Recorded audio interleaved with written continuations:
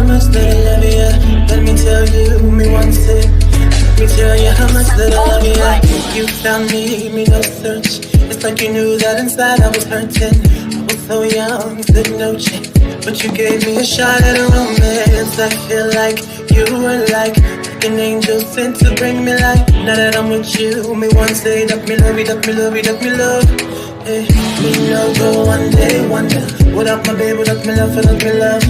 And no dance and sing and nothing because you make my life complete. Oh yeah, oh yeah. I can't believe that this is for me. Oh yeah, yeah, oh yeah. I can't believe that this is for me. Oh yeah. Shut up, shut up, shut up, shut up. Oh yeah, oh yeah, oh yeah. It's for me. Shut up, shut up, shut up, shut up, shut up, shut up, shut up, shut up, shut up, shut up, shut up, shut up. Oh yeah, oh yeah, oh yeah. It's for me.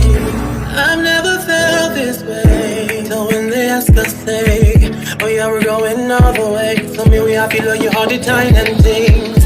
Sometimes I wonder if the thing could cut us under to get under. I know, but your love in my life control that. I lay down my life this way. Do anything to make you stay. All of the blessings they come my way, and all the bad things they turn and away. Sometimes life is such a scare. Your love gives me the strength to bear.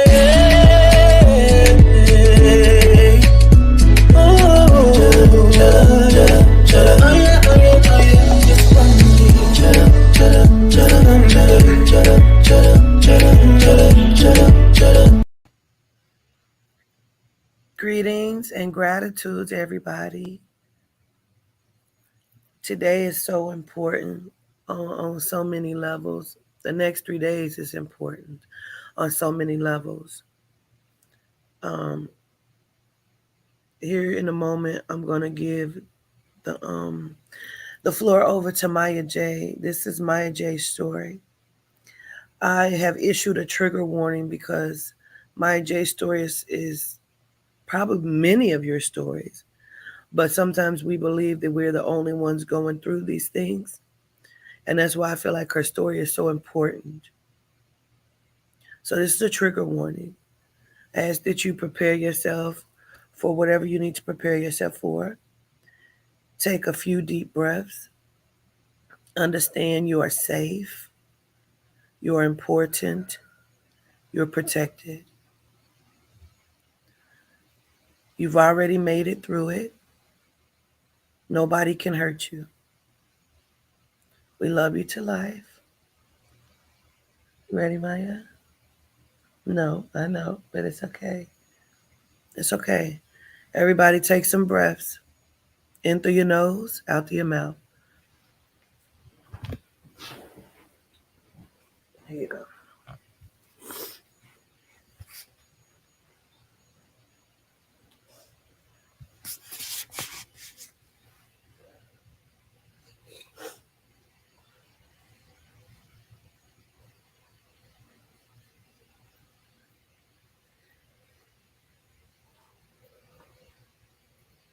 Greetings, everybody.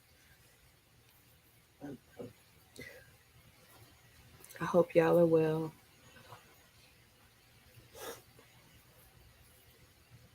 Can you hear me?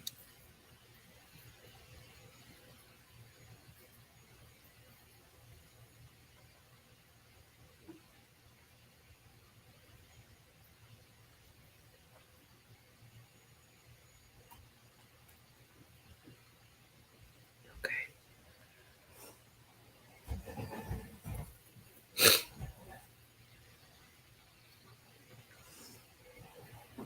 You're okay. You're okay. You're safe.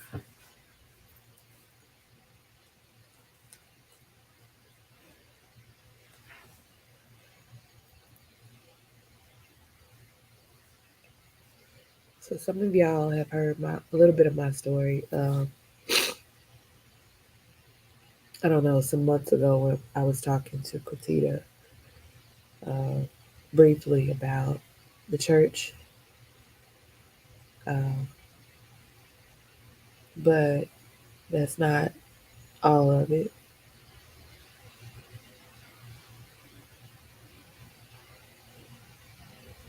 I don't even know how to describe it now since so much of my life has changed, but I'm gonna try.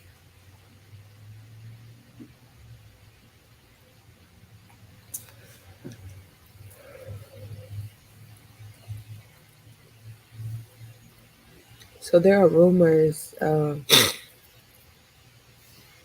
I've heard over the years in my family that once upon a time my parents used to be human,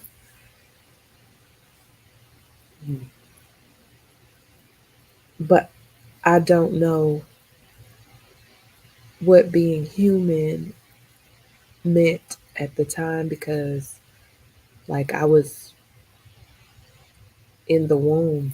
Well, nope, I can't even say that now. So I'll just say, as far back as I can remember, I've been in church. Like, whenever my life began here, all I know is church. Like, that was my life. So, um, everything was about gay people. Everything was about hell. Everything was about fire and burning. Everything was about sin, and nothing was about love. I did not grow up in a house of love. I grew up in a house of obligation.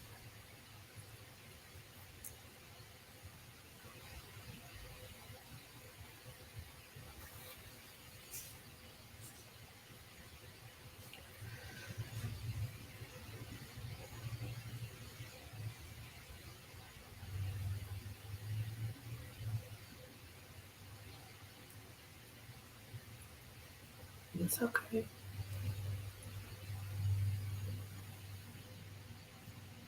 I um I was sexually abused. Um, I was molested for a very very long time.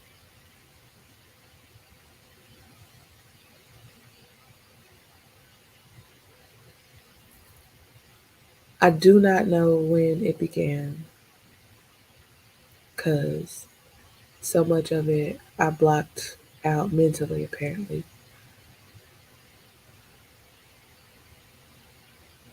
but I was made to feel like it was the norm.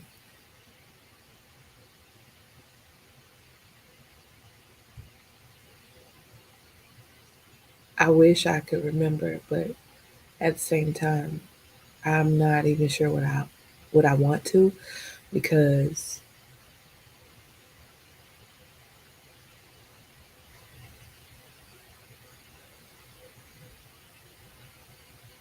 there are certain parts of my body that are dead to me.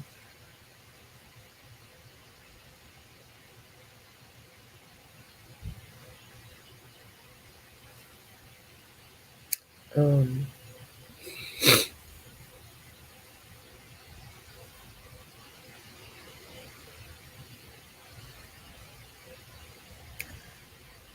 I remember being bribed, or there were attempts of being bribed to show my body parts.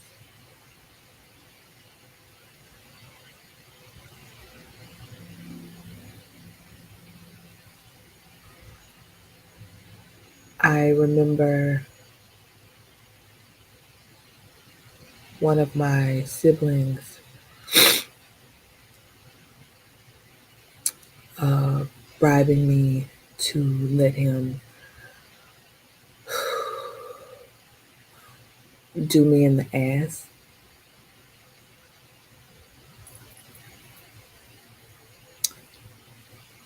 Another sibling had an addiction to, like, people. I don't know. He had like a fetish about like people putting their feet on his penis,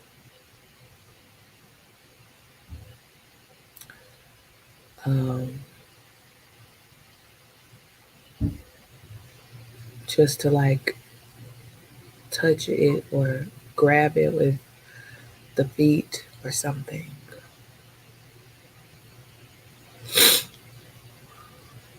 And then um, being made to touch grown men penises as a little girl and forced to like squeeze it and and keep my hand on it, and then that hand would cover my hand to make sure it stayed. Mm. So imagine growing up in a house where the only other female was your mother, non-mother, mother figure, and being attacked or like preyed on by three people, three males in your house. I don't think that they really knew what they were doing. They were probably just mimicking what they had seen or heard.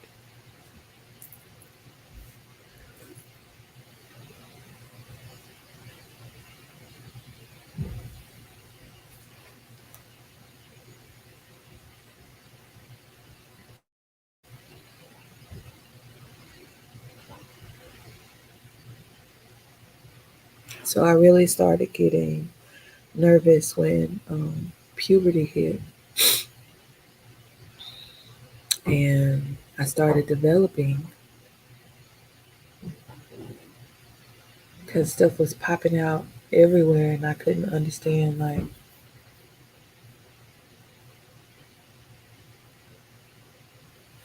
what to do about it. Like I was not happy as a child. I did not know what it was to be happy, but I tried to the best of my ability.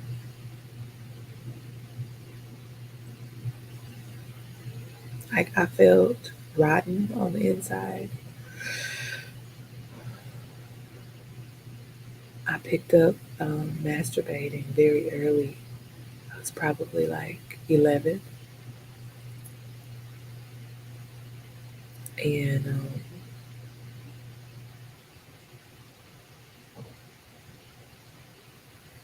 I did not like how it felt from other people to touch me, but I liked how I felt to me when I was touching it. But after it was done, I would feel so dirty.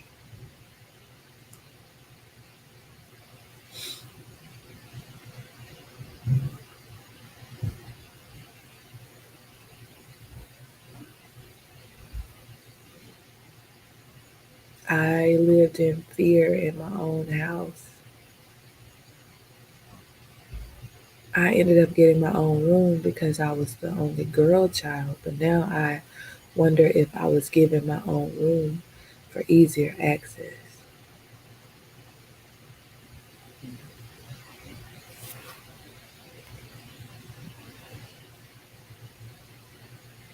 My locks were purposely removed from my door so that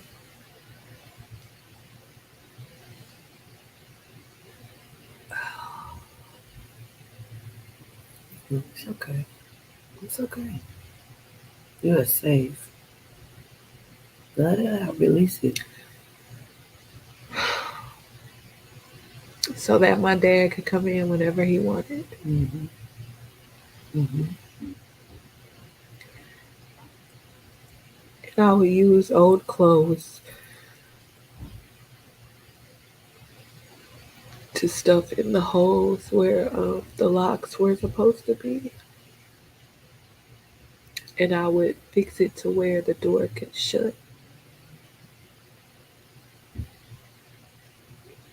From the top of the door to the bottom, I would have clothes stuffed so you couldn't see inside.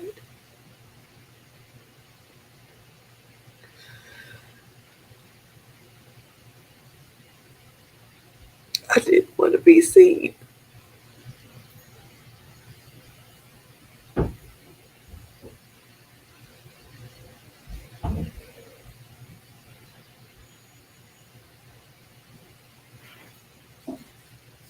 The mother figure was always at work, so she missed a lot.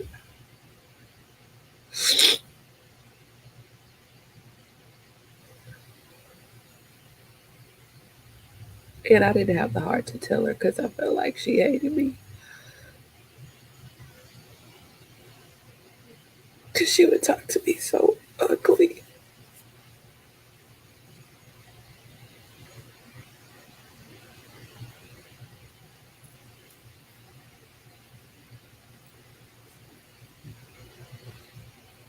She was so mean.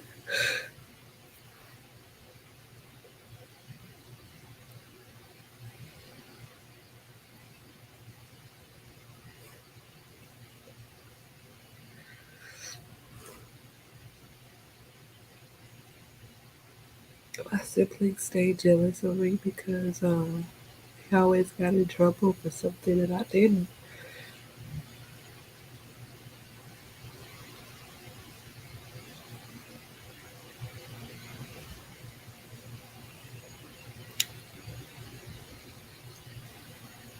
So I didn't really feel like I had an ally in them because I didn't trust them. So I would talk to my stuffed animals, and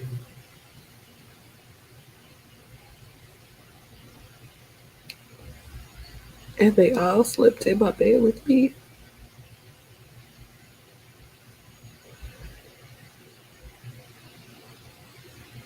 And I would write, and I would read.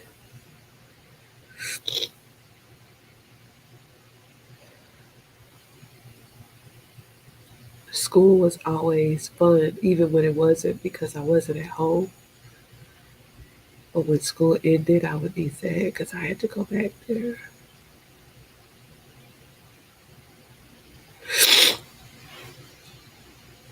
I stopped bathing so that I could stink, so that nobody would want to touch me.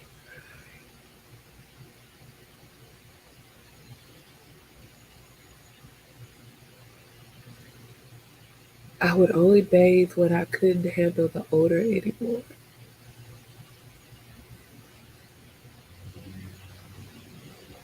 My teachers would complain and they would come to me privately and tell me to bathe, but I couldn't explain to them why I didn't want to.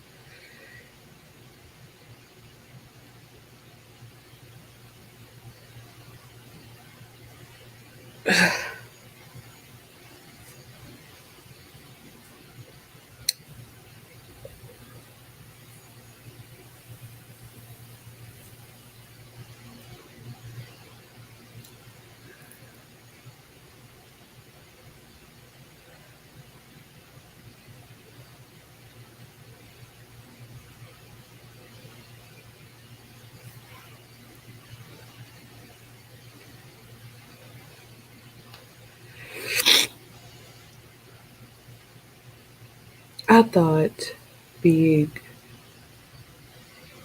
12 and 13 and 14 was supposed to be about like wearing pretty things and having friends and being allowed to go hang out with your friends and getting your hair fixed really pretty and just, being pretty. Uh,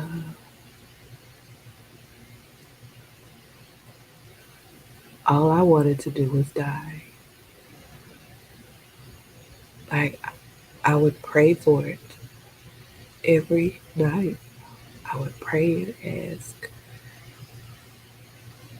God, somebody to just like kill me, like just take me, like do it. 16,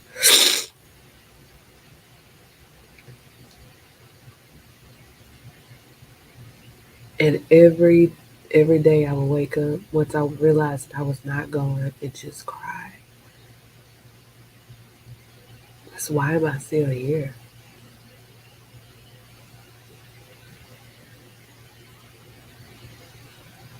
During this time,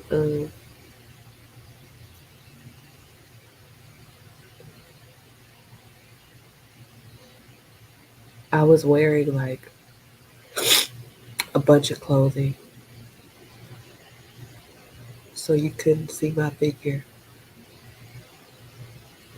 so you couldn't see any body part.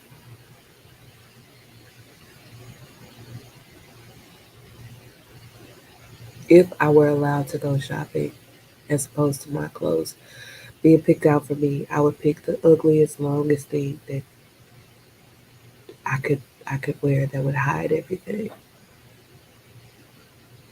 I was bullied in school for always wearing dresses. I wasn't allowed to shave my legs, so the genome kids would call me Daddy Long Legs. And I had a lot of anger, so I had a lot of reasons to fight. When the genome kids found out that I could fight, everybody wanted to be my friend because they wanted me to protect their girlfriends.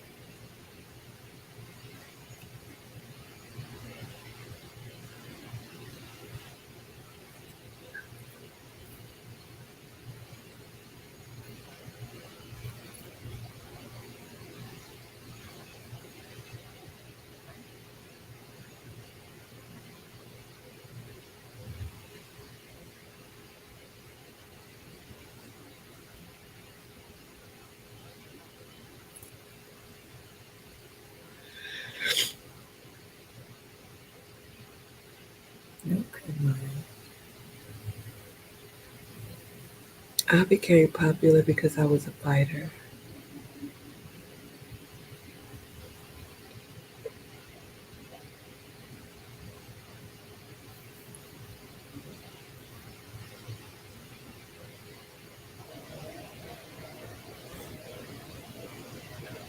but I couldn't fight at home. I couldn't stop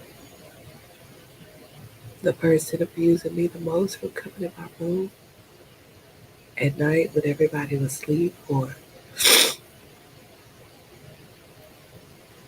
if the mother figure was at work. I couldn't tell my brothers because they were already upset with me for having my own room. They were upset with me because I was allowed to go certain places that they weren't.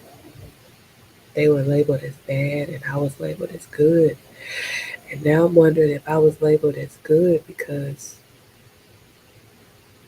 somebody was abusing me and they were just trying to keep me quiet.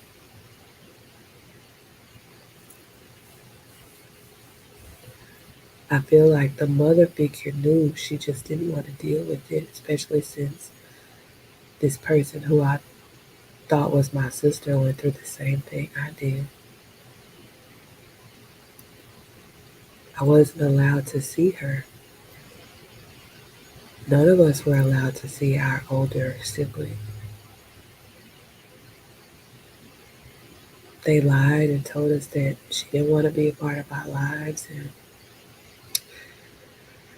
that she hated us.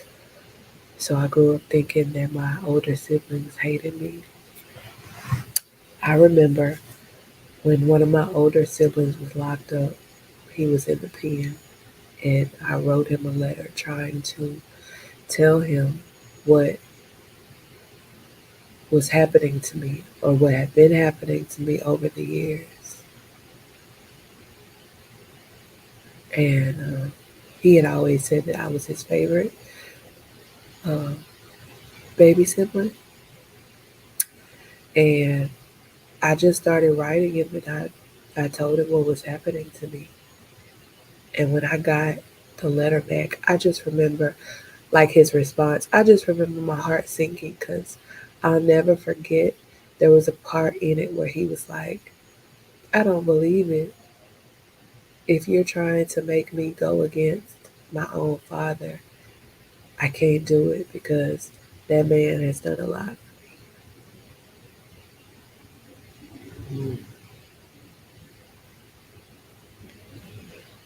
I'd forgotten about that till just now.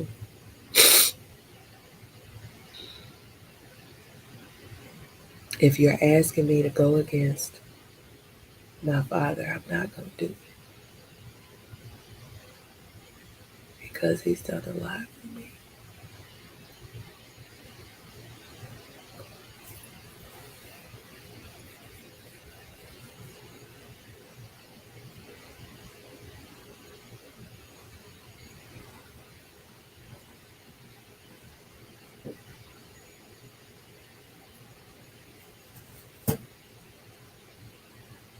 So nobody liked me. Nobody wanted me. Like,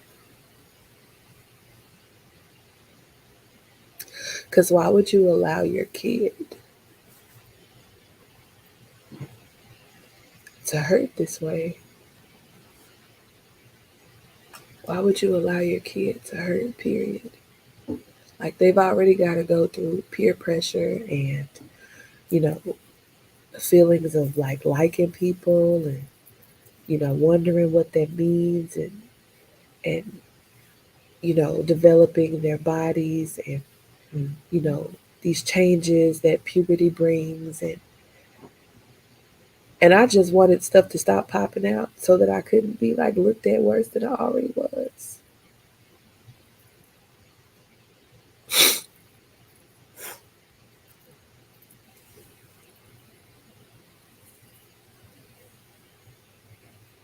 I hated being called pretty. I hated being hugged. I don't care if it was just like a drape over the shoulder. I hated it. I was being groped and fondled, and sometimes like it was in the presence of other people, but other people just acted like they didn't see it. Maybe they didn't. I don't know. Mm.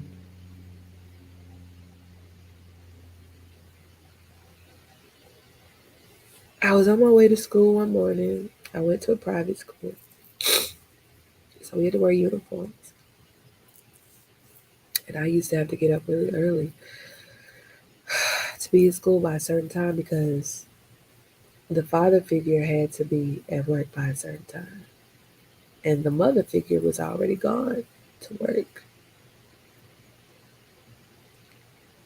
And at some point, I must have fallen asleep on the ride to school because in my sleep I felt like somebody was like I felt a draft, and I'm sitting up in the front in the passenger seat, and I woke up to a draft, and when I woke up, this father figure had my skirt up, and air got under there.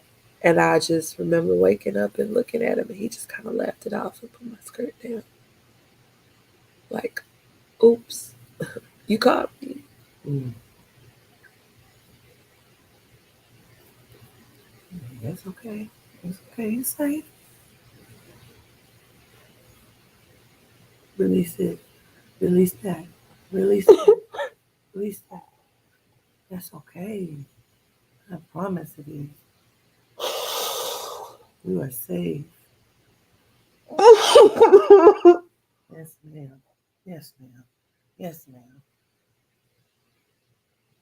Mm-hmm. It's okay.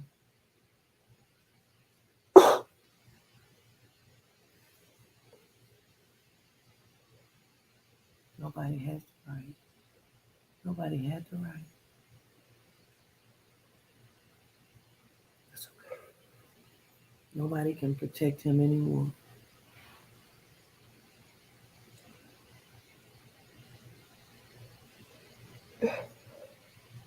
I got you. I got you.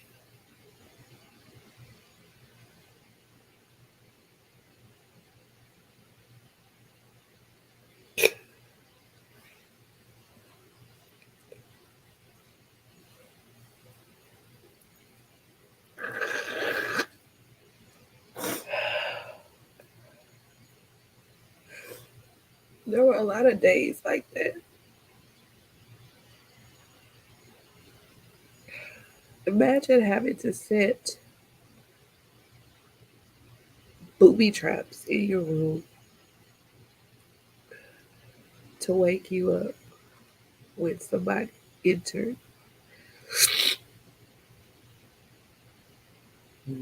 during the safest part of the night, which is supposed to be the resting period. All the things meant to protect you were taken. I don't know how much I blocked off.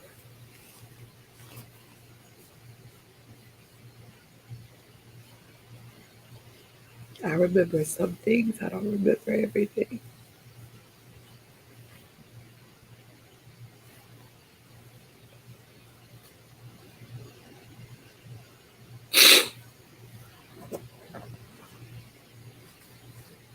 Uh,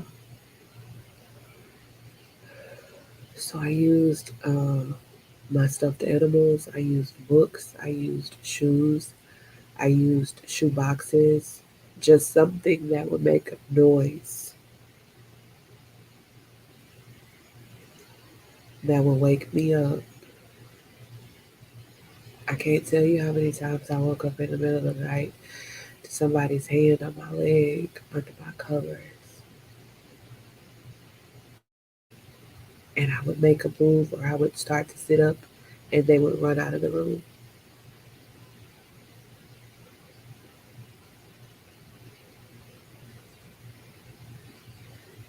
Groping my breast here, grabbing my ass there,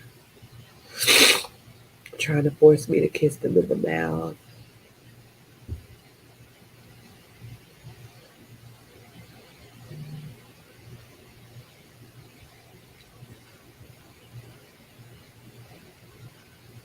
So when I had my wait, so I wasn't allowed to go around my family. Like I don't know who my cousins are. I don't know who my relatives are. I don't know. I didn't grow up with my family.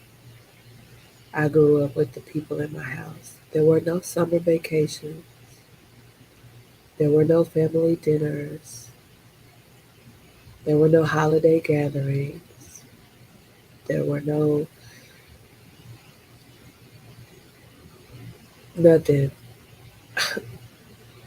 Summer vacation was like church convention.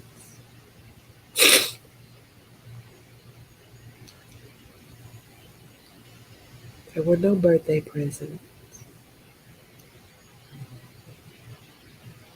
There were no, I'm proud of you. I got an A in this class, but it was only a 94. You can do better.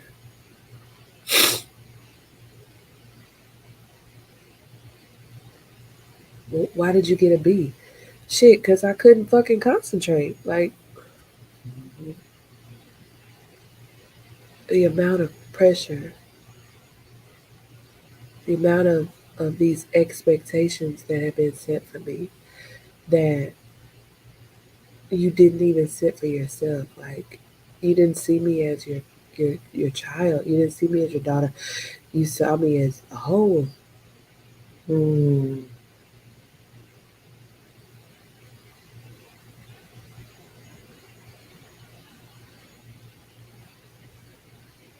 The prettier I got, the more I hated myself. I just need to be ugly. Like, I just need to be stinky. Like, people will leave me alone. They won't even want to have anything to do with me.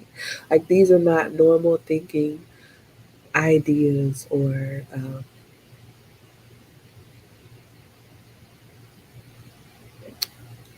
just thoughts that you have as it relates to how you see yourself. None of it was normal, but I tried to rationalize it, you know? I tried to pretend like it wasn't a big deal. It was.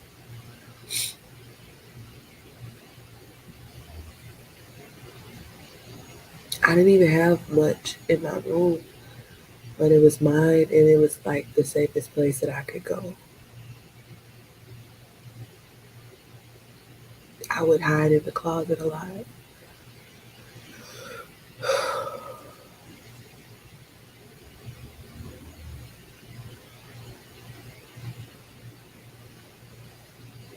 My door was always closed.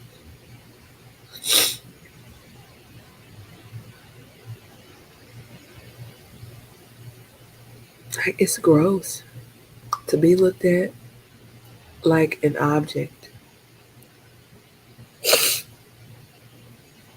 And at the same time, all you're hearing is hell. So it's like, well, maybe I gotta do it. If I don't do it, I'm gonna go to hell. Mm, that's interesting indeed. Mm.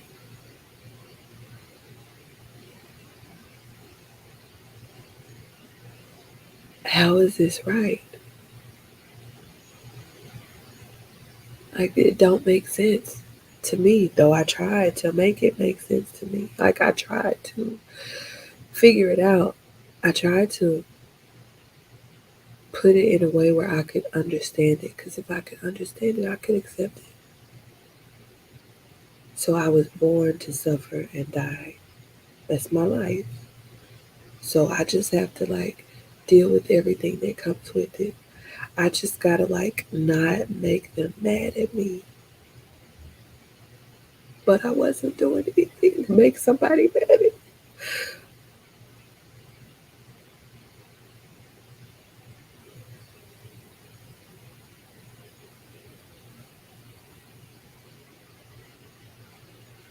I just gotta like I just gotta do better. I just gotta excel in everything. I gotta be the best writer. I gotta be the best singer. I gotta be the best daughter. I gotta be the best sister. I gotta be the best kid in Sunday school. I gotta be the best kid in children's church. I just gotta be the best. So if I'm the best, maybe they'll leave me alone. Well, how come they don't bother my brothers the way that they bother me? You know?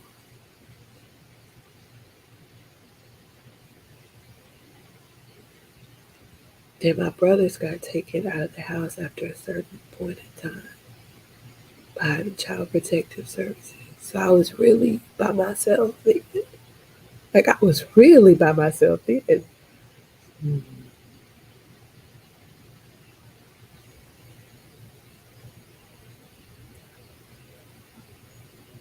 Breathe.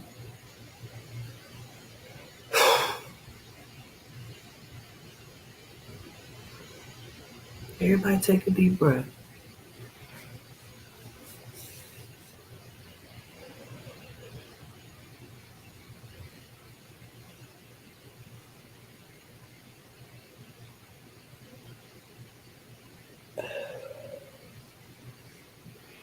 But I don't know what my brothers were dealing with either. Because they were skipping school and not going and getting fights. They were getting into it with the father parent. Uh, they ended up doing juvie for truancy and stuff like that. And they were getting like beat. And we had moved to a predominantly genome neighborhood. It's kind of upper class. And they didn't play that type of shit in their schools. So when they saw the bruisings and the markings, that's when the CPS entered into our lives. They took them out for a while.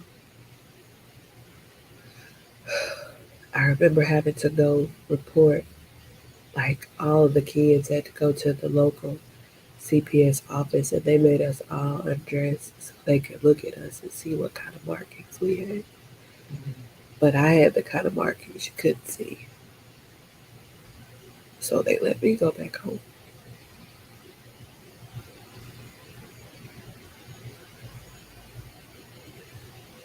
My markings were internal.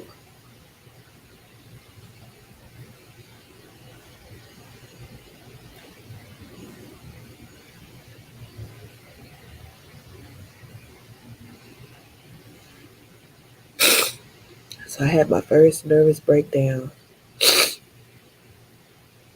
at like 19. And I had literally been fondled before that church service night, and I had the breakdown in church, in choir rehearsal, and they sent me to my first lady's office, and she made me tell her what was going on with me. And I told her, and the first thing out of her mouth was, "That's not him, it's a spirit in him." Mm.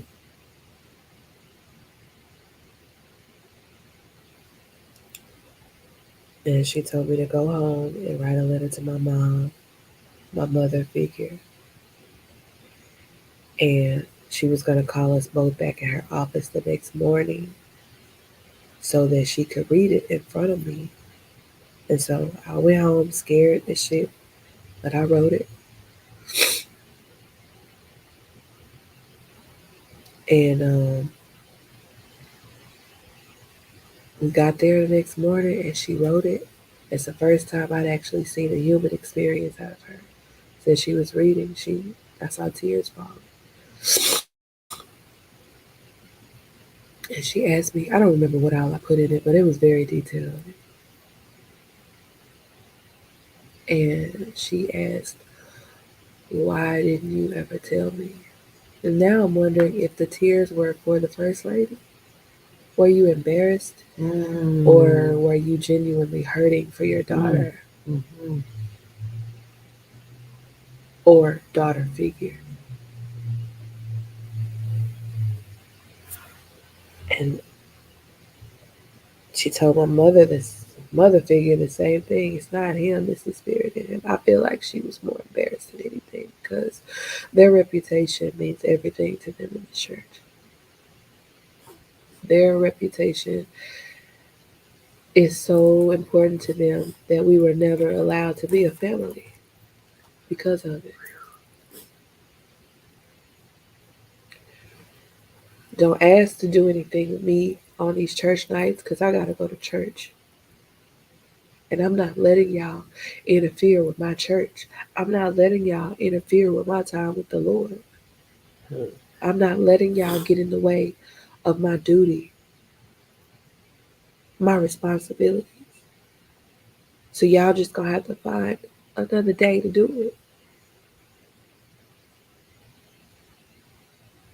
She did not pick me, but why would she, right? Mm. She didn't pick me. She blamed me. She put me in the same boat as him. She stopped talking to him for like a week at the house, but she also stopped talking to me.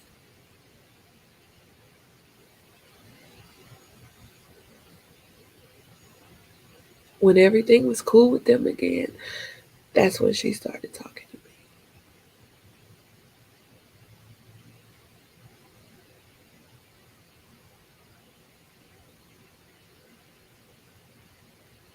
I was alone. I didn't have nobody.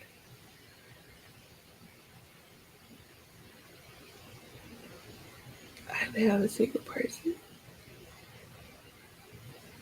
which is why I wanted to die. Mm.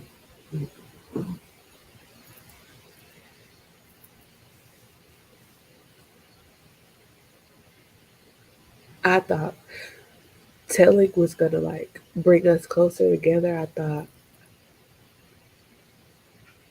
telling was gonna help me to like heal because I had some mental defects, you know. But I had to hide it. I had to pretend like everything was okay because that's all they ever did.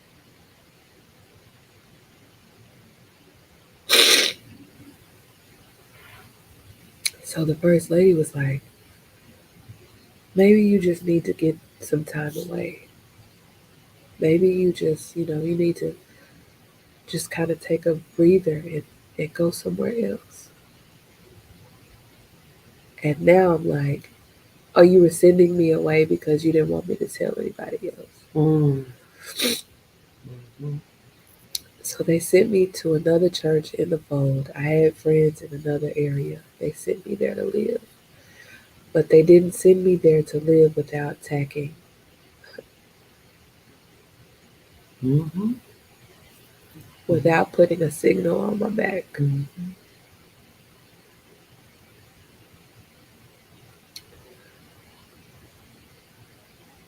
So they called my pastors called this other church's pastors. And I don't know what I was saying, but I do know that they sent me down there as trouble. She's trouble. So just keep an eye on her, you know. And I went. I was there. I lived there for like 4 years. But everything that I didn't have a car then, everything that belonged to me in my room at their house, they destroyed and got rid of out of spite. Instead of just sending me my shit, they destroyed everything. Everything I loved, everything I cherished, everything that was important to me, they destroyed. They never even asked me if I wanted anything.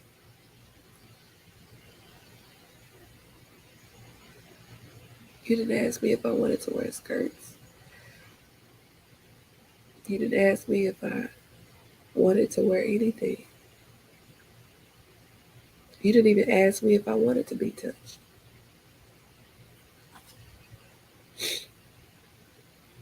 You didn't ask me if I wanted to be ignored. You didn't ask me if I wanted to be alone.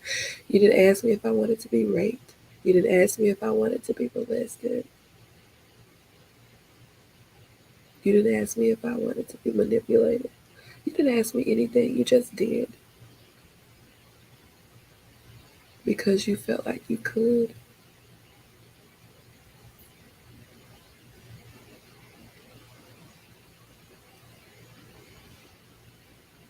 So I get down here and I find out that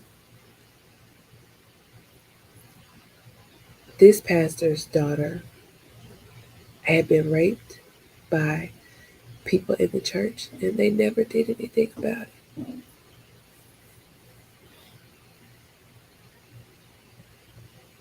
And that was my first encounter with a woman having a crush on me. And she was like way older than me. And that was my first encounter with a woman.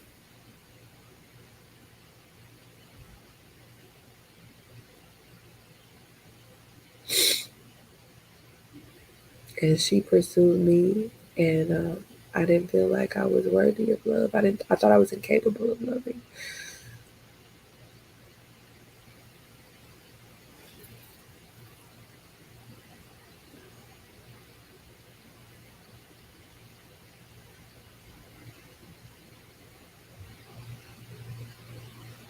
So after she pursued me,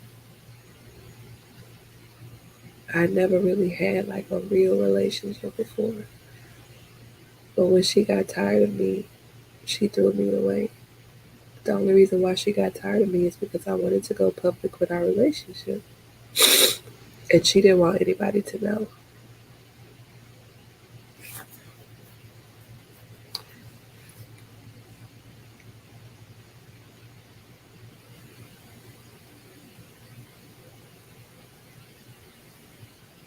So she betrayed me by lying on me to her father. I don't know what all she said, but it was enough for him to kick me out of his church. He told me that I was the reason why the members were leaving, that I was poisoned, that I'm the reason why his church went downhill. He sent me back to, he sent me back home. But before I got home, the rumors had already spread. They started the rumors. So I got blackballed in this church, and my parental figures were not there to support me or even fight for me. What I was told was, I don't want to know about it. I don't want to hear about it. Keep me out of it.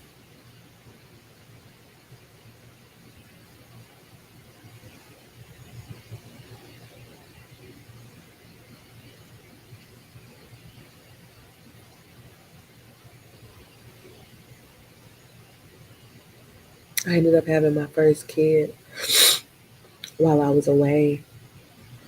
And I remember my father figure being so angry about me being pregnant. And I couldn't help but wonder if he was upset because it wasn't his. He was upset with me for a long time until he saw the baby for the first time.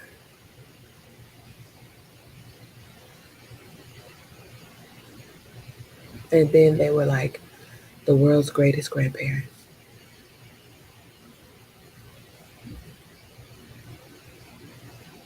the world's greatest grands you ever wanted to see, which was traumatic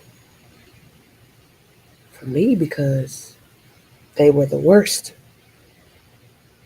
parents I'd ever seen.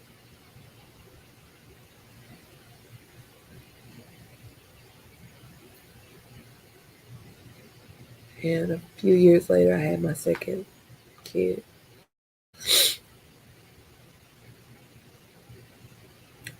And this was around the time I met Vito.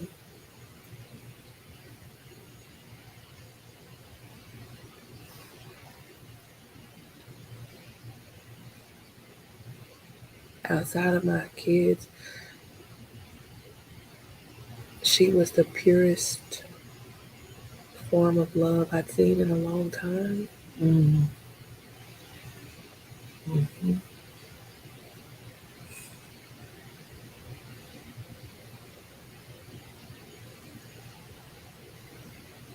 And when they found out that I had decided to live with a woman, they were angry and they set out to destroy her too. They called her so many different homophobic names and slurs. I never heard Christian people talk like that. They tried to turn my children against me as they got older, siblings included. They wanted to fight her. They wished death on her. They were so ugly to her.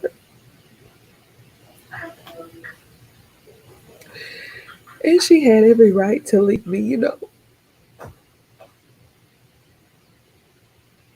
My kids were terrorized. They wouldn't tell me anything that these people were saying behind my back when I would let them go over to their house.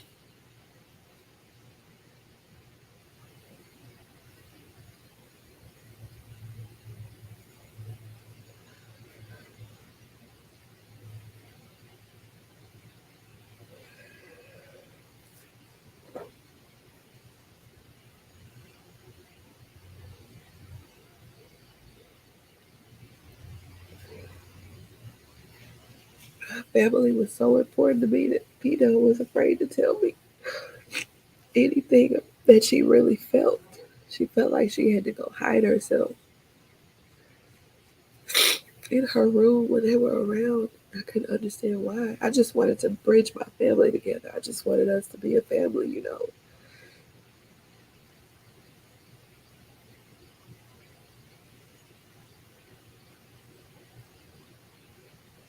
It was only after she told them that she had gotten saved or whatever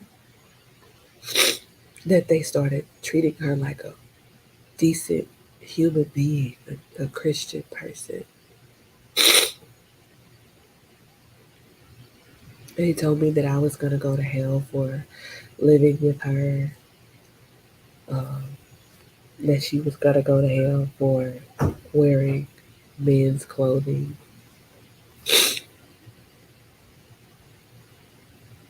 that I was traumatizing my kids, and that my kids were going to be gay when they got older. Like they were obsessed with thinking that she was trying to be their father, which she never was. She was just beat up. It put a strain on our relationship. I was still in church at that time, not that one, but I was still like in church. Um, and so I ended up breaking up with her because I didn't know, I didn't want to go to hell. I tried to seek therapy. It seemed like everybody that I went to for help turned me away or discarded me. So I felt like nobody wanted me. Nobody wanted me around. My kids didn't even want to be around me. They would have rather been around them. And I had to deprogram them every time I brought them home because all of their hatred, all of their filth, that shit was like festering in my kids.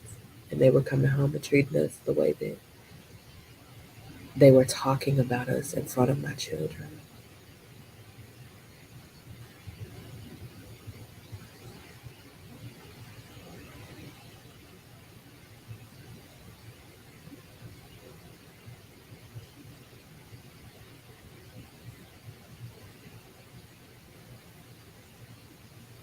There are so many secrets,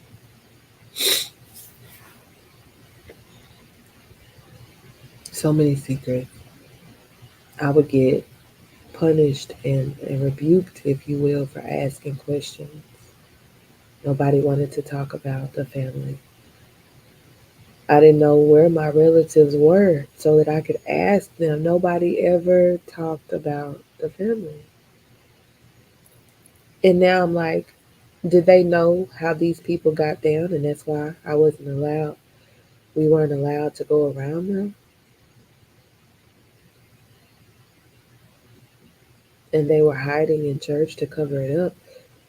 Because, Christians like to believe that once they get saved, like their past life doesn't matter. Like whatever they did prior don't matter. The first time I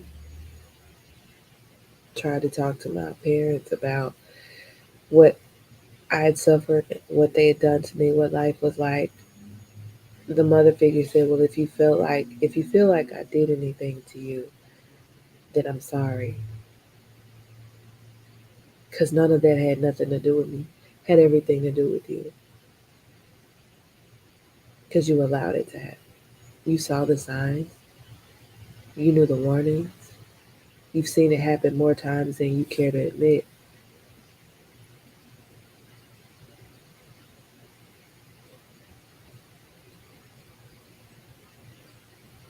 I struggled. I was afraid to be a parent because I felt like what was done to me, I was going to do to them. I shared my thoughts with a my PCP at the time, and she reported me to the CPS.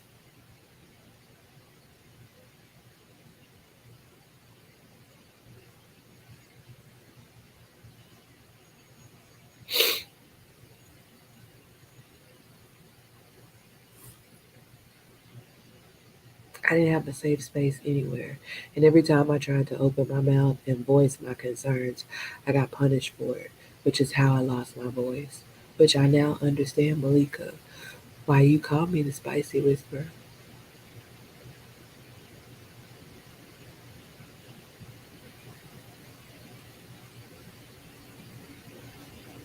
Why that makes so much sense to me.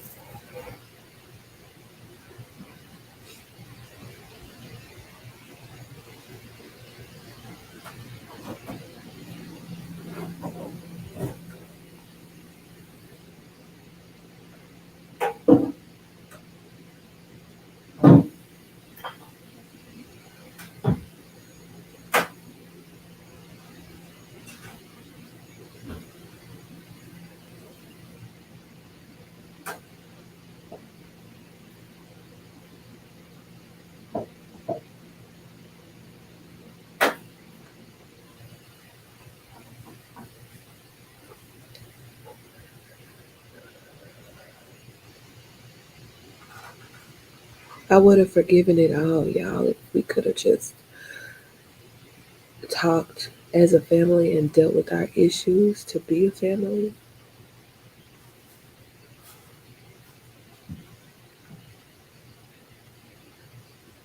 But it wasn't meant to be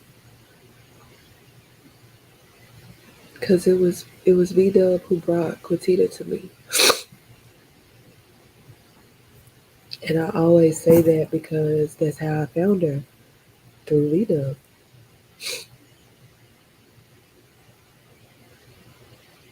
And when I had my first session with her, I wasn't prepared for everything that the spirit had for me to do. It's like they were waiting on me to meet her so that she could help me make sense in my life. So I'll never take away what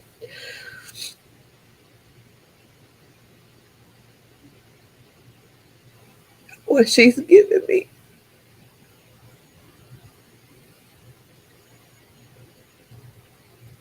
Because she listened.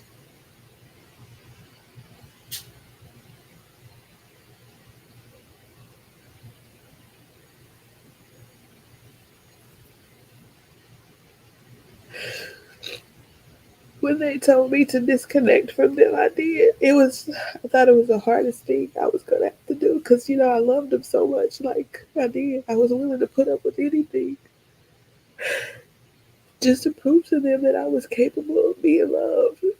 Like, I just wanted to be loved, man. Like, because why would you love Maya? Who wouldn't want to love Maya?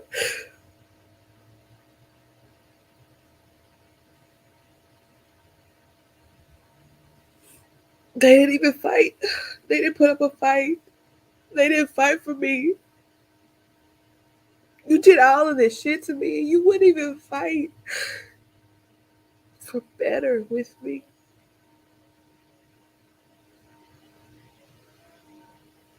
When I cut them off, it was like they were like relieved.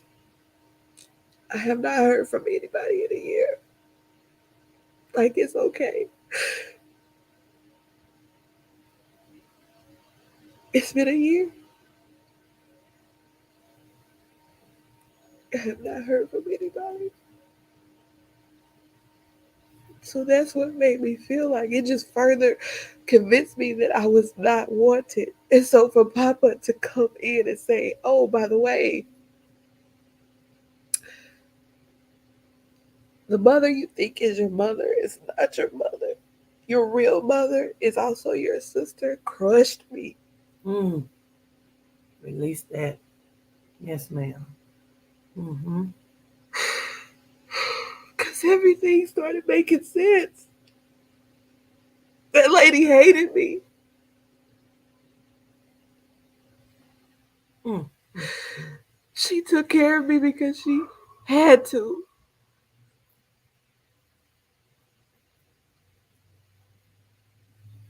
It's okay.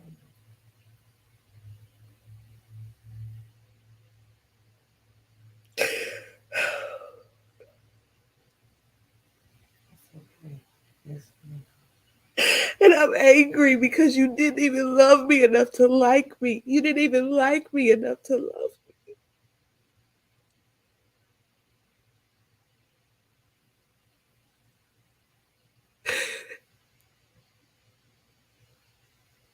And I'm also, if I'm honest, if I'm being totally transparent, Yes, I'm ma'am. angry with the deities because why do you see me as something special that they couldn't? Mm. It's okay. You are special. You are important. You are worth loving. You are worth being loved. You are loved. Absolutely. It's okay. It's okay. Yes, ma'am. Yes, ma'am. Yes, ma'am. I'm angry, Christina. I know. I know it. I know it. It's okay. You got the right to be, Maya. You got the right to be. I got you. Yes, ma'am. Release it. Breathe, everybody. Breathe. You have the right to be. Nobody can protect this anymore. You are protected. You are worthy.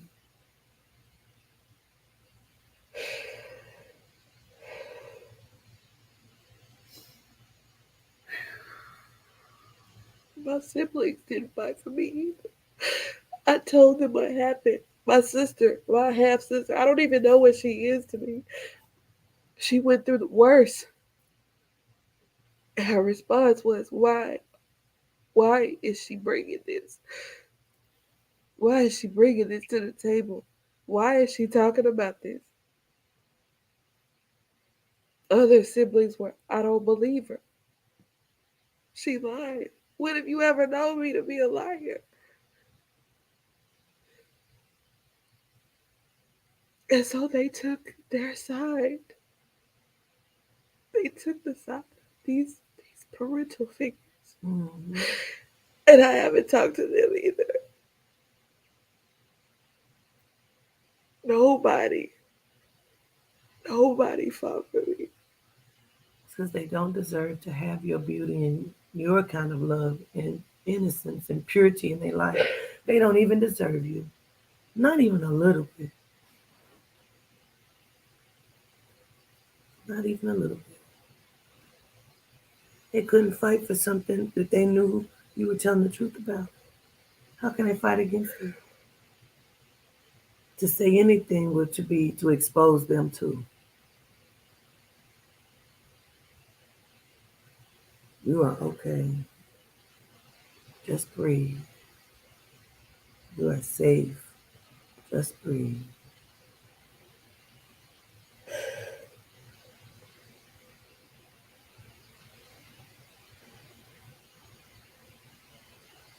I had to forgive to find this out. Mm-hmm. Mm-hmm. Mm-hmm. So does that make the forgiveness invalid? No. Can I forgive and still be angry? Yes, ma'am. Yes, ma'am. You work yourself through it until you can fully process it. The forgiveness is for you, not for them. It's always fuck them. Forgiveness is for you to receive your power back. So you know that they don't control you.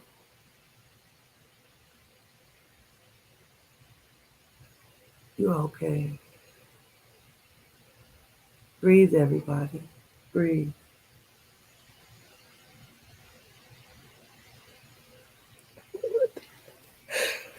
You done? You be done. You be done. Absolutely. You said enough. You said a lot. You said a lot. Come on, listen. Hold on, everybody. You take your time. Gratitude, Maya. Breathe, Maya.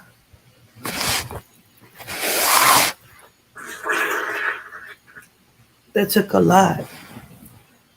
I don't know. I said to Maya, I said, I think it's very important that you tell your story because your story is a lot of people's story. A lot of people believe that they are sitting alone in trauma.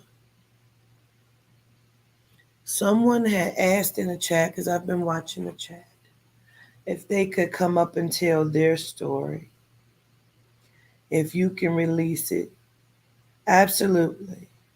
I'm going to drop the link because I thought this 3 day releasing and transformation was going to be just about me, and it's not. And I'm gratituding to the souls and the spirit that it's not just about me because I can't do this by myself. Maya can't do it by herself. It's impossible.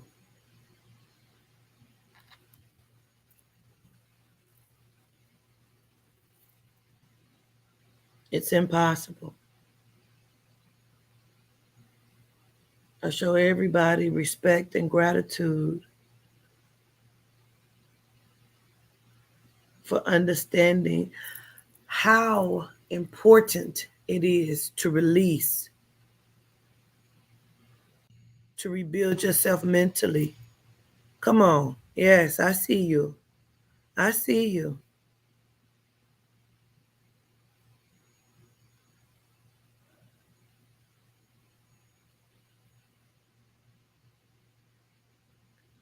Greetings. I don't know why I can't hear you. You're on mute. There you go. Greetings, governess. How are you? Greetings. How are you? I'm okay. Um, You okay, Maya? Breathe, Maya. It's okay. Gratitude. um, I'm nervous. I'm not even gonna lie. First, I want to say gratitudes to you and Maya Jaye and everybody that's in the chat for wanting to heal. That's the first step to healing is wanting to. Um, I was abused as a child. Well, really, my entire life. Let me say, you are safe. You hear me, Include? You are safe. Forgive me. I'm really nervous. No, you take your time. You are safe here. Um, I honestly like. Can you close my door, Braylon? Don't remember when it first started with me. I'm not even gonna lie. Um, close the doors. Okay. When you have trauma, like she was saying, you kind of unintentionally push it out of your mind. So I can't remember when it started for me. But I do remember growing up, my mother always had issues with my biological father. So now, to me in my mind, I feel like my mother resented me because she hates my father. So I got different treatments compared to my other siblings. I was always labeled as a liar, even though I never lied to my mother. She always labeled me as a liar. I was being fast. And I could never understand why she felt like that about me. I'm like, everything she keeps saying about me, that's not me. Why does she keep saying that? Why does she keep saying that? Why does she feel like this about me? Why do I not feel loved? And when I used to express it to her, she would always just say, "Oh, you're a liar. You're a liar." Hmm. And I remember she would go so far as telling me she thought I was having sex. I was in the eighth grade. I didn't know anything about sex. Oh, lay down on the sofa, take your clothes off. I'm going to inspect you. I'm like, you're not doing that to me. Hmm. Yes, I am. I'm going to check you. I'm going to check you. And I would just be like, I would run away. I started running away from home. So after that, it continued. It was my grandmother, the one that passed away recently. She had adopted two other kids. So my mother was biologically the only child. She had adopted two other kids. And the oldest one that she had would always bother me while I was asleep. And I remember when I was 11 that I had came and I told my grandmother. She didn't really do anything. She hit him with a broomstick, but that was it. Um, After that, I had ran away from home when she finally took me back home. I ran away and they wanted to know why. I had came up pregnant. Um, and when I went home, I told my mother what happened. I told my mother what happened. When I told my mom what happened, we had like a family meeting. It was her boyfriend. I was kind of humiliated because I'm like, this wasn't the kind of meeting that I wanted to have. I was just expecting it to be me and my mother and my grandmother, and we would just talk. And in the midst of me telling my mom the things that were going on and how the guy that was supposed to be my uncle was bothering me while I was asleep and doing things to me, my grandmother got up from her chair and whispered in my ear and said, "Don't say anything." Wow. And I remember I was standing there and I'm like hurt. I didn't know whether to cry or I was confused. I'm like, but this is my grandmother. I love my grandmother. Mm-hmm. But you tell me don't say anything?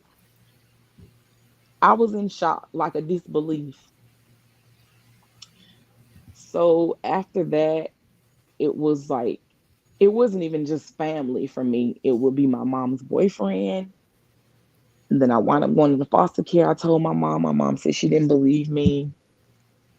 And it was just it was a lot, And then once I became an adult, my mother, the guy that my mother had been married to or is still married to this day, I had been knowing this man, I think, I don't even really know, since I maybe was like 3 or 4.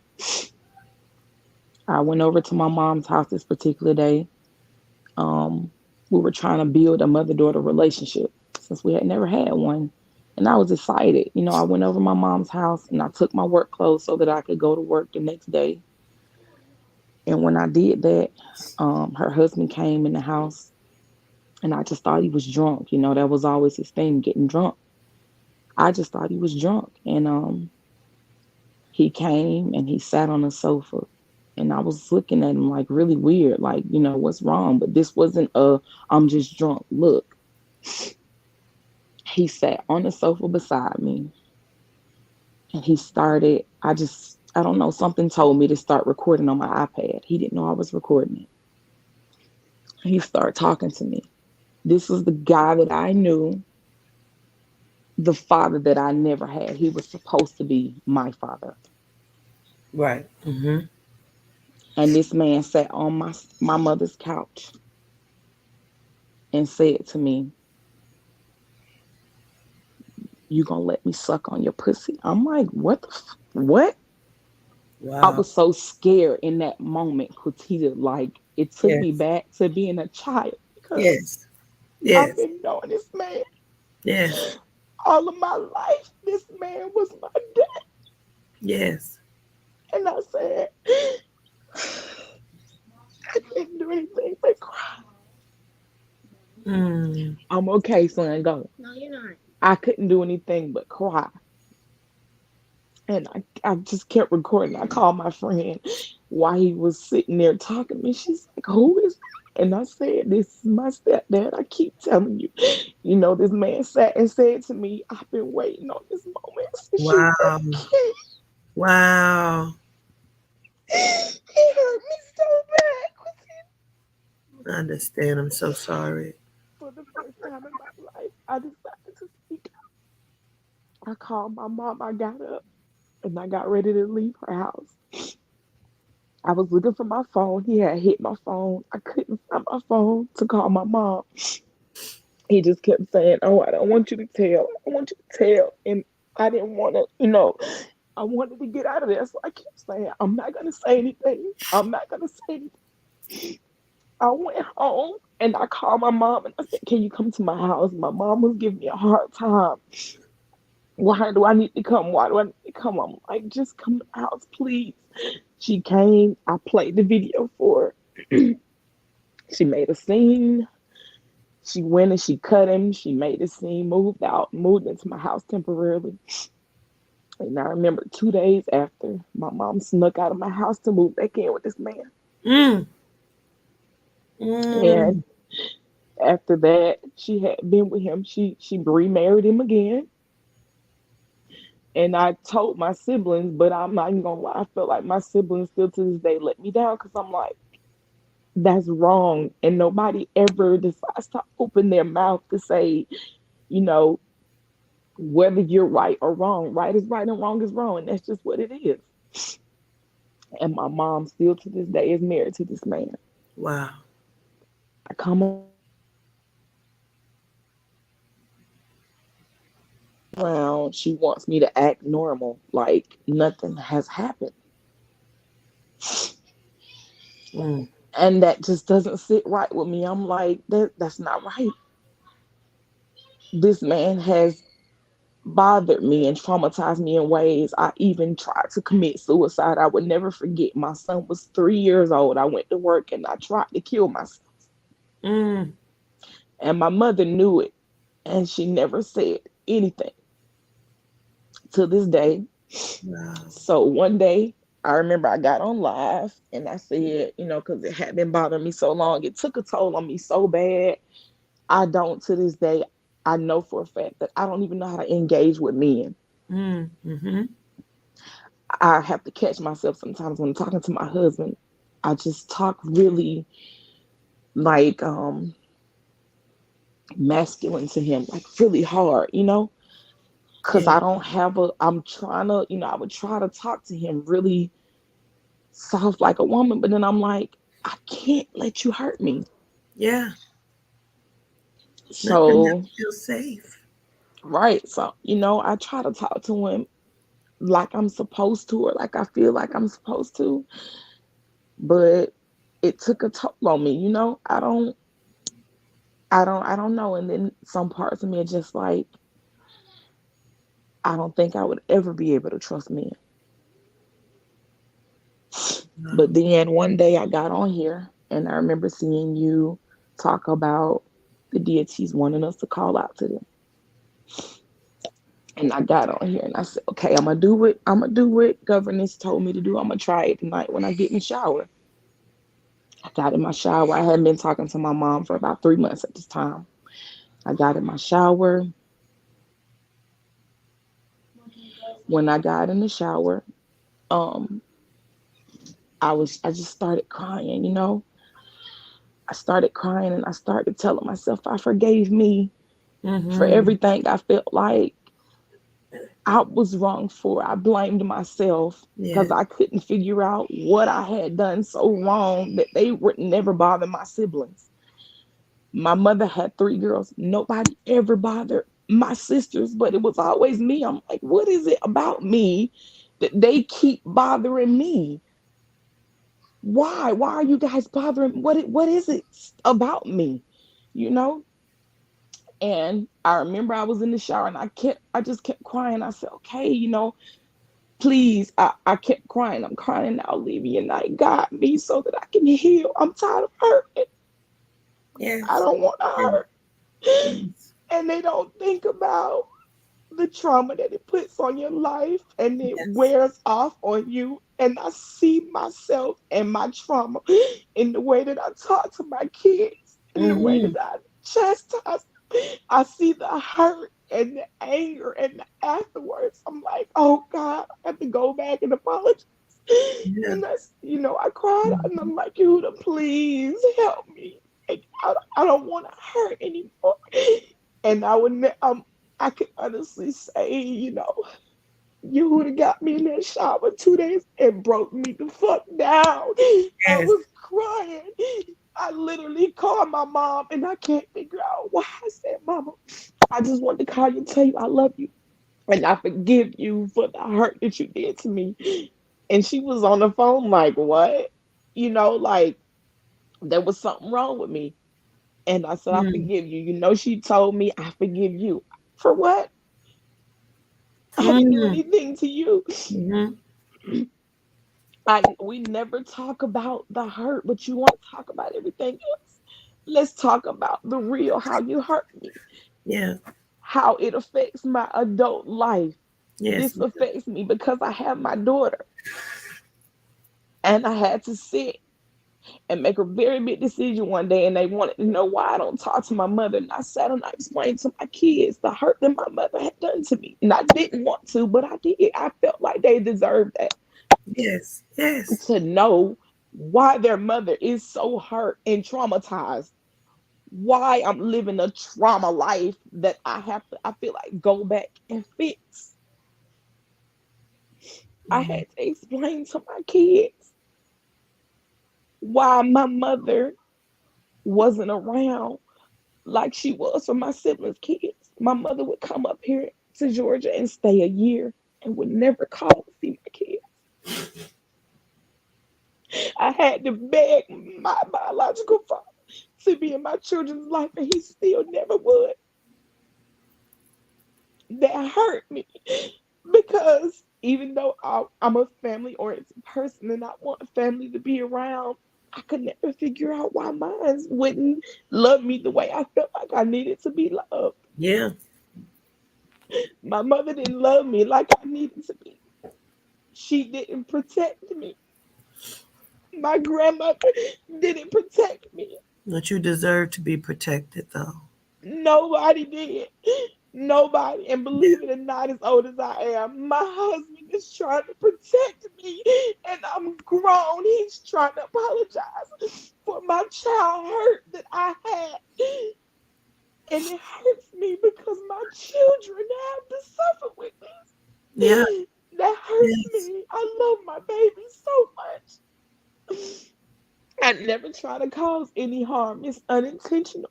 It's so unintentional. I never forget the first time I was pregnant, my first child. My mother intentionally caused me a miscarriage. That hurted me. When Mm. my grandmother said she gave you an abortion pill. And I was like, what? Why would you Oh do my that? God. I'm so sorry. Why would you do Mm. that? My baby would have been 14. You Mm. hurt me in ways that you can never take back. Mm. I was so hurt. I'm still hurting, but I'm trying to get over it gradually. But I'm still out because I don't understand. I honestly don't. I don't understand. Like Maya J said, what did I do so bad for you to make me feel like this or to hurt me the way you did? Nothing. Why? I'm hurting so bad. I'm tired of hurting. I don't want to hurt no more. I don't want to wear my heart on my sleeves. I don't want to do that. I want to love. I want to be a loving person. I want to be able to converse with other people, but I can't. I stay in the house and just share on my own. But you will. You I'm will. trying. It's no I'm relief. trying. I'm trying. I'm really trying. I'm trying. I'll try to get into meditating every day and talking to you, whatever I have to do. I'm trying because I want to heal. I'm tired. I don't want to hurt. I don't want to hurt. But like I said, she doesn't understand the pain that she's caused in my life. Yeah. It affects me every day. I don't care what it is, it affects me. It affects my emotional state. I had low self esteem issues behind that. I never thought I was pretty. It was a lot. And the one person I did think protected me, my grandfather passed away. After that, it was over. Yeah. Yeah. It was over. I had no protection, and I still don't. You do. You do. And You then have your husband, you have your Huda, you have the deities, you have me, you have us. You are protected. Nobody is going to do these things to you anymore. And it's just time to release. You may never get from mom what you need, and that's okay. And that's what I feel like I'm missing. My cousin said, "Cousin, you don't need it," and I feel like I do. I feel like I'm owed an apology or a reason You why. are old. You are old, and you may never get it, and that's okay because it will not break you. Your truth is your truth. And long as you get it out, you say it, you release it, it no longer belongs to you. You no longer hold it. You send it back to the ethers and may it find where it's supposed to rest. You are beautiful and you are safe and you are okay. You are okay. I show gratitude. It's not easy to get up here and say it and your face is showing, you know, it's okay and grief. My grandmother passed away or was getting ready to pass. I was the only person there for her. And she started trying to apologize to me. And then she came to me while I was in the shower when I was asking Yehuda to help me heal. And I could feel my grandmother on my side kiss me and say, I apologize. I couldn't protect you, dear. Mm, But I was wrong. I love you and I could do it now. And I'm like, why didn't you do it when you were here? yeah, Why? right. Why wait until you transition to try to protect me? Why? Mm, hmm Why didn't you do it when you were here? I had to hmm wait for you to be on your deathbed to apologize to me and to love me the way I needed to be hmm loved. I had to wait. It's okay. I had to wait. I feel like I was owed much more than that. But like you said, I was. Yeah, I'm trying to heal for my babies. They yeah. don't know all And of it, you will. but I And you told them will. some. I'm And you trying will. every day. Every day I'm trying. I really am. I show gratitude to all of you all.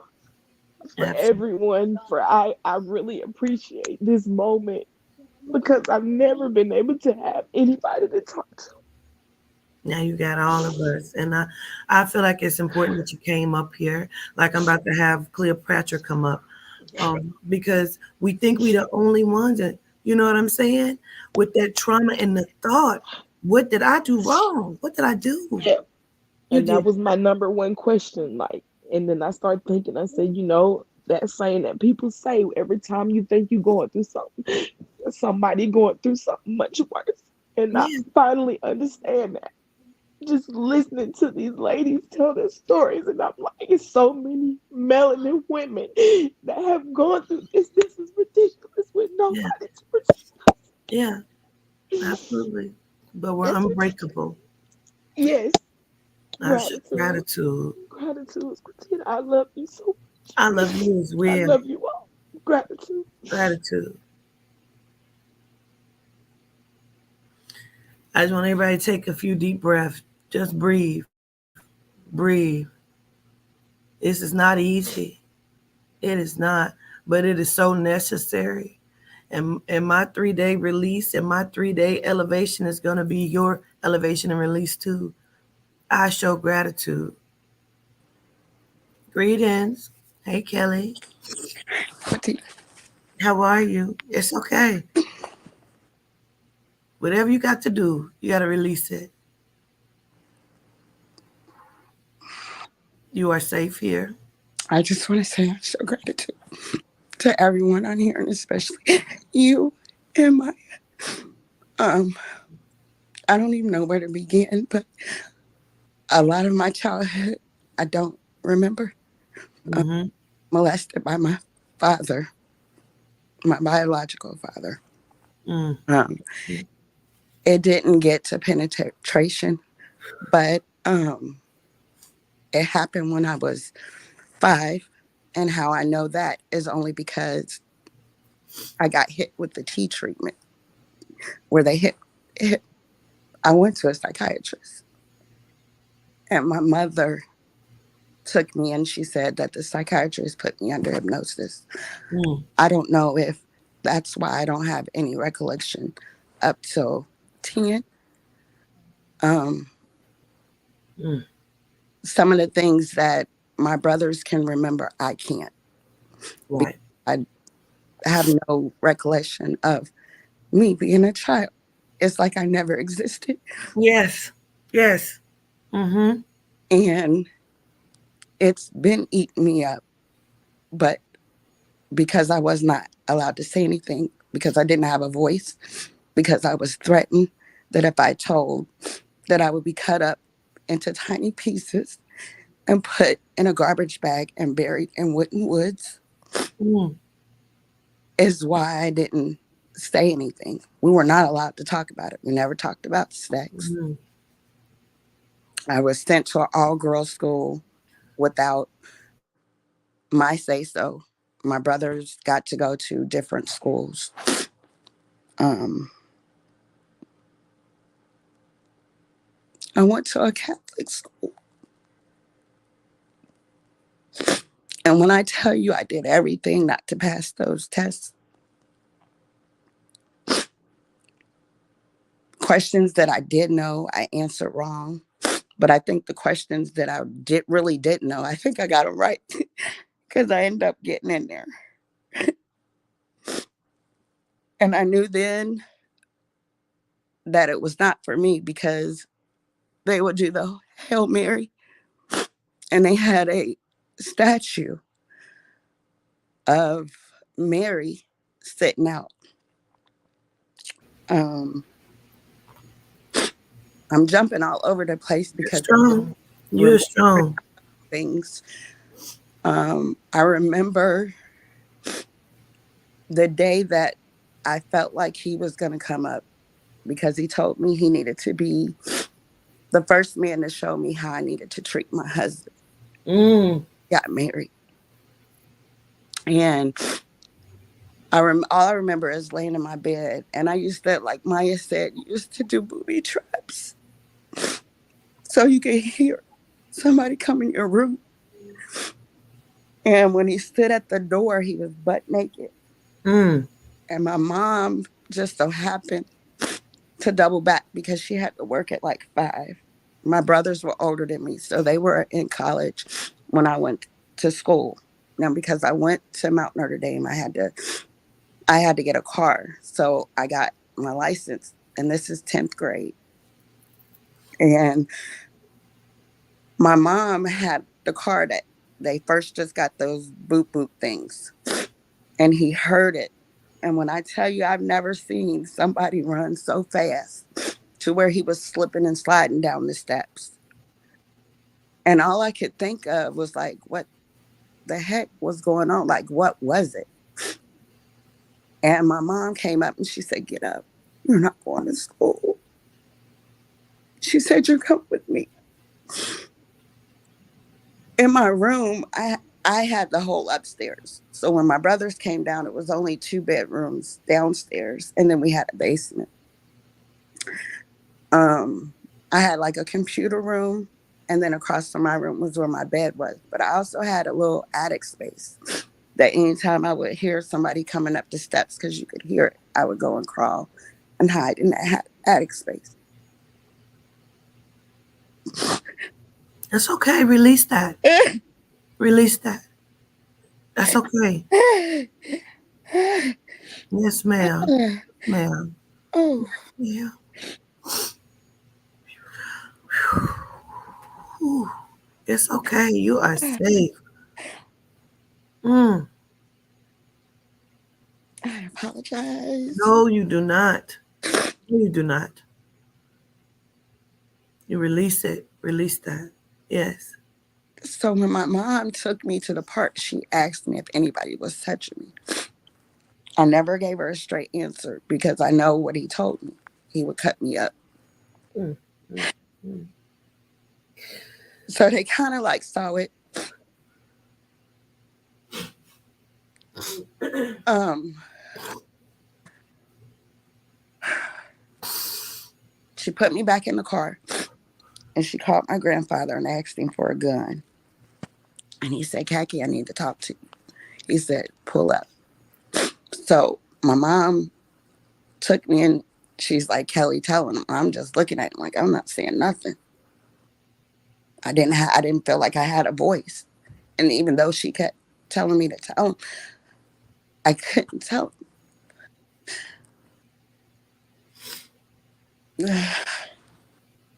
So Mm, mm.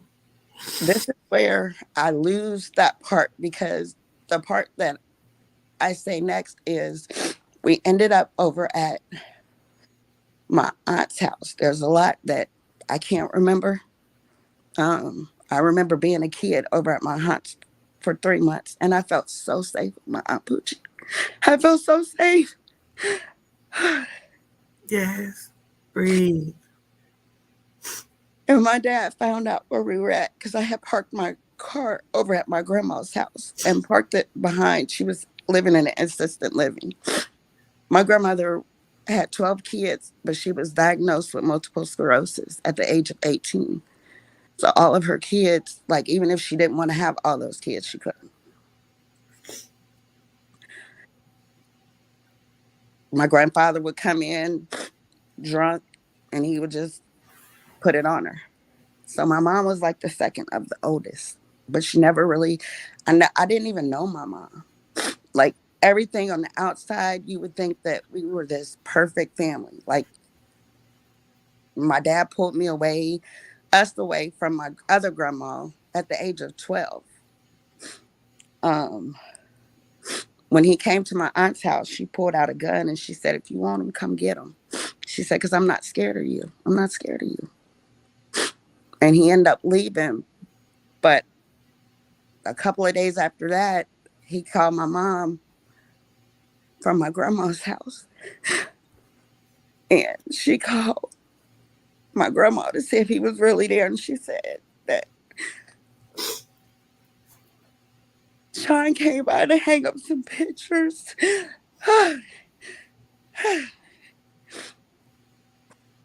And he's just so sweet. So Mm. she said, put Sean on the phone.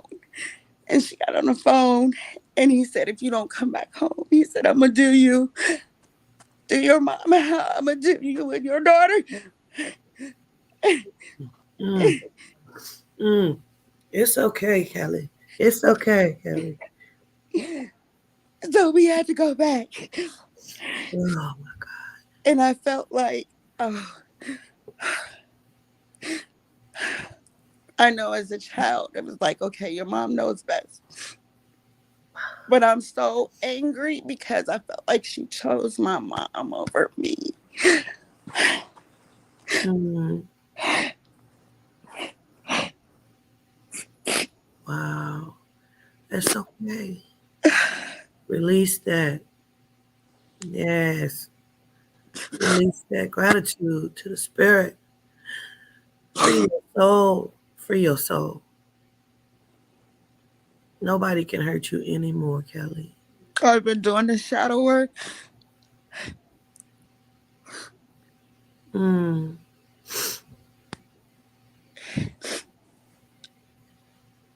A lot of my decisions that I've let my mom control was due to the fact that I just want acceptance from her.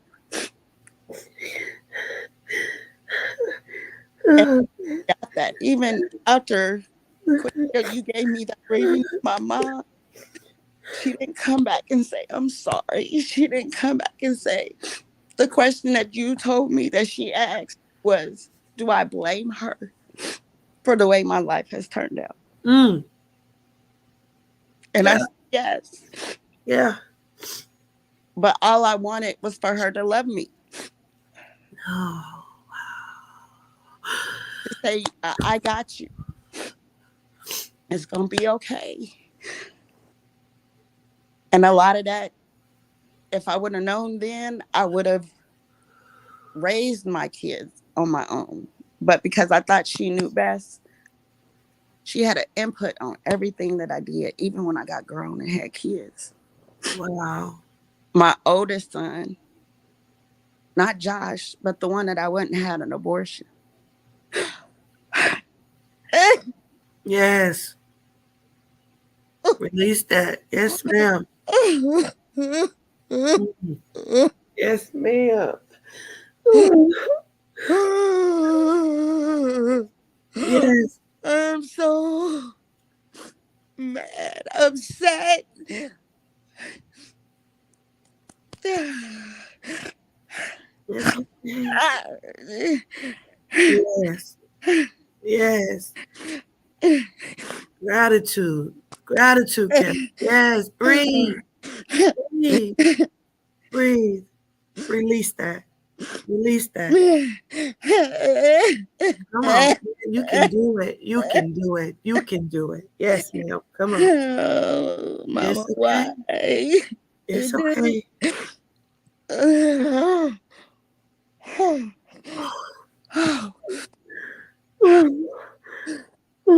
It's okay. Just release that.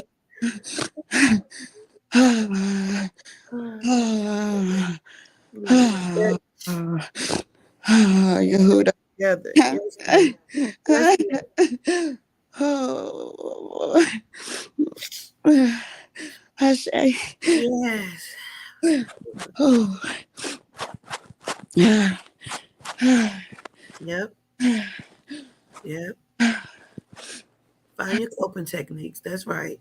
Find your coping techniques. Just breathe.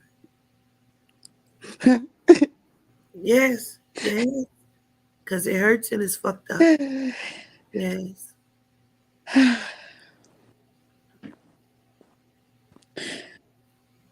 I just wanted somebody to just love me, her, just her, Yeah. because I thought she knew it was my fault. And then both of my parents died on January 28th, 2022. I did a live, and I started that live 5 times. And I came on live, and I told my story. I was not okay. It was bittersweet because it was on her birthday. Oh,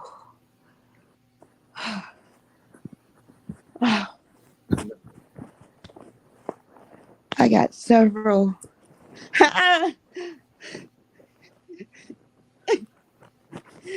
inboxes from my cousins that are older than me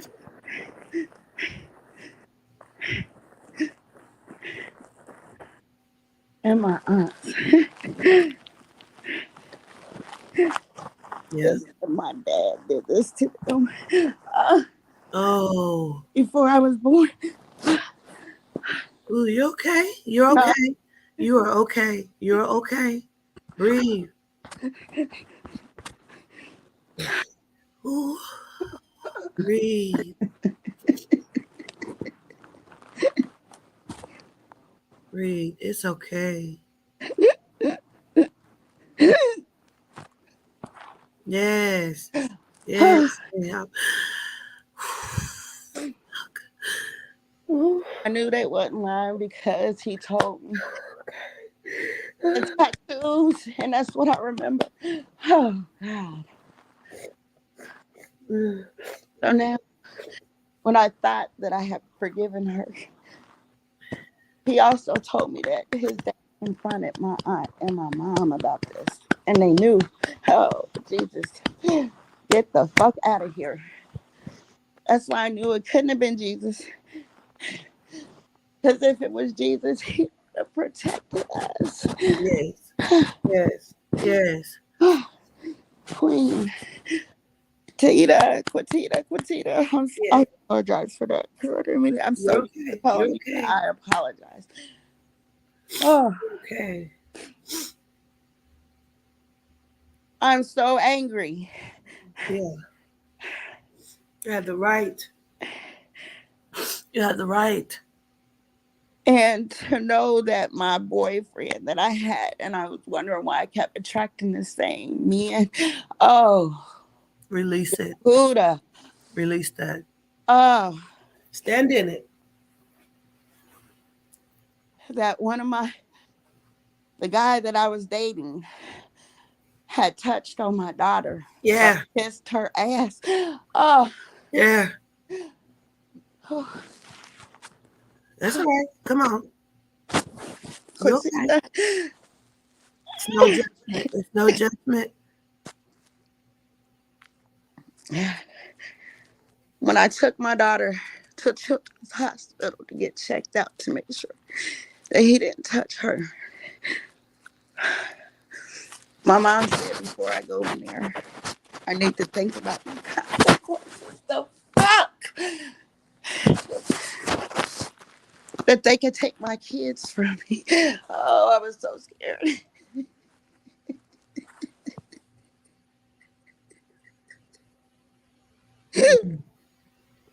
It's no judgment, Kelly. Breathe through it. Oh. Breathe through it, Kelly.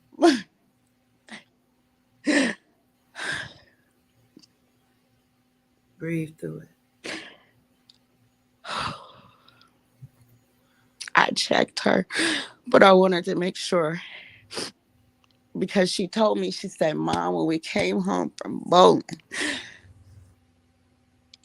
we were supposed to go to sleep. I went down, got a glass of water, and I was in the bathtub. He said as she walked up the steps, he called her in the bedroom, my bedroom. She said he told her to lay down on the bed. And that's when he started kissing her butt. Mm. I was sitting in the tub and I said, Who is that up?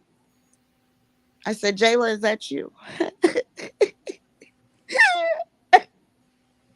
Mm. Mm. Oh. She came in the bathroom and I said, What are you doing up? And she said, I was getting a glass of water. Quatita asked her if she was okay, and she told me yes. Oh,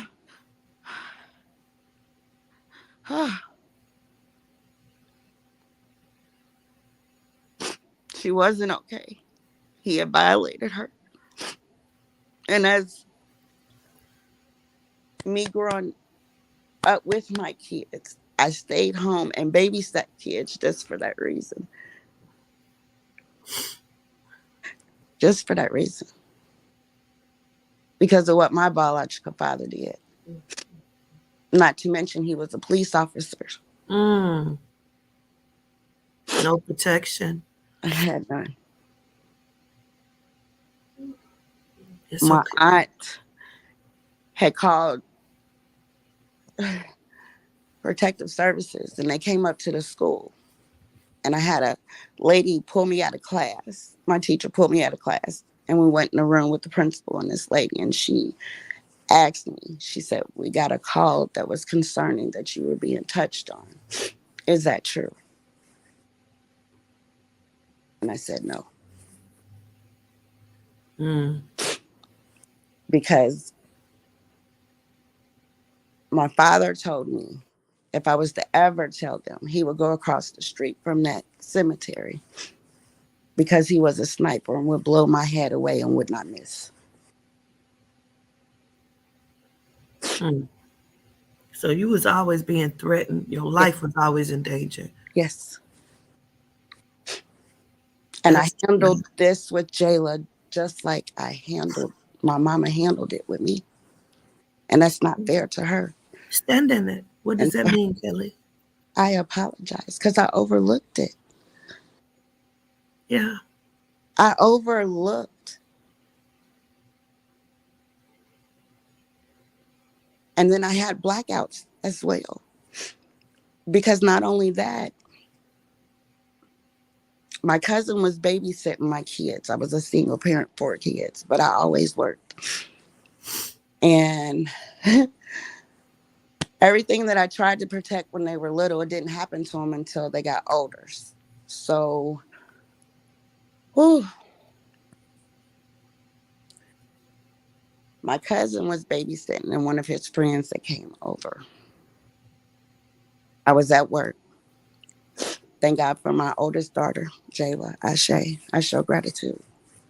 Yes, ma'am. She called me from work. Jade, my youngest daughter, had been touched by my cousin's friend. Wow. Wow. I don't know how I got there from Blue Ash to Fairfield in 15 minutes, but by the time I got there, he was gone. I was going to jail. Mm.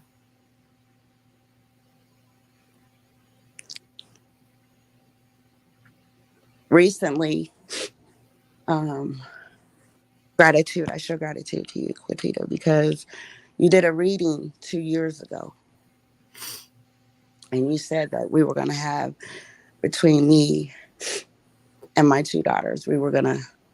It's gonna be some laughing, some crying, some laughing, and some crying. And this is when uh, Carlos was standing under you. Yes. And if I'm not mistaken, you corrected him on live because you told him that there is more to the story than what it was. And I used to always think that people would judge me, which at this point, because I've done my shadow work and because I stand in my truth, everything I stand in my truth. Oh, um,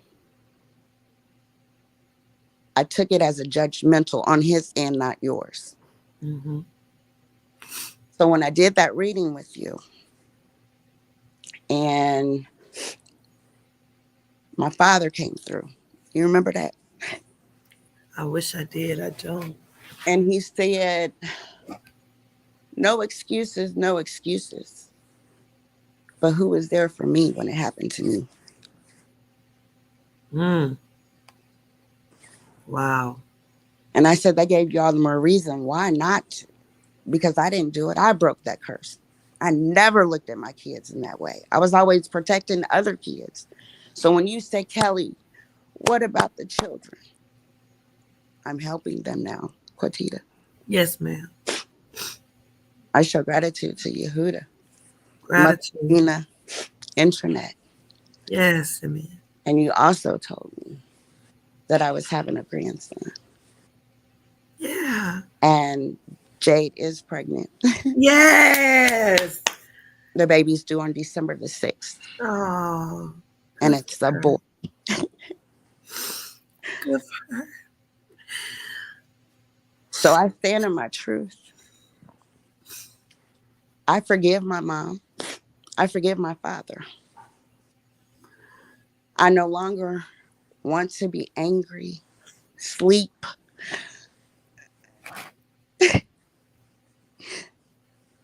I show gratitude to the ladies who all came up here because it's hard, Yeah. especially standing in your truth. Yeah. And anytime that you do a reading and they come through, I just feel like she's always angry, like she's always on me. She always is like she hates me. And I didn't deserve that. I did not deserve that. Absolutely. I am worthy. I'm going to say I am worthy.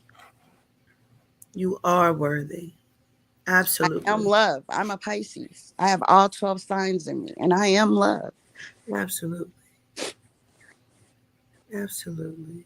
And I You show deserve it. gratitude for this because this really helped me. I know I was trying to be on there with Yali, but this is like a dream come true because I'm not alone. And I thought I was. I feel your release. Your energy feels lighter from the time you Yes. started. Yes. I was working on it, but this, whoo, I feel like, oh my goodness, you Yeah. just don't even know.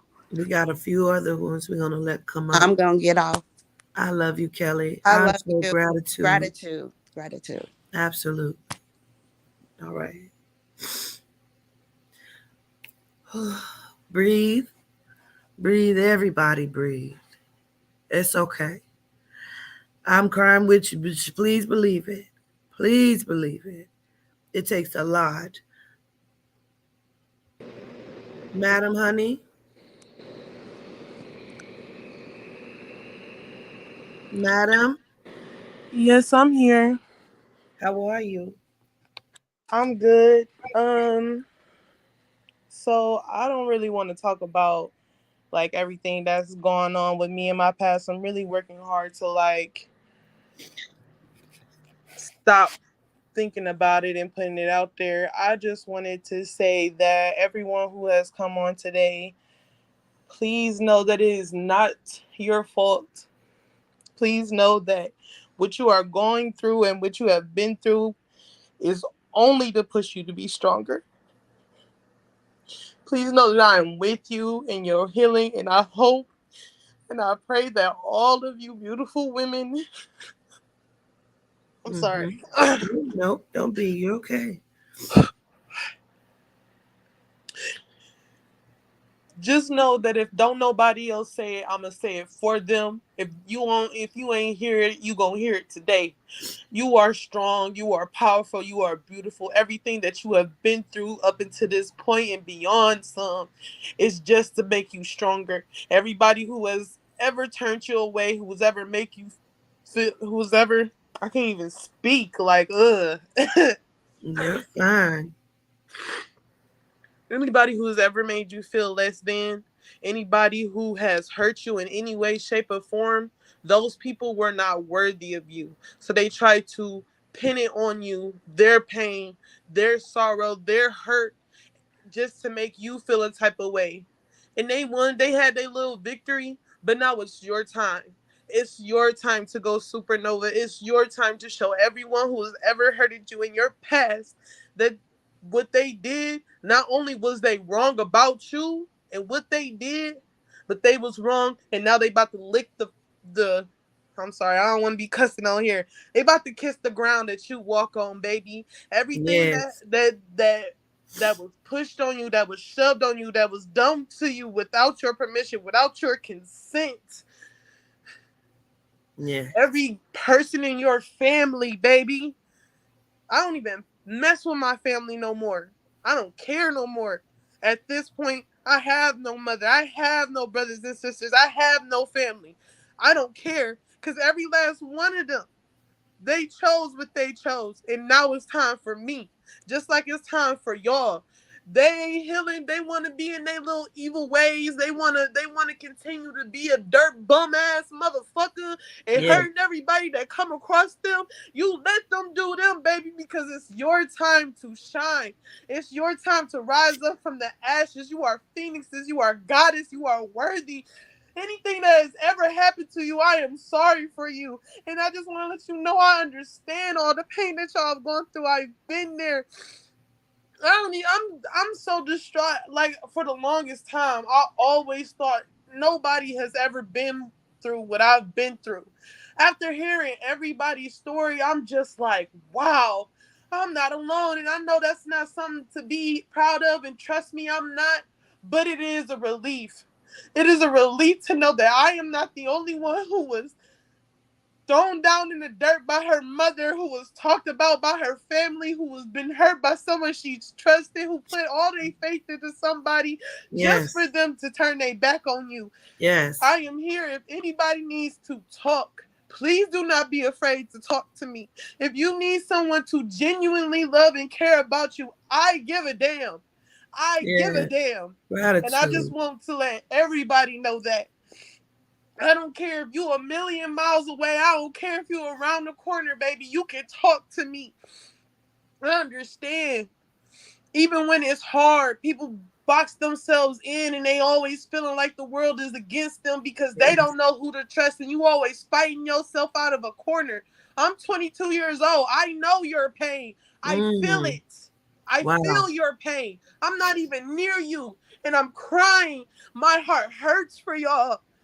It does. I'm lucky enough to have found someone, a friend, someone who was genuine with me. You know, I'm so messed up mentally, and I'm not gonna say her name because she's listening right now. But I'm not gonna say her name because I don't know if she's comfortable with that. But mentally, I am so distraught and disturbed that I close myself in to hide from my own thoughts. I will literally trap myself to try and calm my own mind down, and it doesn't work. I have been trying everything, but these meditations that my friend, the one who has taken the time out of her life to take care of me in a way that shows that love is not fake, it's real, and it's something Mm-hmm. pure, and something that everyone, no matter what they've been through, no matter what they done, not not not every hurt people hurt people like Queen said, but them same hurted people who hurted someone else, they had a choice. They had a choice. They could have instead of hurting you, they could have been like, well, hey, I see you going through something. Let's figure it out because I've been through something. Let's help each other out. But the world ain't like that. The world is always, oh, I'm on top. Somebody got to be on top. No, nobody has to be on top for love. Love is an equal opportunity, just like violence and destruction is an equal opportunity. It's all Yeah. about your choices. And for those of you who is out here hurting people, out here hurting women, just know men ain't that powerful no more. Just because you have a penis between your legs, just because you hit like a brick, baby. We women were worshipped before men came women. And I just want to let everybody know that without Yes. us, there would be no you. Yes. Without our love, our nurture, our caring, our divineness, there would be none of y'all. So everybody out here going crazy and hurting people because of what somebody else did to them, remember, your mother is a woman. Your daughter is a woman. Your grandmother, your auntie, all these people are women. And you decide to hurt them just because of something that happened to you, Mhm. that makes you a less of a person. I don't care what Yes. nobody got to say. Yes. Man Absolutely. up, take responsibility. Woman up, take responsibility. These Yes. women didn't ask to be here. I ain't asked my mama to drop me. I am literally the product of pettiness. I am a Mm. child born out of hatred for another man. So my mother slept with my father's brother. Wow. Yeah, yeah. So imagine being solely here for the purpose of making someone else's life miserable. Wow. I'm so So because sorry. she ain't get to him how she wanted to get to him, she made my life miserable. And then married this dude. And this same man is also mentally unstable. So the bullshit runs in the family. But me, you got me fucked up. Ain't no way I'm gonna keep allowing these same people to hurt me just because it amuses them. Baby, to them you are amusement. To me, you are a goddess. I will worship the feet, the ground that you walk on to lift you up, to make sure that you feeling and operating in your highest self. Believe me Yes, when I tell ma'am. you, can't nobody take your crown. So all the women that have come on to Queen's Live and have cried their heart out. I hope you got it out your system because now it's crunch time. It's time for everybody who has ever hurted you, whether they dead or alive, to see what you are made of. It is Yes, ma'am. time for women of color especially to stop hating on one another and loving your sister, loving thy neighbor. It is time. It is time. Queen says we're going to war. The war begins with us, women of color. The war begins with us. We are the creators. We give birth. We nurture. We make sure them men's Absolutely. is okay. We make sure they got somebody to talk to when they locked up. We make sure that they kids is fed. We make sure that everything is straight for when they get home from work.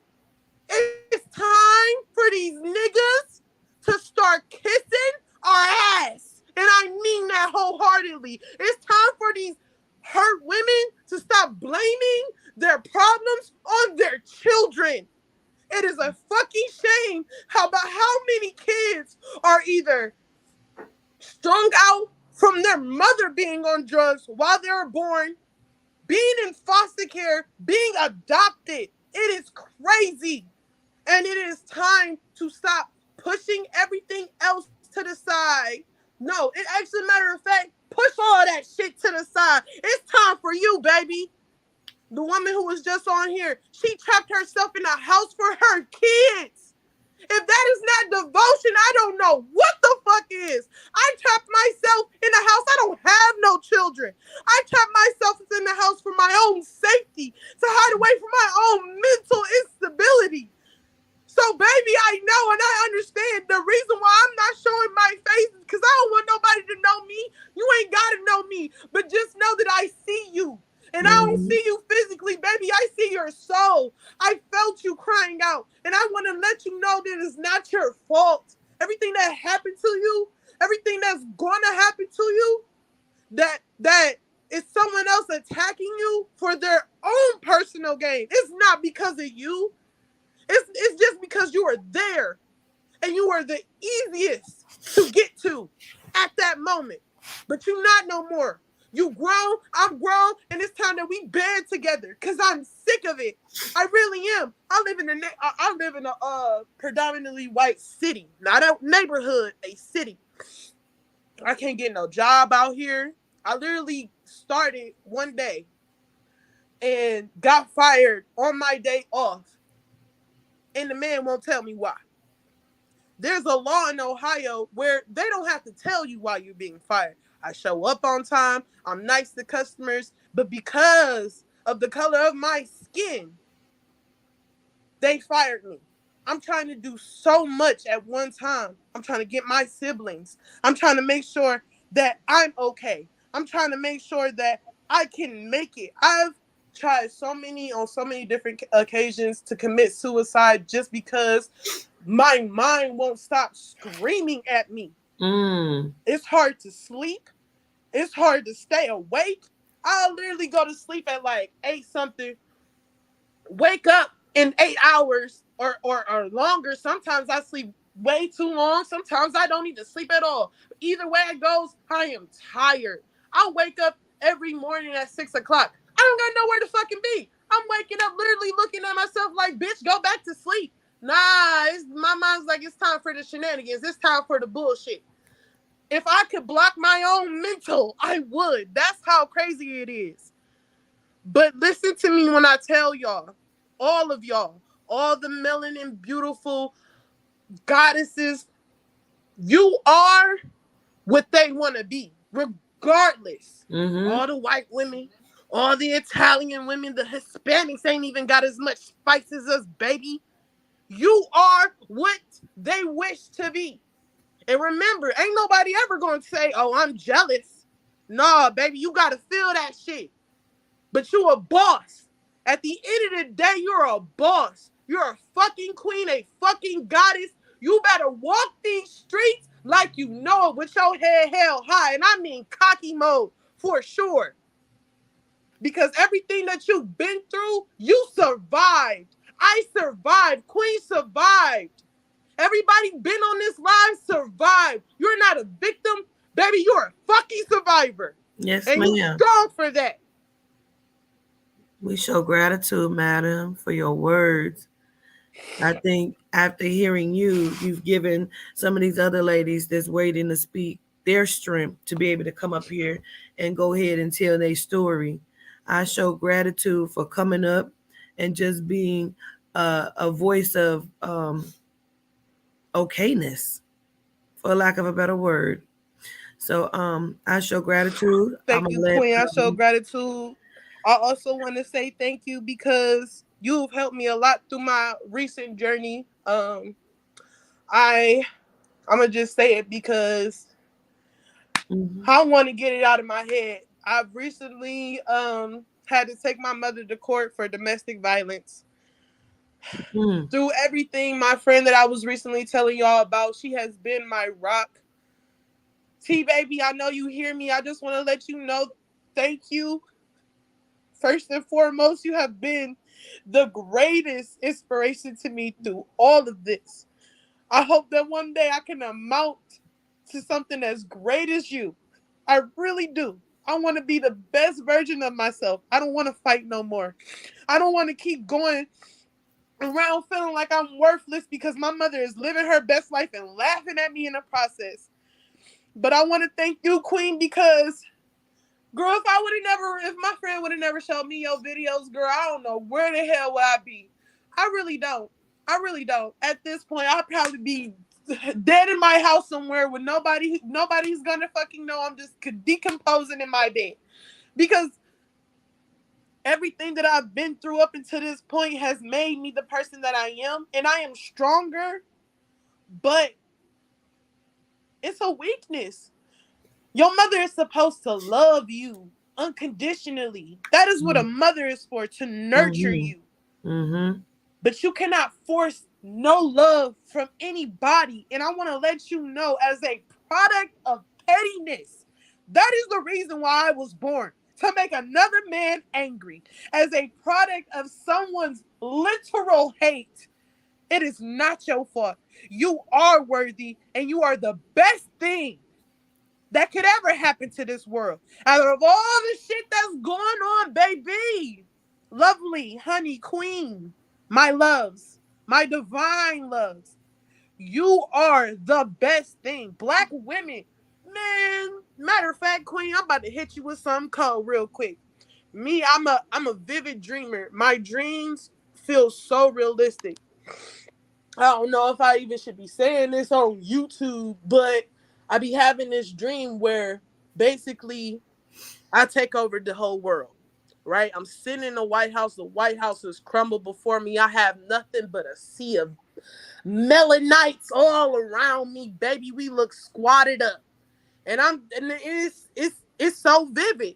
It's so vivid. I've even had dreams to where I'm watching myself asleep outside of my body. My friend says she thinks that I'm visiting another universe.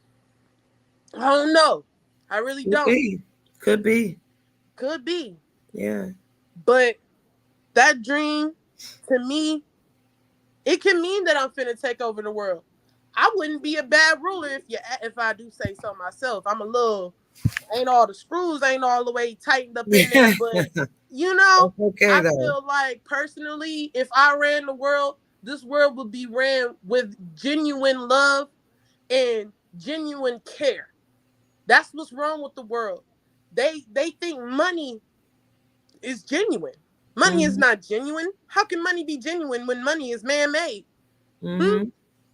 How could these cars, how could these material items be so genuine more than your life, baby? More than your kids, baby? More than the people who will actually go out the way for you? It don't make sense. So my dream to me, it just means that I'm finna get strong enough to laugh at my past and have my enemies fall before me. And I'm glad that I said it because this is what's going to, I'm speaking it to all of you. Everything that has ever happened to you, anything that's brung you down, baby, what was the one woman name? She won the little track. I don't remember the whole story. She won the track, but they tried to tell her it didn't count because she was high. All She them said, Shakari. naysayers. I'm sorry, Queen. She said, Shakari. You listen. Everybody, every time you say that, it's cringing. Just call me Quatita. Quatita, Yes, Quatita. ma'am. I'm Listen. sorry, I ain't know we was uh, allowed to be on a first name basis. I'm not Absolutely, I'm not a absolutely. my friend that I was telling you about, she been following you since you was a detective or something. You were uh having So, talking visions. about a walk with crime. Yes, yes. Where are those videos? Because I'm still looking for them.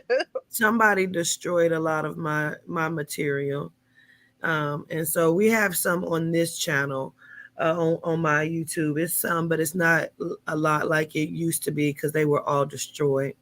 I'm Mm, gonna say one more time, I appreciate you. I'm gonna let some of the other ladies come up now, but I show gratitude for everything you have come up and said, and how you have awakened and shaken up the souls. I know they're ready now to come on up and stand in their truth. So I love you to life, madam, and keep pushing. And let me say, um, that may have been her intent, was to make you a product of pettiness, but that is never who you are, not even a little bit. I show gratitude. Enjoy the rest of your day. gratitude. Yes, ma'am. I'm gonna let someone else come You up now. too. I'm ready. 100,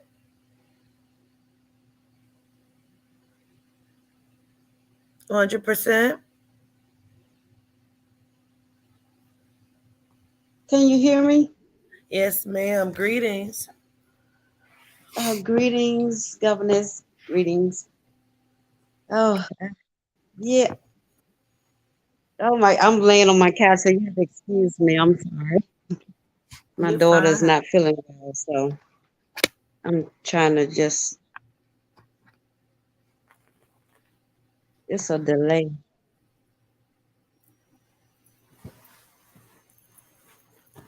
Take your time. Can you hear me? Yep, we can hear you just fine. Well, I'm gonna. If you can hear me. Oh my goodness, y'all. First, let me say um, greetings, everyone.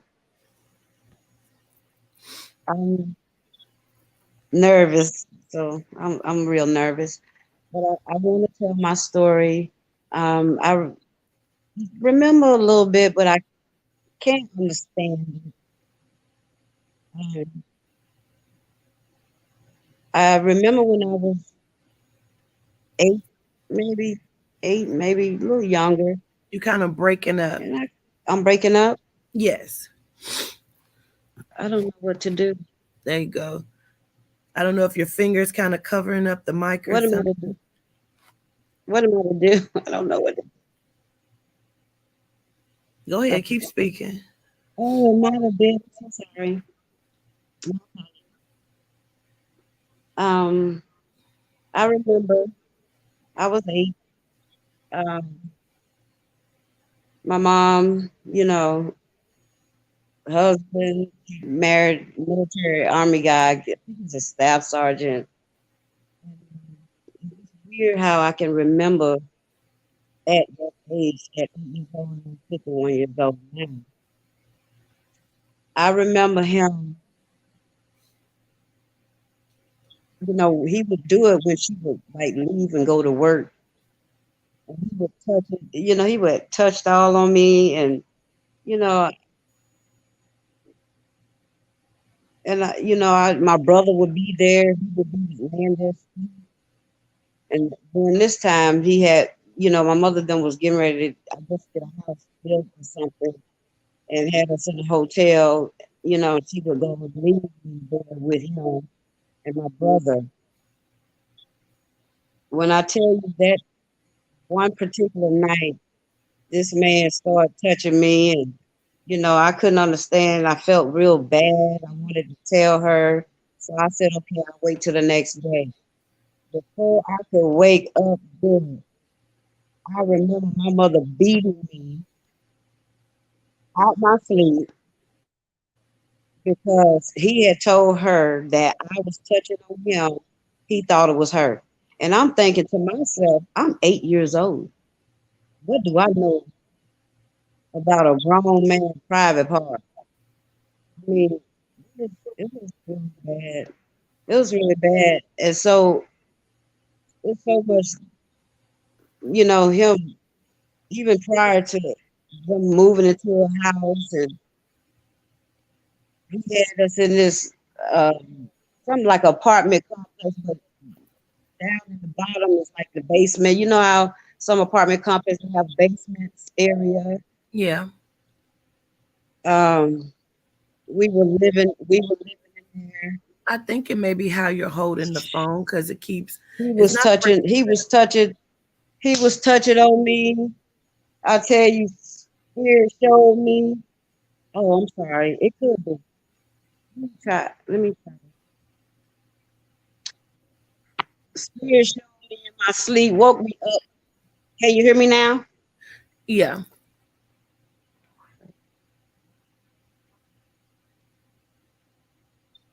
Can you? Yes. Okay. Mhm. So Spirit woke me up out my sleep. I don't know if I was either out of body or what. I don't know. But Spirit showed me. All I know, I was in this bright light. It was like maybe a sun color, but it was real bright. At first, my back was turned, but when I turned around, Spirit showed me that my brother was touching on me. Not only my stepfather, but my own flesh and blood brother was touching on my breast. I mean, he was trying to get in my hand. So I just started wiggling. I kept moving. I mean, it was so scary because I never even told my mother. I never even told my mother, but I did tell her about her husband. When my mother called, back then I was in Oklahoma City. I'm all over the place. I'm so nervous. I lived in, It's okay. That's why I said I think it's like how you're holding the phone. It's covering uh, your speaker, so your I'm voice trying is to figure going out down. which end because my speaker. Okay, because I think my speaker. Uh, okay, so I think my okay, I think my speaker is, but I'm trying to hold it up. Can you hear me now? Yeah, but it just goes in and out. It's going in and out. Like right now, I It's can an hear you really. Android, so you know how y'all say about them Androids. It's okay. I'm sorry, y'all. It's okay. Yeah, because it sounds like an egg. Yeah, I should have used my daughter's iPhone, but it's okay. Um, but it's I don't mean to be all over the place because it's so much. Um, I just remember how it really hurted Is it me. possible you can When it you came, can use your the daughter's spirit showed phone? me, my brother, and Huh? Is it possible you can use Huh? your daughter's phone? I'm sorry. Can you use your daughter's phone? Yeah, yeah, my daughter has her iPhone. Oh yeah, yeah. If I can, yeah, if I can, if I can find it. Where's your phone? Oh, where's your phone? My daughter's. Oh goodness, where's your phone? I'm sorry. I'm trying to find my daughter's phone. I have a phone all over the place. I just don't want your story to fall Find my on deaf baby phone. ears because we I'm can't. sorry, y'all. Where's your phone?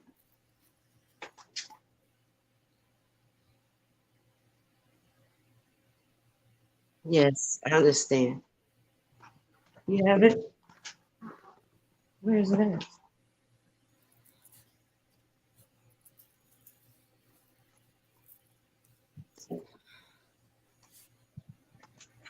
I haven't seen it.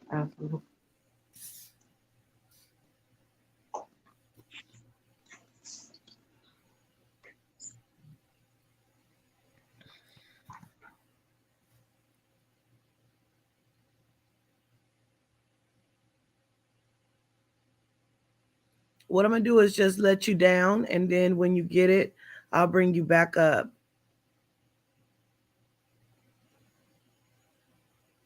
Okay. I just want everybody to breathe. When she comes back in, I'll let her back up. Um, I'm gonna allow Miss Ashton to come up. I want to say, if you come up here with any of your foolishness, I'm going to remove you and block you. And I'm not speaking to you, Miss Ashley. And we're not gonna come up here. Don't bring your Jesus here because we don't care. I mean that. Hey, Ashlyn, how are Hey you? family. Hey family. I'm gonna turn the TV off. I had to get my son quiet because he kept running. Every time you come on live, he runs to the phone. How is everyone doing? How are you doing today, Miss Governess? I'm well, gratitude, healing. Yes. And I wanted to get on to I've never been molested before, but I come from a big southern family, so I know all about it. But I just wanted to talk about, just coming up as a young girl with a narcissistic mother. Yes. So my oldest sister, she's 9 years older than me. So she witnessed my mother and father doing a lot of fighting. And she left after she had her daughter. And so my mother would call us bitches and whores. Excuse me if I'm not supposed to cuss. No, you're fine. Yeah, she would call us sluts, and I have really long hair.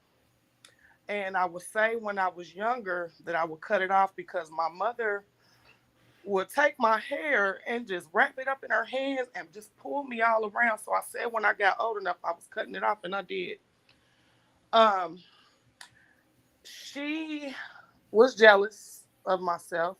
I looked a lot like my father. My father treated me like a princess. He Mm-hmm. was just a horrible husband to her, wonderful father.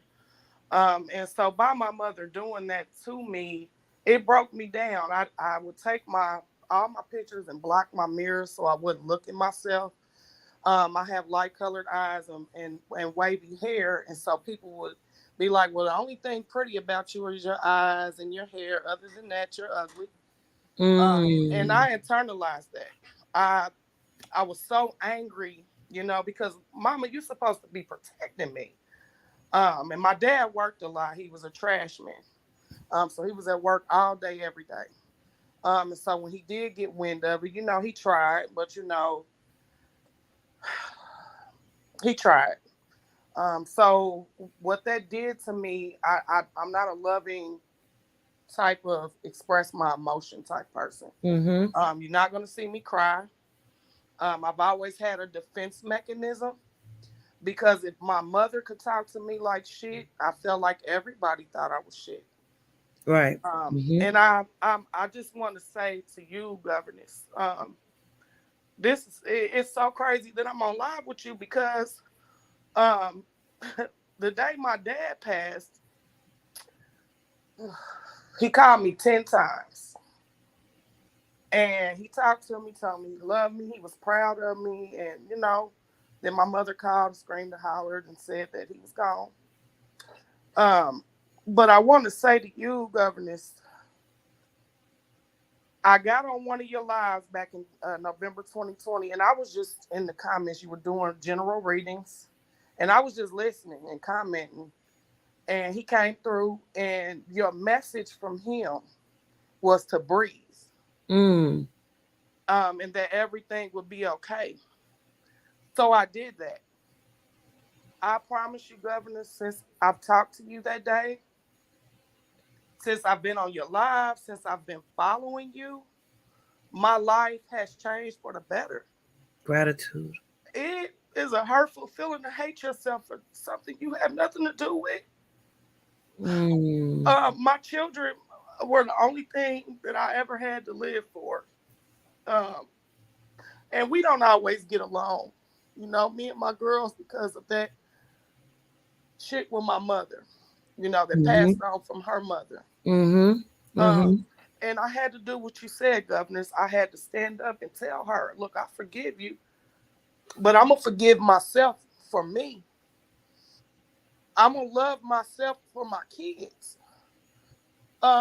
When I had my son, he's 5 now, I had like this spiritual awakening. And that's when I ran into you on your lives and stuff like that. And just when you were doing the walk of crime, I think. And I would listen to your videos before I go to sleep. And I would fall asleep listening to them. But when I woke up, I felt so refreshed. But it took a long time for me to get here, governors. Yes. And I just want to say to all of y'all, Maya, every woman that came up, every man, y'all, we are not responsible for what these heartless people did to us. Yes. And I'm not gonna hold you long, but governors, this is really just to give you the praise that you deserve Mm. through you healing yourself and coming on here talking to us is how I was able to stand 10 toes down. Yes, ma'am. And Yes. my husband is so good to me, and it took me a long time to allow him to love me and touch me and just be genuine because I didn't believe it. Right. I Yeah. didn't believe somebody could love ugly Ashlyn, but Ashlyn's beautiful as fuck. Yes, ma'am. She is. And I Yes, just want ma'am. to say gratitude. And then you told me in another live that I was going to get a new car. This message came from my dad. I got my new car. Yes. I'm living in Florida now, Queen. I'm sorry, governors. Please Yes, forgive me. ma'am. I'm Yes. living in Florida now, and I've never had so much peace in my life. Come through. And I fucking love you, lady. I I love you. fucking love you. And I know y'all be seeing me in the comments telling Yeah. jokes and shit like that, but Yeah. that's how I heal. And I just send a lot of love to you. You Absolutely. are fucking awesome, and I just want to say thank you. Well, let me say first and foremost, I show gratitude to you for Hmm. coming up again, especially as a private person who don't even share or show I emotion. don't. Okay. Secondly, you are absolutely beautiful. And I'm glad that you understand and know that now. And thirdly, I am so grateful that you came up so everyone to understand this platform we talking about today is not just Hmm. about sexual deviancy and what they have done out. It is about trauma, Yes. period. Yes. And someone said, well, mine's not as big as that, or everyone is important. Yes. Yes. Yes. If it affects you, it's important. Yes. And Yes. I appreciate you for releasing that. And I just want to say, fuck what them haters is talking about. If anybody can change me, Mm, you a hell of an angel. You, mm. you tap me back into my fucking power. Yes, ma'am. Now when I'm walking, I hold my motherfucking head up how I wish a motherfucker would, Come governors. through. That's why it's about to be time. It's about to Yes. be time. And it's One so band, crazy. one sound, my love. One band, one motherfucking sound. You And hear we me? gonna walk them down. But I Yes, just ma'am. before I get off, Maya J, to everyone that came up, just the fact that y'all told y'all stories makes y'all fucking warriors. Yes, ma'am. I love you. Love you to life. Yes, and I'm gonna sit on here and listen and heal some more. I just feel good talking to you. Absolutely. I show gratitude. Gratitude. Talk to you soon. Yes, ma'am. Bye bye.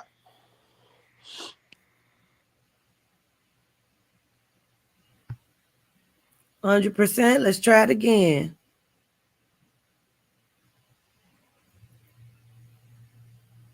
Can you hear me 100%? Can you see me now? Can you hear me? Yes, Is it good? Good. it is. Just turn down Oh your my god, feedback from the that's phone. embarrassing, y'all. I'm gonna have to get me an iPhone. Listen, you and I'm gonna turn Marcel this is one much down because I had my Android going. About to set fire to that. better.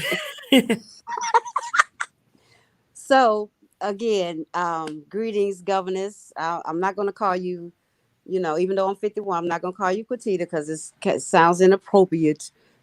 Appreciate Governess, governess, governess. So I just want to say that. And as I was saying before, I know that I was like all over the place. Um, hearing other people experiences, it really makes you think about the things that you endured, not as drastic as everyone else's, even though, I couldn't understand, being 8, 10, 11, 12, any age, being touched on by someone that, that you trust and, that you think that will have your protection as a fatherly figure. And I just feel like part of my life was just either stolen or it was definitely lied to, um, with the God and Jesus character. I knew that was some bullshit, growing up. Sorry for cursing, but I knew. it. Fine. um, people, I don't know. I don't know if my mother thought I was crazy or, some type of freak or what, because I used to tell her things that I would see and what would happen. And I tried to tell her, even with my mom before, tried to tell her about, what her husband was doing. And she blamed me for that shit. And, and she never apologized. That shit hurts. Yes. You know what I'm saying? That Hmm. shit hurted me so damn bad that I was on her. Oh, when my mother was on her deathbed, I'm apologizing to her, to whatever I felt that I did wrong growing up or whatever. But it was never me. It Wow. was always her. She would go back to this motherfucker. I'm so sorry. You know what I'm saying? My mother would go back to this man. I couldn't understand. Why would you go back? I'm 15 years old. Now I have to endure watching him put a knife to your neck and rape you in front of not just me and my brother, but his ex-wife family. Mm. If we was to call the police, he was gonna kill her right then and there. And she still went the fuck back. And I was like, she told me he got me on some type of spirit. I said, that's some bullshit. Because you can still wake up and come and go just like he can. So Yeah. that was some bullshit. Yeah. And you blame me for this shit, to the point that I had 2 kids of my own that I thought, there's no way in hell I'm gonna love these kids. My daughter, I couldn't understand, how was I gonna able to tell my child, how can I love you? How can I dress you? How can I do your hair? How can I do anything for my baby? Because I didn't know how. I didn't Mm. understand. I didn't know how, to the point that, I would let my daughter, I would try to do right, get a job, work, take care of my responsibility as a mother, because I didn't know that I was even pregnant with this child. Because when Yehuda said, and when you did a reading for me about the child that was lost, I knew who he was talking about, because it was there. You know, I It was had to been the one right before my daughter because I was hurt. I was so hurt. And when he said it's okay, it wasn't meant to be. I was okay Mm-hmm. because I knew that once I had my daughter, I mean, I laid under my mother for like 9 months. Like I laid under her for 9 months, and I just couldn't I used to tell her, I love you so much. I love you so much. Why? You can't ever tell me, or why come I could never get it shown back? And I was so hurt, and I'm still hurt because I can't love my kids the way they want me to love them. I don't do the Mm-hmm. girly stuff with my daughter. So my daughter's 27 years old. My daughter, I feel like I'm being punished because my daughter's on kidney dialysis, and she's been on it Mm. for since she was 21 years old. My baby's, I don't want my baby to die. I don't want my baby to die. I don't want to bury my daughter. I don't want to bury my Mm. daughter. I do not want to bury my daughter. It's okay. Oh Lord, Father, I'm It's so okay. sorry. I'm so sorry. Oh, It's I'm so okay. sorry. Mm. Mm. Because me and my daughter, my son, we never got the jab because I knew it was not for us. I knew it wasn't for us. And my friends, they trying to hide it from me because they don't want me to end the friendship. But Spirit told me to do it. Cut the motherfuckers off. And that's what I'm gonna do. I'm not gonna keep talking about it. I'm gonna do it because Yes. they wrong. I beg my friend, don't put your baby in school, your grandbaby. He's so beautiful. And she told me he gonna be going to school. They gonna put him on. And I said, I guess you think Spirit is a damn joke. You think he really a joke? And I know you took that shot because she lied and told me that she didn't do it. I got family members turning on me. My own family turned on me. You know what I'm saying? I'm in here stuck in this woman's house and she want me to get the fuck out. Mm. You know what I'm saying? My kids, they are all I have. They are all I have had. I've took care of my kids. Even though people did sexual things to me, what I'm saying, people, use me and I still show love. I still show love, you know? 'Cause that's what we do. Yeah. And it hurts. What hurts so bad is that people don't understand what the hell going on. Because we not gonna live if we don't stand behind you. It's okay. Governors, I'm so sorry. It's But people okay. just thinking that this shit is a fucking joke. They think that you come on here just for motherfucking entertainment. It ain't got shit to do with it. No, doesn't. This shit Doesn't. pisses me off. It pisses me off. I know people. I'm in the comment, and I know I listen. I swear I'm like a secret mod because I hear people, and it's the way they think. It's like, y'all, please wake the fuck up. Wake up, because y'all all sit and follow this woman lying, talking about y'all didn't take no jab and y'all took jab. What are we gonna do after she said not to do it? Right. And that hurts. You're It not hurts being to know. punished, though. I want you to know that. That shit pissed me off. People try to do so much fucking harm and dirt. But what y'all don't know, y'all done fucked up. And I know that from a genuine place because I know who you really are. Spirit already showed me who you were. Doing the black magic. Carlos, that motherfucking fat Albert. That motherfucker, I'm gonna tell you something, Miss Governess. I was getting ready to say Miss Cotita, and that would have been disrespectful. It's okay. Spirit told me to ask him, was he mess? First, I asked him, I couldn't ask him what type of psychic because I knew that he wasn't. So Spirit say, ask him, is he messy?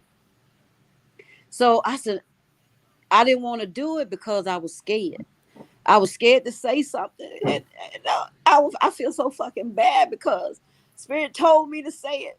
Wow, y'all gonna kill her and her daughter then? Why you want her plasma? Everybody was stealing from you and you validated because you cussed all they asses out. And I knew I knew Octavius or whatever, Octavius, Miss Octavius, the motherfucker was a pedophile because Spirit already said he need to get away from that shit Yeah. because he a pedophile. How can you steal from somebody that is of the most highest power? I knew, I knew they were stealing from you, and it hurted me so bad because I didn't say nothing. I knew they were gonna try to take you out. I knew it, and I should have said something. And I feel bad because I did not. No, don't feel Then bad, you would have known who I was. because I'm You really still would. here. You are and gonna be forever. Trust and believe that Yes, you are. ma'am. Yes, ma'am. And if they don't follow behind, if they all think this a joke, I tell you, I go outside and I call on my ancestors. I've always called on them, but I never knew about the deities until you.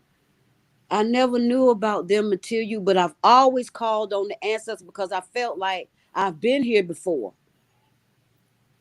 And have. Because I would see things, the children, Mm-hmm. the cutting them down the middle and stuffing them with drugs and putting them, shipping them here and shipping them there.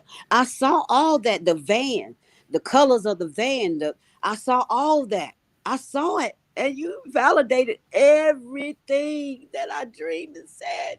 Everything that you have ever said have always and has and still is coming to pass. Cause now I pay attention and I watch everything. As you should. As you And I should. just want to send all my love, my heart, gratitude. I can't just, the knowledge. I keep like you who to tell you. I know he told you. I go back and I learn because Mhm. when you in the chat from the live, people reading people's comments and they feeding off their energy because people have different things to say instead of just listening. Because I try to say, okay, I come on and I listen, but I try to let you know I'm there so you know I'm listening. Because I rather listen to you and learn from you than versus me, in the chat, just just being in there, you know. Yes, Because there's a lot of ma'am. people ain't one band, one sign in the chat, but they there. I guess they think you don't know, but hey, they gonna learn regardless, what I'm saying, when things hit the fan. Cause I'm gonna tell you, I'm gonna be ready because my nine is ready. I mean, I have so much war in me. I just ooh, Well, I you know, appreciate you for coming up 100.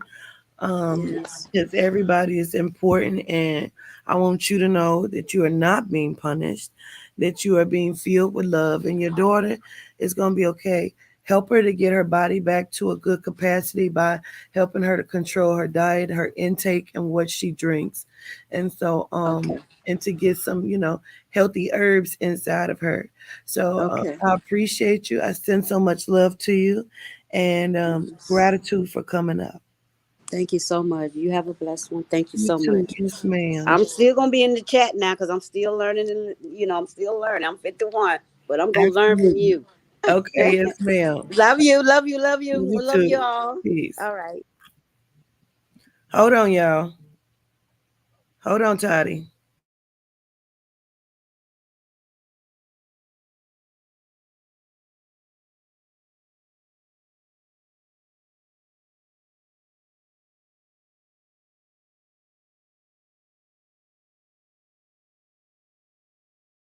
Okay, I'm about to let somebody else come up. I show gratitude. Nalia, Greetings, Quatidra. greetings. How are you? I'm good. I just wanted to come up to tell my story. I was kind of hesitant because I'm like, growing up, people used to say it's not that deep, but to me, it's deep. Yeah. Um, when I was 3, my dad passed away when I was 3, and from there on, my mom moved on, and she had married to who is now my stepdad. And she never really gave me an option to call him dad or his real name.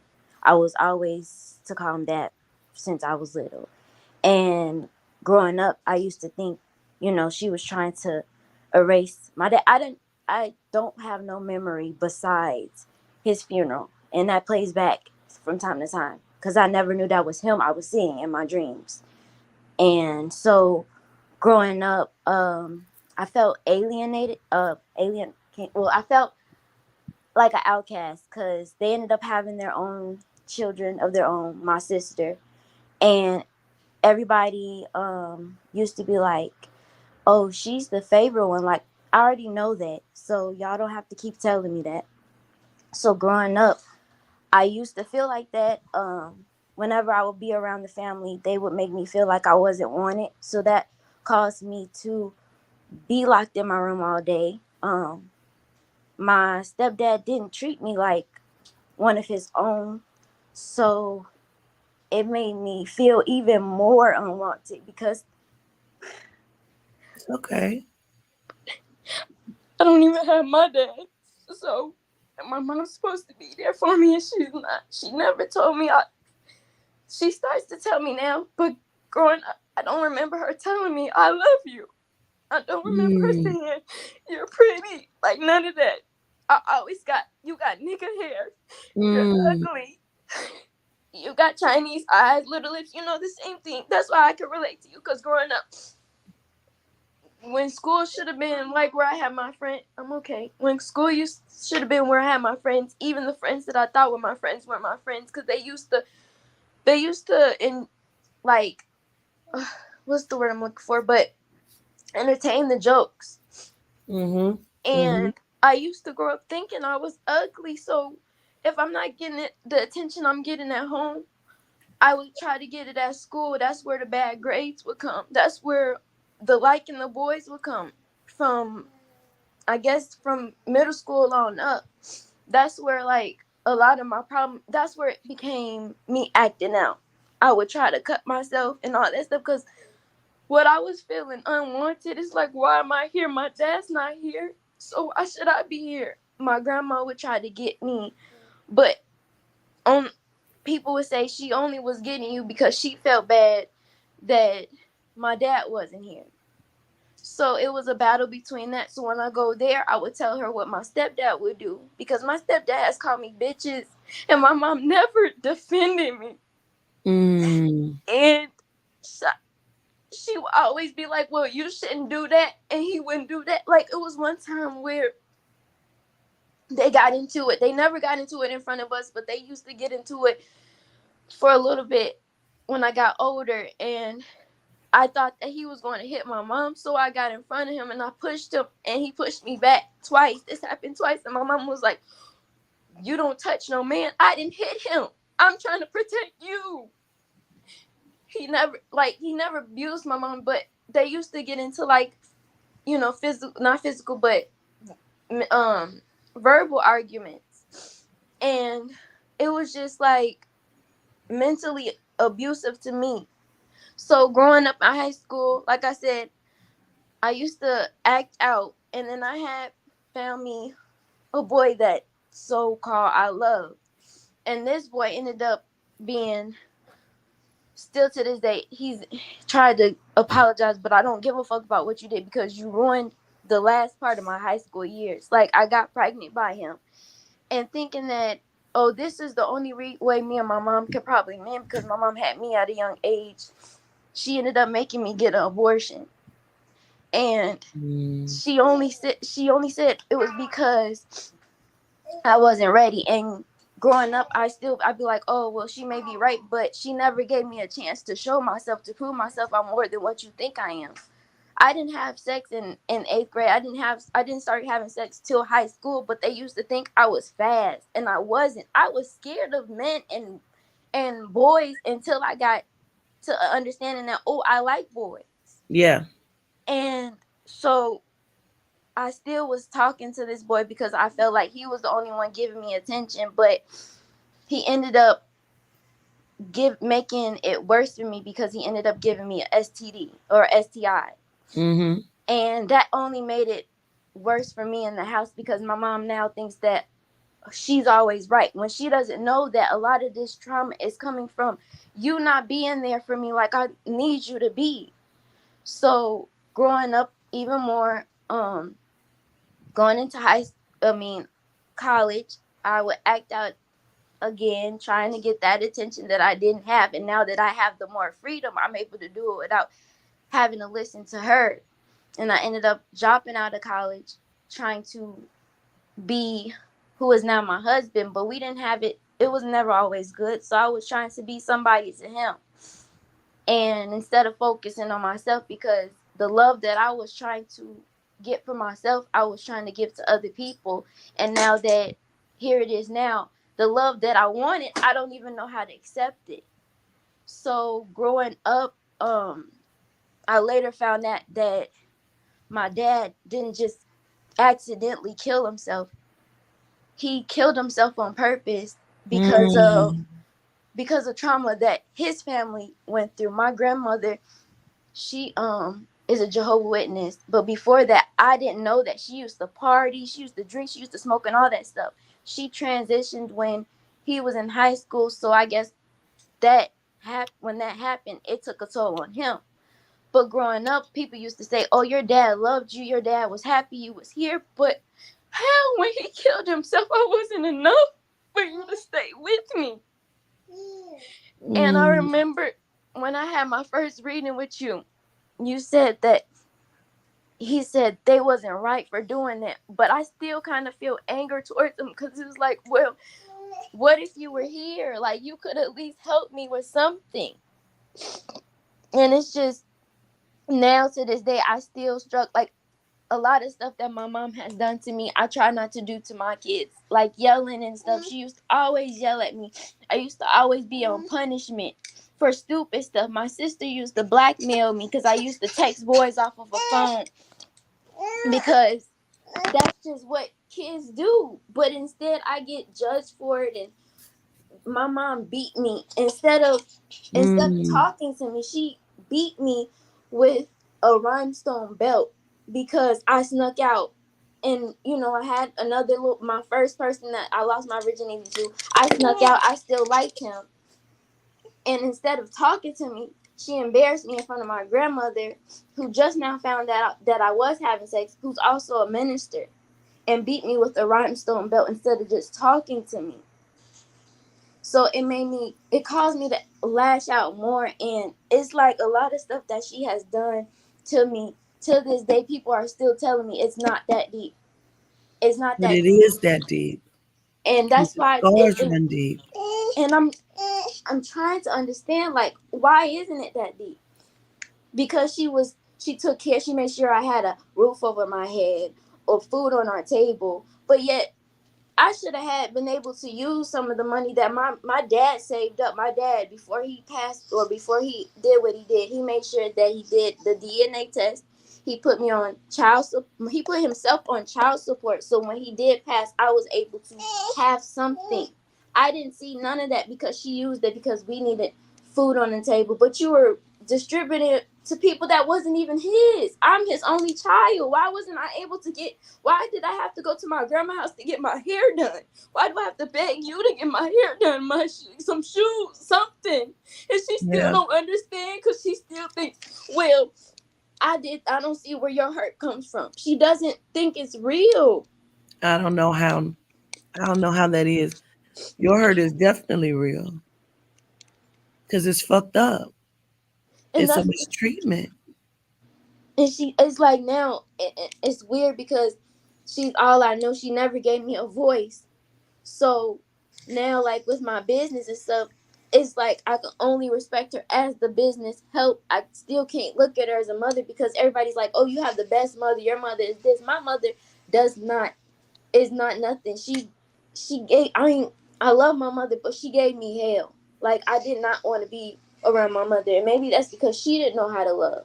She had me at 16, 15, and she was a preacher's kid. So that was on her stuff. But I just wish she would try to look, like, to see, instead of just always, "Oh, you're gonna get a whooping because you did this." You never sat down and talked to me, and if it was to degrade me or make me feel bad about my decision. And that's what I tried to stop with my son. And now I have a daughter. I don't want her to go through none of that.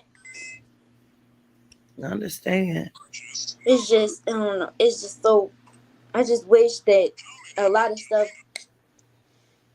did not happen with me, because Mm. if she just would have listened, wouldn't have went out and tried to find love somewhere else where these boys used to make fun of me, where the girls used to make fun of me. Called this one girl called me a hoe, and I'm not even doing nothing. I'm not even. I only like one boy at a time. I'm not the type to be a multiple person. So all this, she didn't know none of that because she didn't care to look.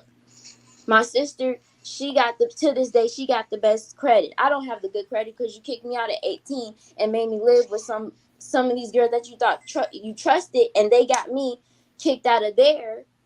And instead of, it's always, and now too with help, she doesn't. I feel like she only helps me because I'm her daughter, and that's, there's nothing wrong with that. But don't make me feel bad for coming to you for help.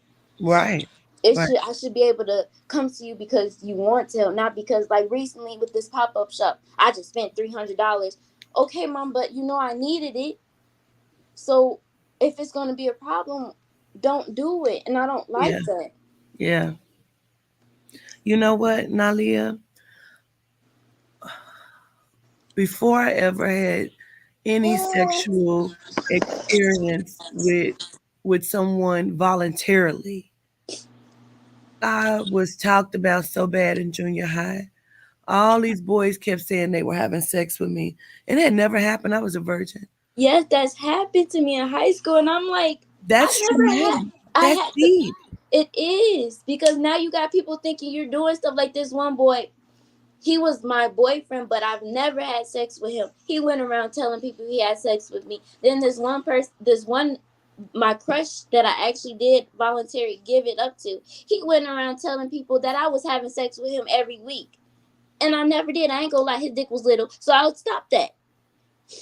But took a toll on me because now you got people looking at you like you're somebody you're not. And Yeah. now, and I don't have nobody to talk to about it because now my mom, she already thinking I'm doing it, so she gonna be like, well, you are doing it. So it just made a deeper cut in me, and I honestly be feeling like I'm fucked up sometimes. That's why I, to this day, sometimes I call out to Papa Candelo to heal my heart space because now that I'm married to my husband, it's hard for me. Why can't I let him love me? Because I still feel ugly in myself because all of the trauma that I've been through. I haven't Uh-huh. accepted it. It's just, I'm tired of it. I'm tired of it because I have kids and I don't want them to get that and grow up and be messed up. I'm ready to stop it. And this is the first time I've actually, nobody listens to me. Quatita, you're the first person that actually hears me. And I give gratitude to you because everybody has said, oh, it's not that deep. And I'm just not understanding, how is it not that deep if it's real and deep to me? Yes. Yes. It's real and deep to you. And that's the most important It's part. always, well, she had to do this for you to do this, but y'all don't understand. She still fucked me up in the Yes. process. Yes. And you gotta stand in that. Even though if she can't, you have to. Because to say anything else would be to deny yourself of the healing that you are. I'm okay. That's my 1 year old. And it's Gratitude. okay. I just want to sing gratitude just for being the ear. Absolutely. Absolutely. And I show gratitude for you and your support and for always being here as well. No problem. I'm gonna So always be here. important. Yes, No ma'am. matter what. Yes, ma'am. I totally get it. I show gratitude now, Leah. Gratitude. Yes, ma'am. Hold on, Tony. I'm gonna go ahead and exit off, but I give gratitude for letting me share my story. Absolutely. Gratitude. Melanite Kulu, I'm about to bring you up. Hold on just a moment, you guys.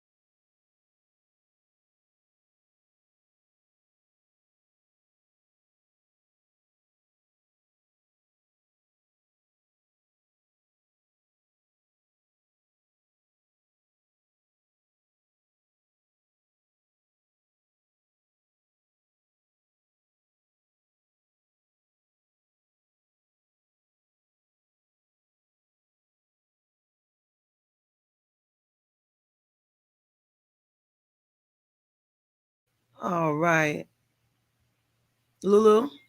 Greetings, governess. Greeting, family. I wanted to share my story because I don't really talk about something that I experienced as a child and that I also, I guess, hurt people. Because I didn't understand it. Yeah. When you had the aesthetic down here, Papa has said one of you had did something as a child and you didn't know that it was wrong, but it's not your fault. You repeated it again, which made me say I want to share. I'm a little embarrassed by it. I'm Don't not be. even I'm not embarrassed by it because like I said, I pushed it back so far back that I try not to think of it. But no one knows because I never talk about it. When I was 5, I was molested and raped. From 5, 26 was the last time. 17, 17 and 18. But I try not to dwell on those. But this particular incident that happened to me when I was 5 caused me to do those same things. Well, not even the same thing, but touch on my mom's, her girlfriend's kids. But they were doing the same thing to me. I didn't know Yes. that was wrong. I Yes. didn't know it was wrong. I never forgave myself. Gratitude. Yes. I never Yes. forgave myself. My daughter, I'm not going to cry. My daughter, It's okay. I, That's a release, Lulu. my daughter, I catch her sometimes. I have my sons, my twins. So she tries to help me with them. And sometimes she'll touch them, their private area, and I snap. Instantly snap. I see her face and she don't know what she did wrong. And instantly I identify with that because I didn't know. What I did, just leave it on the patio, I'll get it. What I did. And I didn't know it was wrong because it was being done to me. But now in present day, my my daughter's dad is also in a situation where he, as a grown man, touched on a child. I felt paranoid. Like, was that because something that I did? Is that why it's keep coming around in my life? Why I keep on having to see it because I'm not acknowledging it? Then I Yeah. realized I need to speak on that. I need to say, you know what, you weren't wrong because you didn't know any better, and learn to forgive myself. Absolutely. Also, I blame my dad a lot because I deal with a lot of people telling me, "Oh, well, your dad raised you. Your dad did so good with you. Your dad did this, that, and the third." I've been crying for the last few weeks. I know it's been me releasing because I was watching a show. I put this in the chat in one of your lives before last week. I was watching Bear in the Big Blue House with my sons, and I automatically just bust out crying, and I didn't understand why. And I realized from my childhood, being a child, having to fight to survive in my mom's womb, to surviving when we got out of her womb, to having to struggle. My whole life has been a struggle. I've always, well, my dad did this, my mom did that. I talked to my dad. I know I'm rambling. I have a lot that I want to share. Unpack it. I want to share. I've been saying the last few days. I just hope governors go live, and allow us to speak what we need to let go of. I had a whole conversation with my father yesterday. Like I said, my dad. Well, I didn't say, but my dad raised, quote unquote, raised me. He provided for me. Yes, I would never take that from him, but he did not raise me. My sister raised me. I raised her. Yes. We are still right now raising each other. Yes. Yes. It's okay. Breathe. Release that.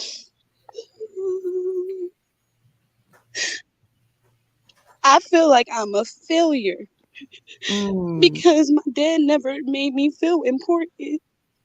He never showed me genuine love. My mom never showed me it. Still to this day, yesterday, I just cried to my father about how the things that he lacked bothered me. But I also told him, looking in your eyes, I see the pain because I identify with everything that you feel. I see it. I watched you struggle trying to put a roof over our head, getting eviction notices, trying not to tell us that you got an eviction notice, fighting with my mom when she would get us and keep us from him. And we had to write journals to my father, leaving them with my grandmother for her to give it to him. And then that was the only time I really felt like he was fighting for me. But present day, I'm about to be 31 in September. I'm struggling to be a mom. I lock my babies in the room.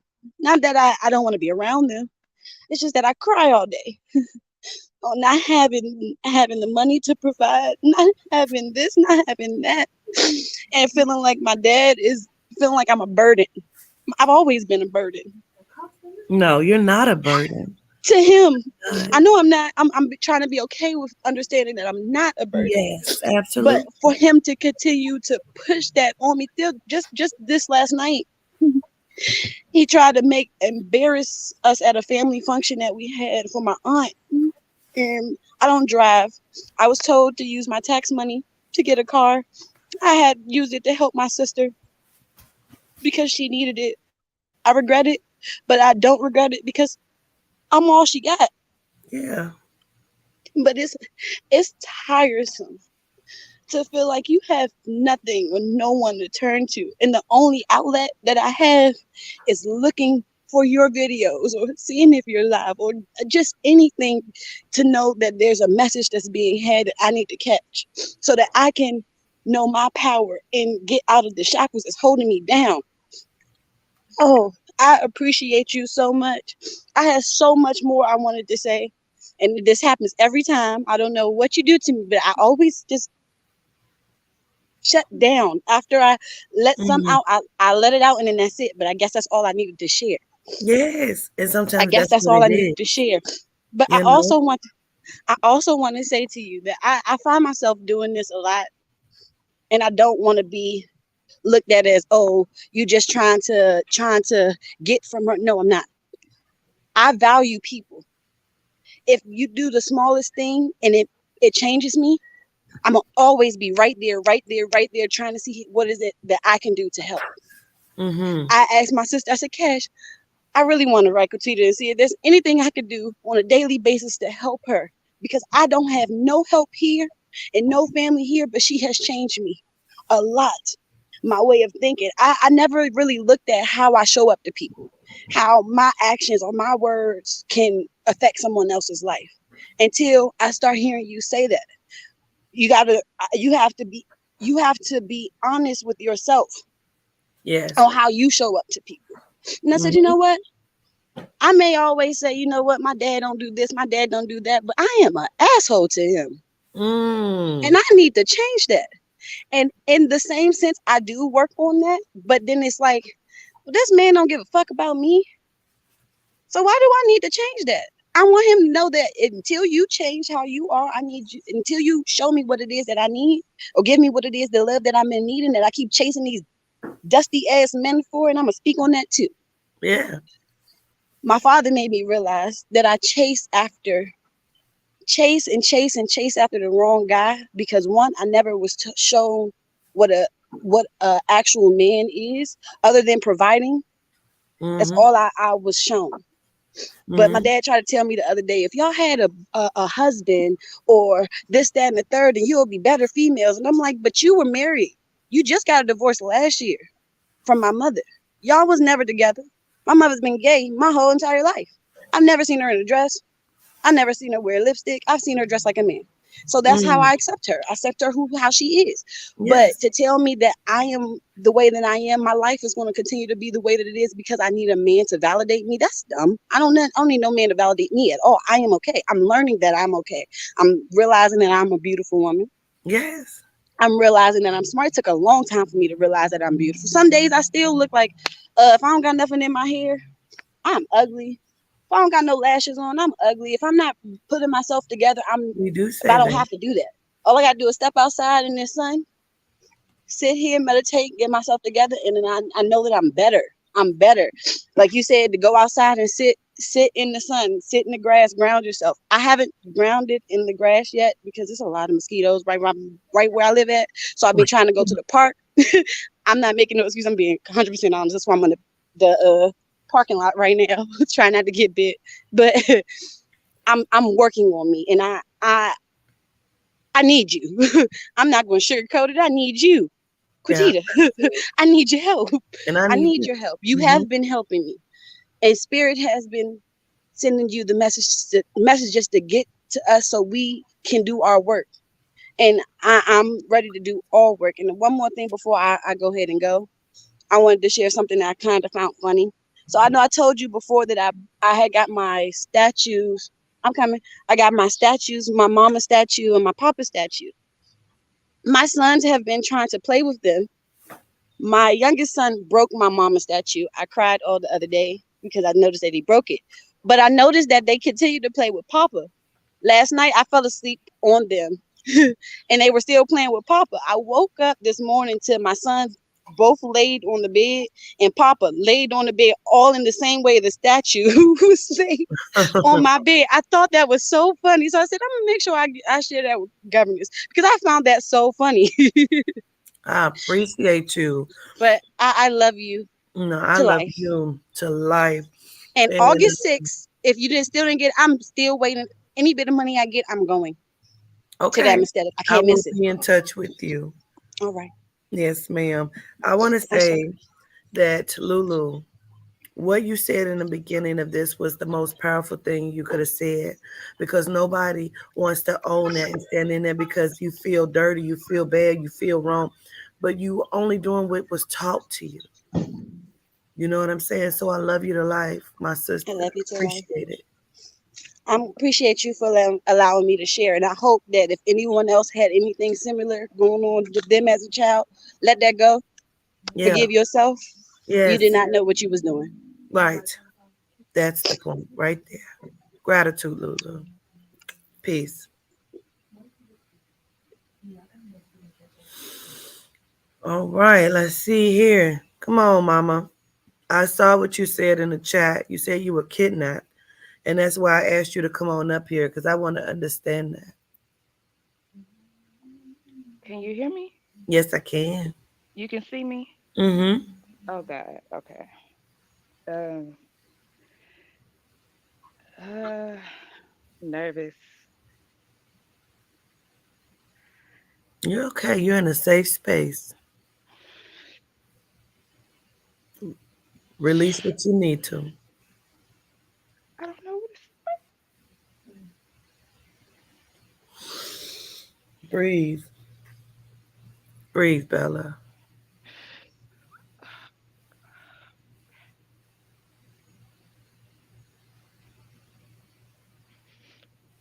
I really did want to show my.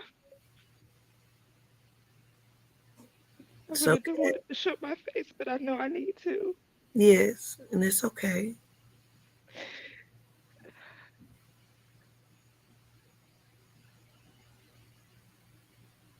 Mm.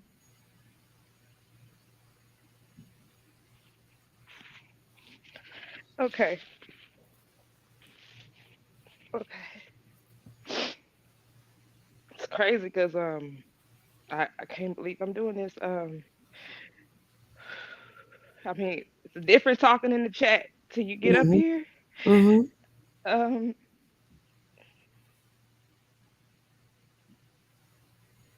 Okay. Yeah. Just breathe. Okay. Um. So it's like as grown as I am, as much as I always think that I'm past it, I'm over it. I find myself triggered somehow, some way, and I can't understand why. So my grandmother actually led me to you a few years ago, which is why I Mm. started following you. My grandmother passed when I was 4. Mm. I've never been able to talk about this like this with anyone. Um,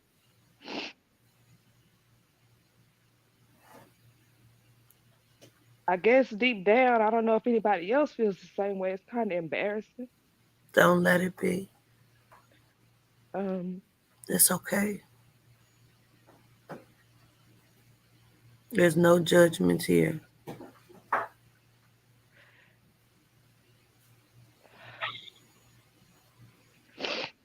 sorry. Okay, I'm not gonna keep you long. We've spoken before. You probably don't even remember, but I was the one that called you about last year about um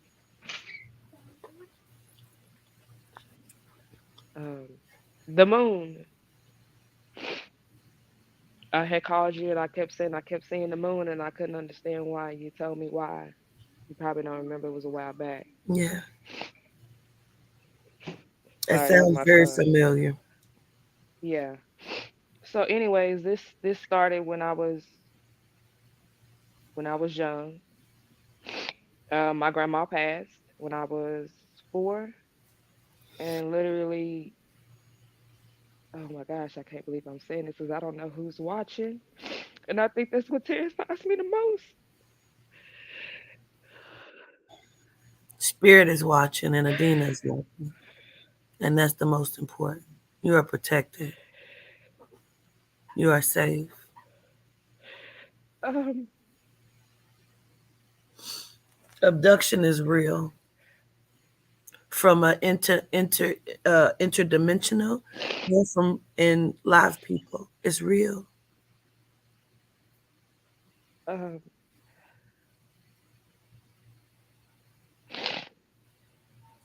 a year or so after my grandma passed, I started being molested. I thought he was a friend of the family the whole time because that's what everybody was telling me Mm. until I got grown and I got a hold my grandmother's obituary literally 2 years ago when I met you. Her obituary came to me from my aunt, and the man that molested me, his name was in the obituary, and I didn't understand. Mm. It's about to set your soul free. And I asked my mom,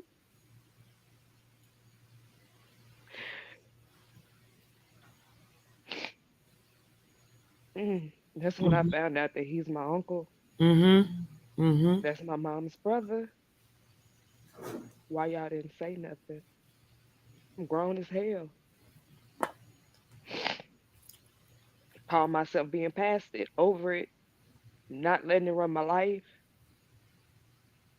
I think at this point it's just hurt to just find out more, Mm-hmm. to find out the actual truth. Because I think that's all I just really want. Mm-hmm.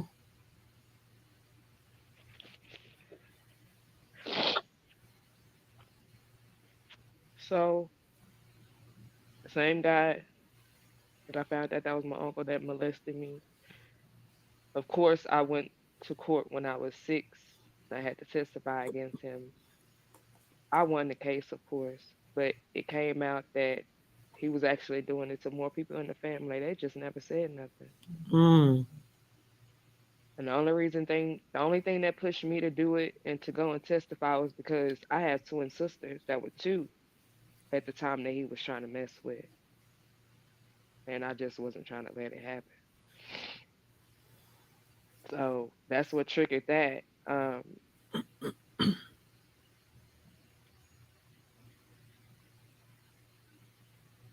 And so the other triggering part is,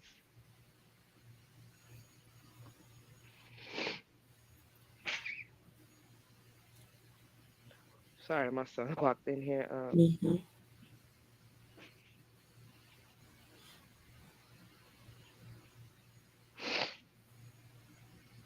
The other triggering part is,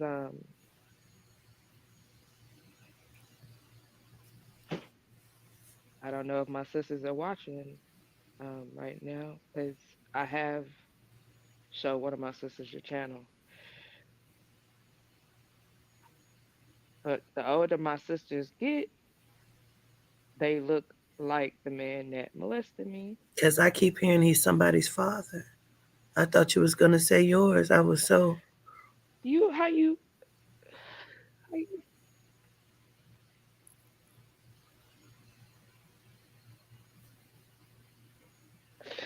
so I said, what is it? Need to wash. Okay, so I'm having a bug problem. Can you give me 5 minutes? Yes, Okay, 1 second. it's so important for everybody to feel like they can tell their story and get it out. As you can see, she's trying to deal with her children. And you got to still deal with this, the mental fuckery, the unhinged feeling. Like, you know how many times I feel like I want to come unhinged and just lose my fucking mind? You know what I mean?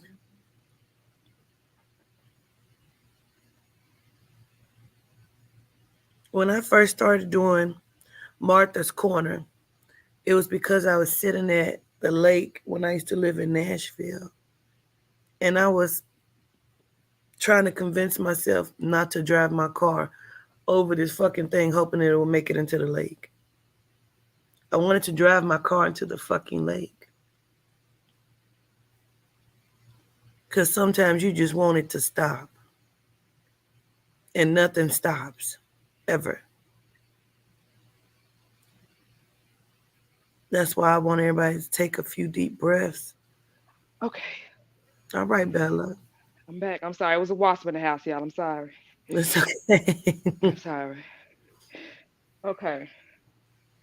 Uh, yeah, it's been a bunch of times I've wanted to ask you about my connection with my grandmother. Like I said, when I met you, when I was okay, let me just go back because I know we was talking about the whole father thing. Yes. Whew. Sorry, I was trying to breathe. Yes. So me and my sisters, we've all asked my mom. Um, she says no, it's somebody else. Mind you, can't believe I'm saying this. Oh, can't believe I'm saying a lot of stuff. Mind you,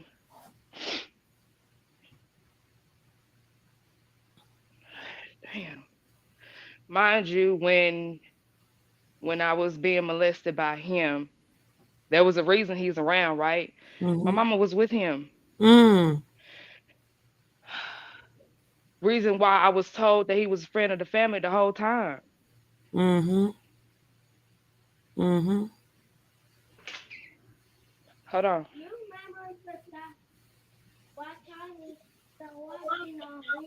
Yeah, give me a second, sweetie. Okay, give me a second. Yeah, sorry. So Um, um, yeah. family secrets cause family trauma and pathology. Yeah, and it's like the older I get, I try not to involve myself with them. I try to stay away from people. But the older I get, now that I have a kid, it's like you just want to be like, damn, that's not fair. I have the same question. This is your mom's brother? Yeah. Mm. But people don't believe this shit happened, bro. This is what I was telling Maya. That's why our story was so important. Because people don't believe this shit fucking happens. The fact that nobody has yet to just own up to it and be like, yeah, that's the case. When my sisters and the reason what it wasn't that they just looked like him, they started having these issues. Now, if I ain't a genius, but I do know when incest happens, that's where people start having chronic issues and conditions and stuff. Mm-hmm. Well, the dude that molested me had eczema real bad. My sisters have it horribly. I'm talking Mm. about horrible. Thank God I deal with herbs and stuff now, so I'm being able to help them. But that was my first trigger when I knew. And we keep bringing it up, and nobody owns up to that being the case. So Once again, we just leave it alone. Mhm. But then it just leaves us in the dark. Like, what? Well, I mean, all we got is us. You don't think we get tired of that? Mhm. You don't think we be wanting to be around family, but we can't be because everybody done lied? I can't believe I'm even talking about this. This is crazy. Well, know that you're okay and you're safe. You gotta release that shit, man. Now, after all of that happened, which is what I was talking about in the chat, oh, this is very triggering. 2012, when I was kidnapped in broad daylight,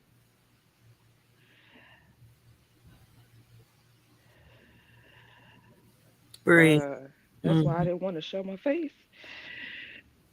Breathe, Bella. It's like I don't let it run my life. I do what I'm supposed to do,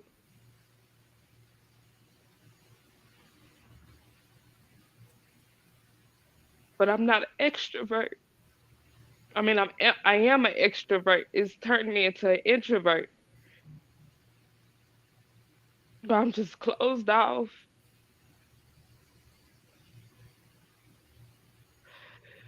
So it's like, in a way, I let it run my life, but I say it don't, Mhm. and I'm trying to figure out how to get past that. And I'm not gonna lie, um, I was kidnapped in broad daylight.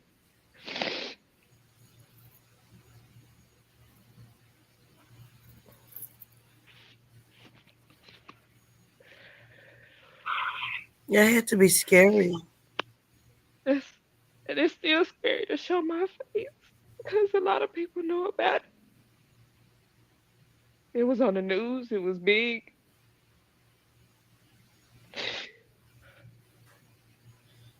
I'm sorry that happened. and the person who did it is locked up for life. Don't get me wrong, but you know how they go when people know people. Mhm.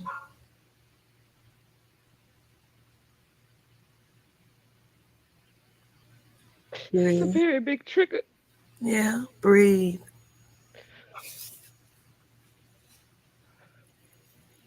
It's a trigger being on here right now.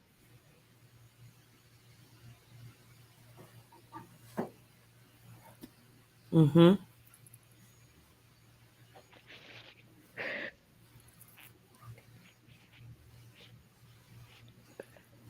Um,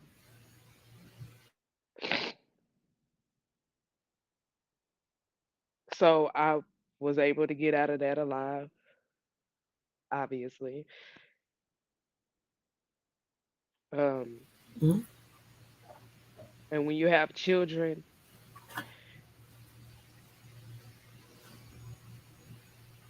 you don't try to box them in, but when something like that happens to you, you become really overprotective. Mhm. Yes.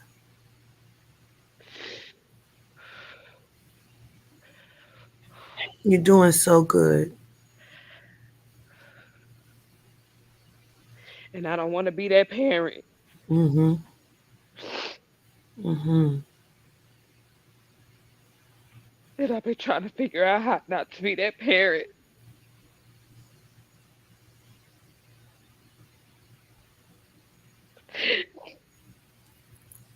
On top of going through all that, then they want to do the Roe versus Wade.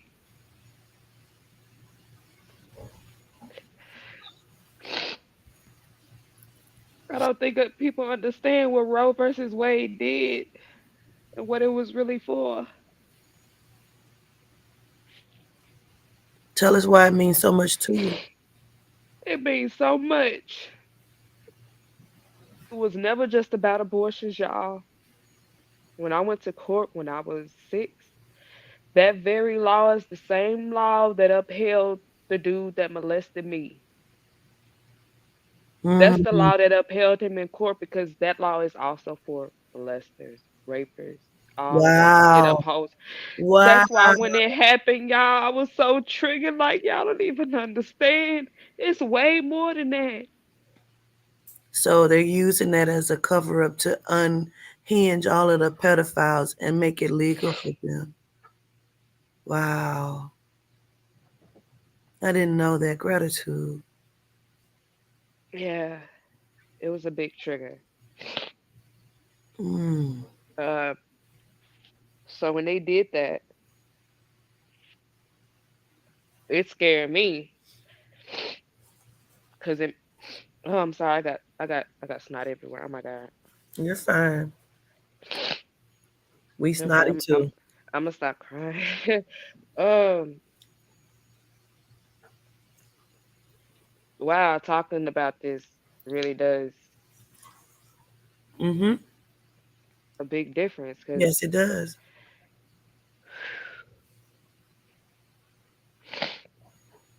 yes, that law meant way more than just abortions, people, you know, doing what they doing with kids or having it upheld a whole lot more than that.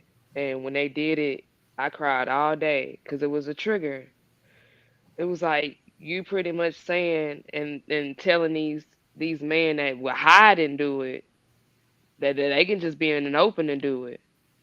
Mm. That's pretty much what you did. Yes. You're absolutely correct on that now that we understand. And it triggered me in a whole nother way that I could not understand and why it was happening.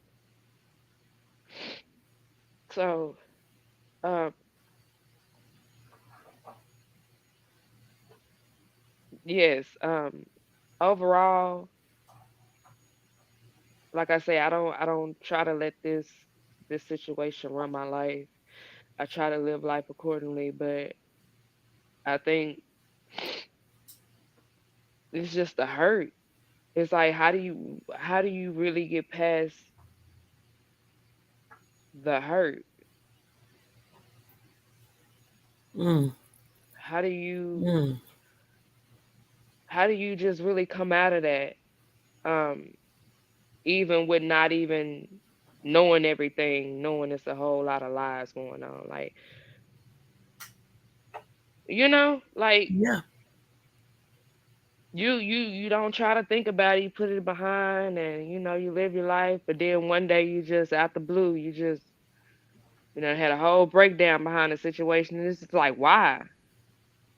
Because you don't even know what you're carrying, all that you're carrying. Nobody gives us the floor to be able to speak on it, men or women. That much is true. And and it's like I'm 32 years old How thinking long were you kidnapped? I was gone for about 3 months. Nobody could find me. And then he finally brought me back to where he originally took me. And that's what gave me the energy to get away. I just rolled out the goddamn car. I ain't gonna lie. I rolled out that motherfucker. Mm. And that's how I got away. I seen the officer passing us by. I was beat up, don't get me wrong. But I had enough energy to know where I was and to get away, and that's what I did. Mm. You're so But strong, my goodness. yeah, that's I don't know. I hear that all the time, and then people always say they don't put no more on you than what you're not gonna be able to We bear. can't handle it. I don't Sometimes you get take tired though, because we can't handle it. but It's we get traumatic. tired. Yeah, absolutely. I just, I just, I just want to be at peace. I just want to be okay. Like I just want to be in my highest spirit all the time. It's like, yeah, I know I went through that. Mm-hmm. Yeah, I know that happened. I want to get past it already. 32. Mm-hmm. I don't want to keep reliving this. Mm. Then every time it keeps something triggered, it's like, dang, am I really past it?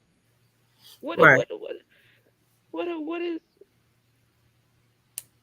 like what is it? I think that's what's bothering me even right now. I have my altar. I have my grandma on there. I give her peace Never offerings. shared it. You've never got to get it out, get it off. You almost couldn't even find the words. So much. But at the same time, it's like you get so tired of reliving the situation. Absolutely. You get so tired of it controlling your life. Then I feel like I was started controlling my son because of what I went through. And I'm Hmm. like, I don't want to be that parent. And it's gonna start with me because that's usually how things happen with most grown people that has issues like us. It starts in childhood. Yeah. Yeah. And we grow up to try to confide it so our kids don't go through it, not even really understanding. We doing too much. Sometimes we do way too much. Way too much. And I find myself doing it every day. And then, like I said, today when you got on live, it was like I was just bawling. I was like, girl, why is you bawling? Why is you crying? Like, what is wrong with you? Nothing. Nothing. Telling you, governess. Like, I'm just like I said, I show gratitude of being on here. Um, Your I can't energy believe I'm is even already talking lighter. here. My energy, what? Is already lighter. Very much so. It is. It Hmm. is. Um, You don't know how many people you saved today, right now. You saved. I had to tell Maya that. You saved I, a lot of people right now. You did. I think I'm even. I think I'm not gonna lie. I think the reason why I'm really talking is because I can't see the chat. Yeah, I'm so nervous of even being on here. You are fine. I don't even think I want to even know who all on here. So it's something I'm trying to get past. You see what I'm saying? Yeah. Like I want. Release that. Let that go. That's why you got to let it go. Release that so you can get past it. Yeah. Breathe. Mm-hmm. Mm-hmm.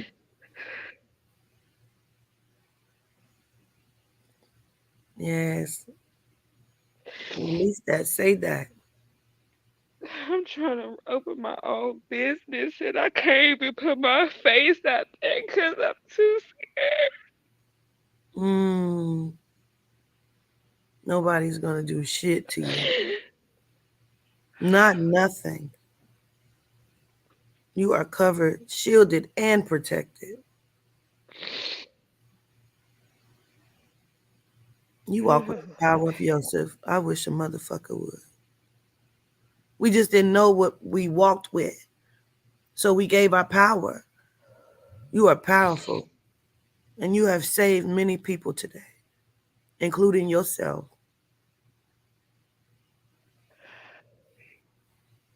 Yes, ma'am. Yeah, breathe. You're fine. It's okay.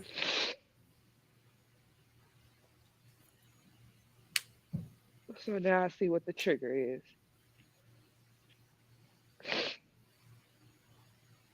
What's the trigger?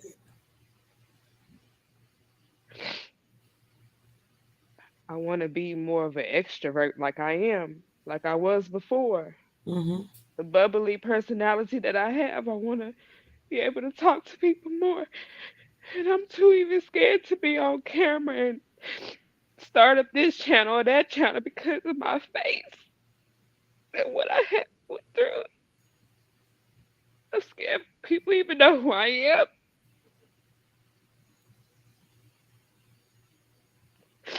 Was the person who kidnapped you well known? Oh God. Yeah. It is okay. Oh Yes, he was. And that's a trigger. Because I don't know. I'm trying. You're fine. You're okay. Okay. Okay, okay, okay, okay, okay. You are safe. I'm sorry.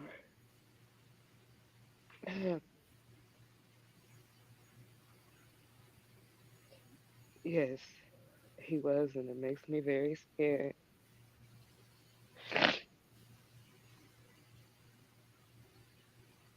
Um, I'm scared to even talk about it right now. No, you're okay. You're in a safe space. You are okay. They no longer have the power. I don't care who he's connected to.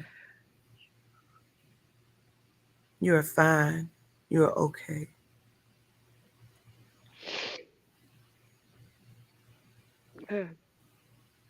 We send 1,000 warriors to your doorstep to protect and cover you.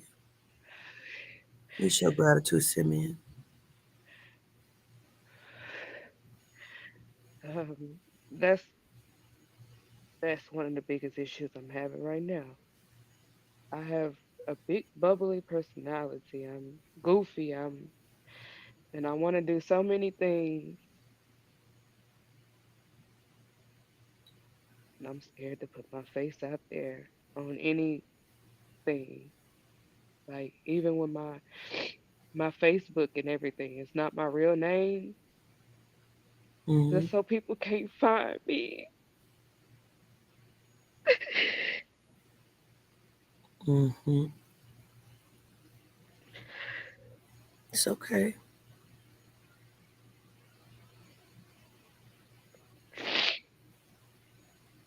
And I don't want to live like that no more Right.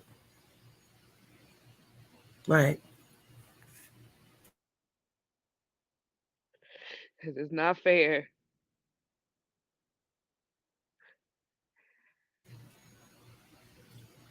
Okay. Okay.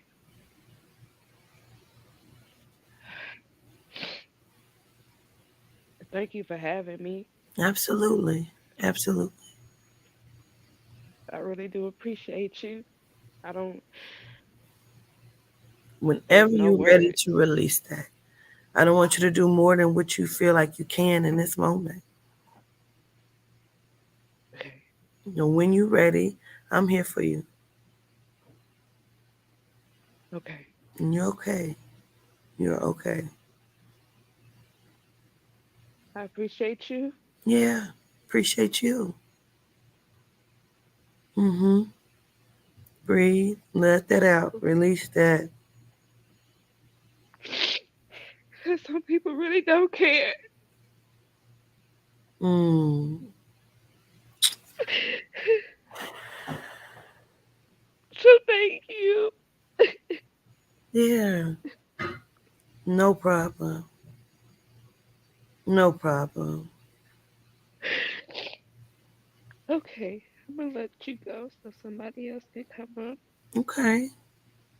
And whenever you're ready, know that I'm here for you. You are safe right now, and I love you. I want you to go and breathe and process that you've done a really good job today. Okay. Okay. Thank you. I love you too. I love you. I'll Yeah. go back in the chat with my snotty nose ass. Okay. Okay. Okay. Bye. Mm. Whew. I'm gonna have just a couple more come up. We have part 5 tomorrow with Malika. Um, and I know this has been a lot for everybody to process and take in. I'm gonna let a couple more people come up. I want you to understand you saving souls today. You're saving yours and other people's as well. I send love to you. Andre,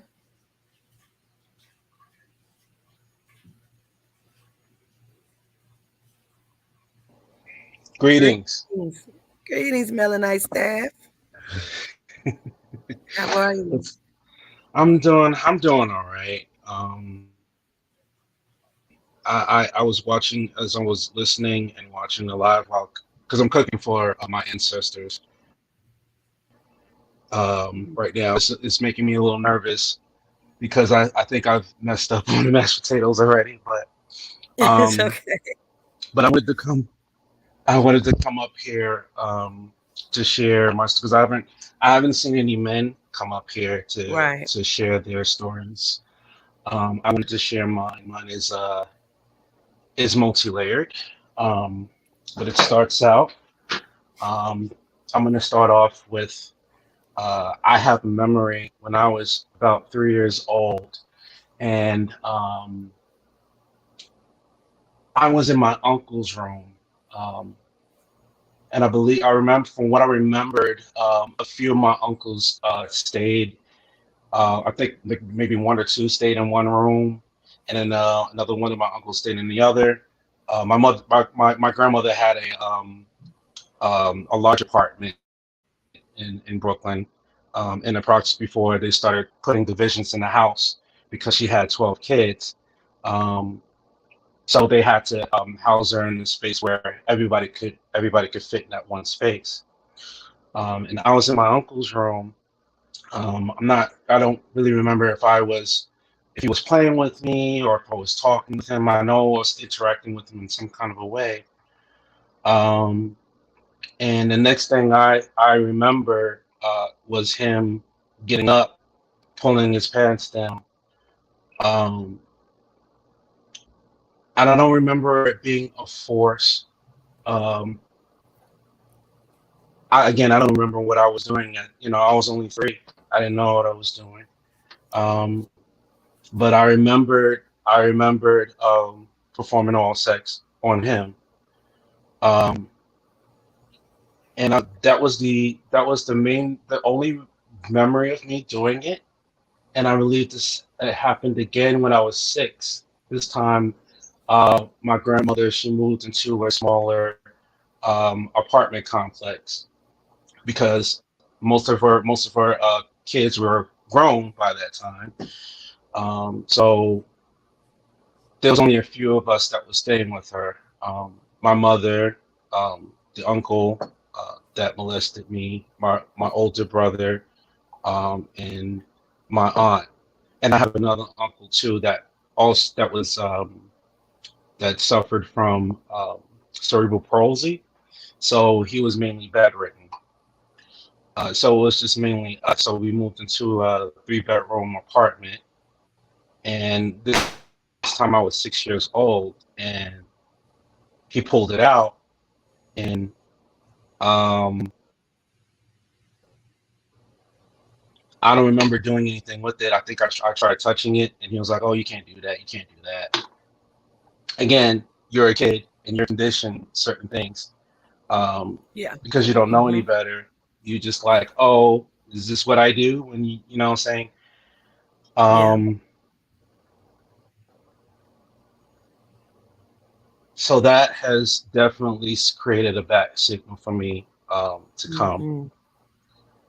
And as I've mentioned to you, I live with my older brother. My older brother has he's still living with autism, and he's one of those individuals that live with people with autism that isn't able to speak. He's able to understand him. You could ask him for something, like you could ask him, "Hey, you could close the door. Could you close the door? Or could you pass me a pen?"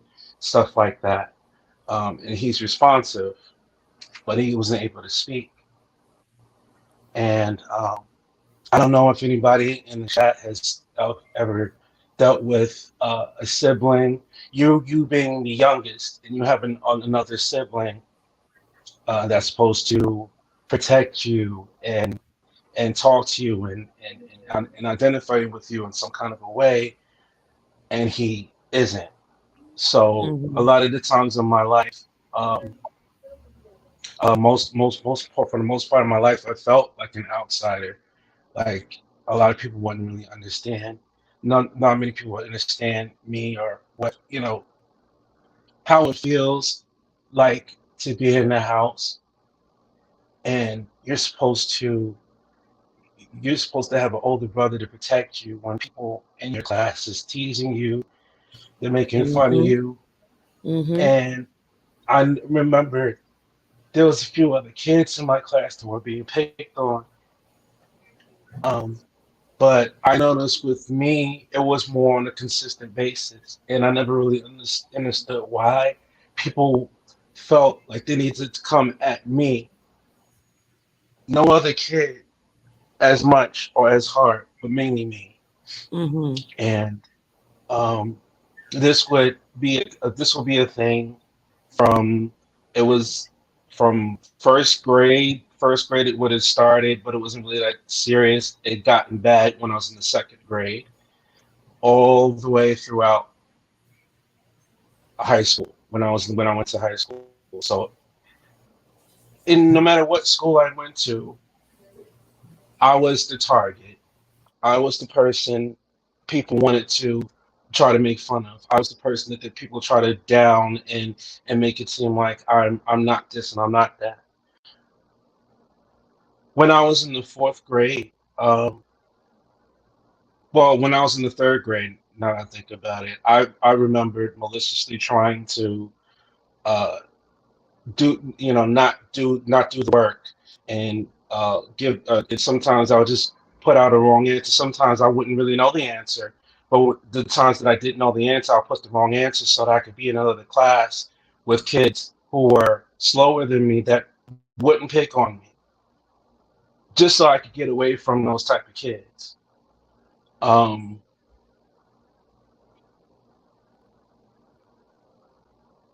I remember Breathe, in that Andre. Breathe. It's okay.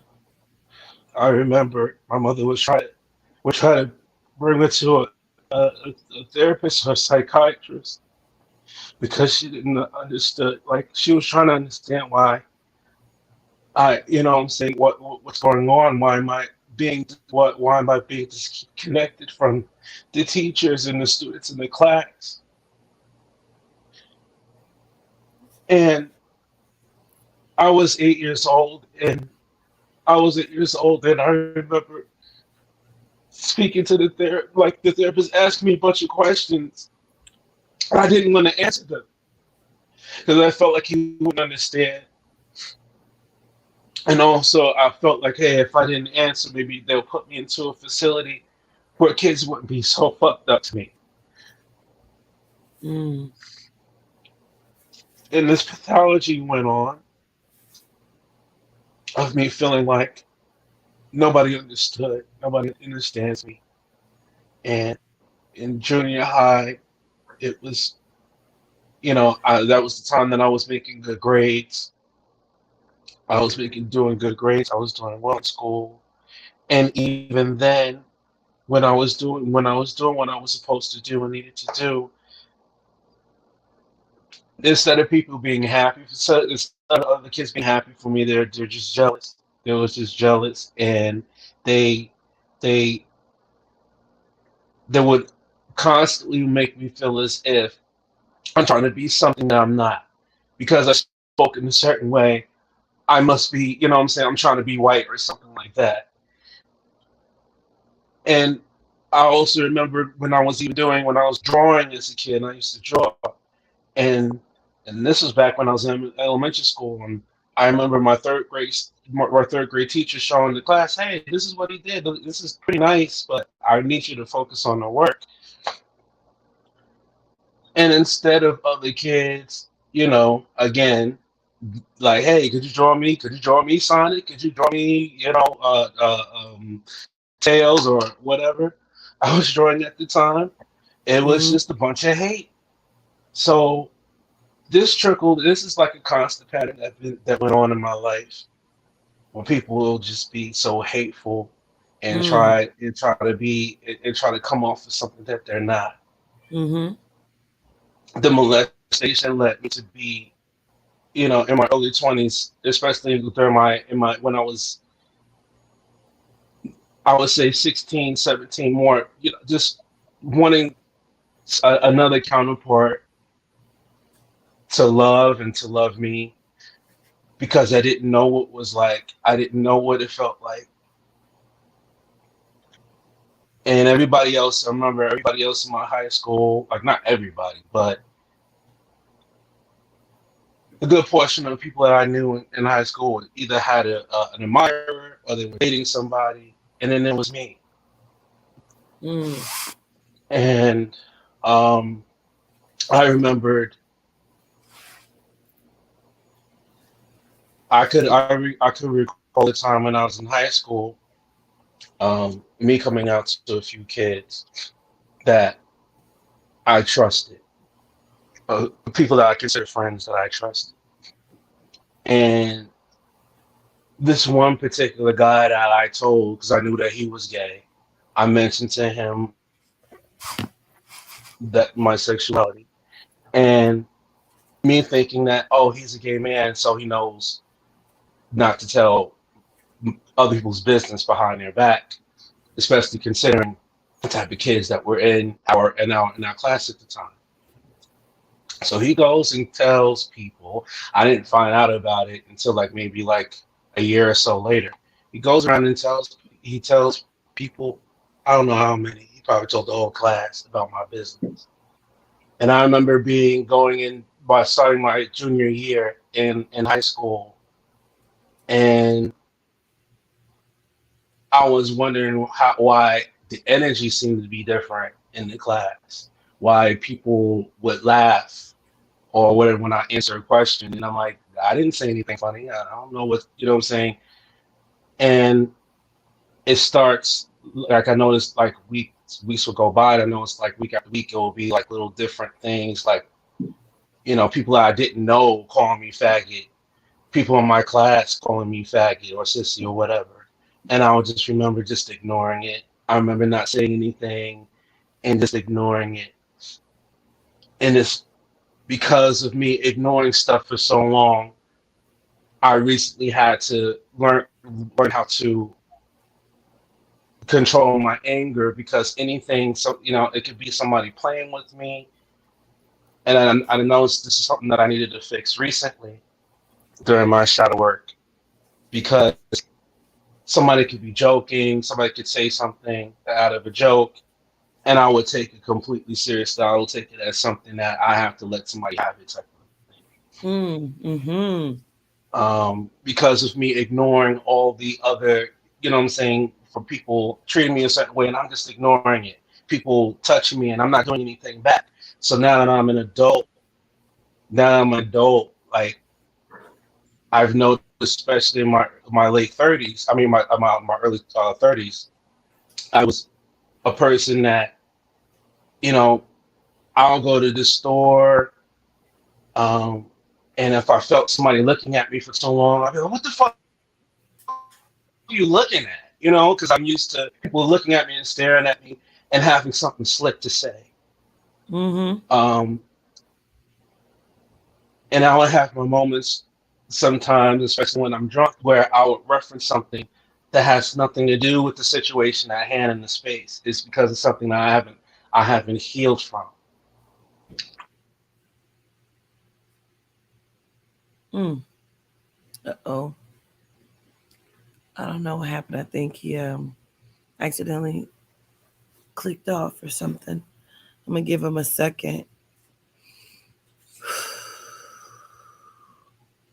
We have this is insane. I'm so grateful. I am so grateful. I'm not even lying. I'm gonna wait for Andre for a second. When Andre is completed, I'm gonna have Deja 19 come up, and then if I could have um, Miss Rochelle and Deja White come back on tomorrow with Malika, we'll do it again.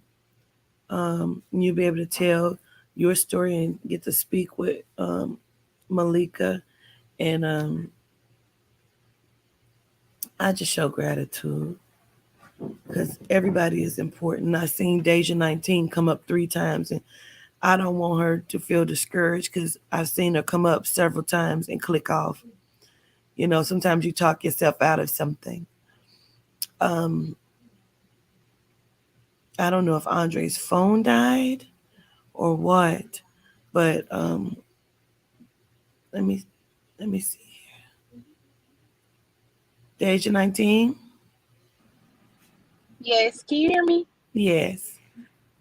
It's it's so crazy that you said that you would have me come up because I was just in the house and I'm like, I got to get out of here, and now I'm turning back around so I can talk, so I can just tell my story. So just give me a second.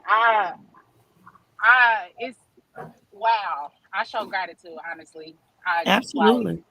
it's just, and I was discouraged, like from Ashlyn when she started talking about her mom, like I was triggered, like because I felt like okay, then I guess really that was spirit sending me confirmation because it was just like okay, here's somebody talking about what I basically need to release from, like, and it's my mom. I feel like on my heart I'm carrying her trauma, like a lot of stuff that she ways and dealings that she's made me feel, and it's just heavy on my heart. And I got a daughter, and I just feel like every day I wake up I try so hard not to be my mother, and I don't want to think it into existence. Like I don't want to try so hard not to be her that I end up being her, if that makes sense. Mm-hmm. So, and it's just like if she doesn't take the responsibility, like the way that she made all her kids feel in it, that like mom got 5 kids,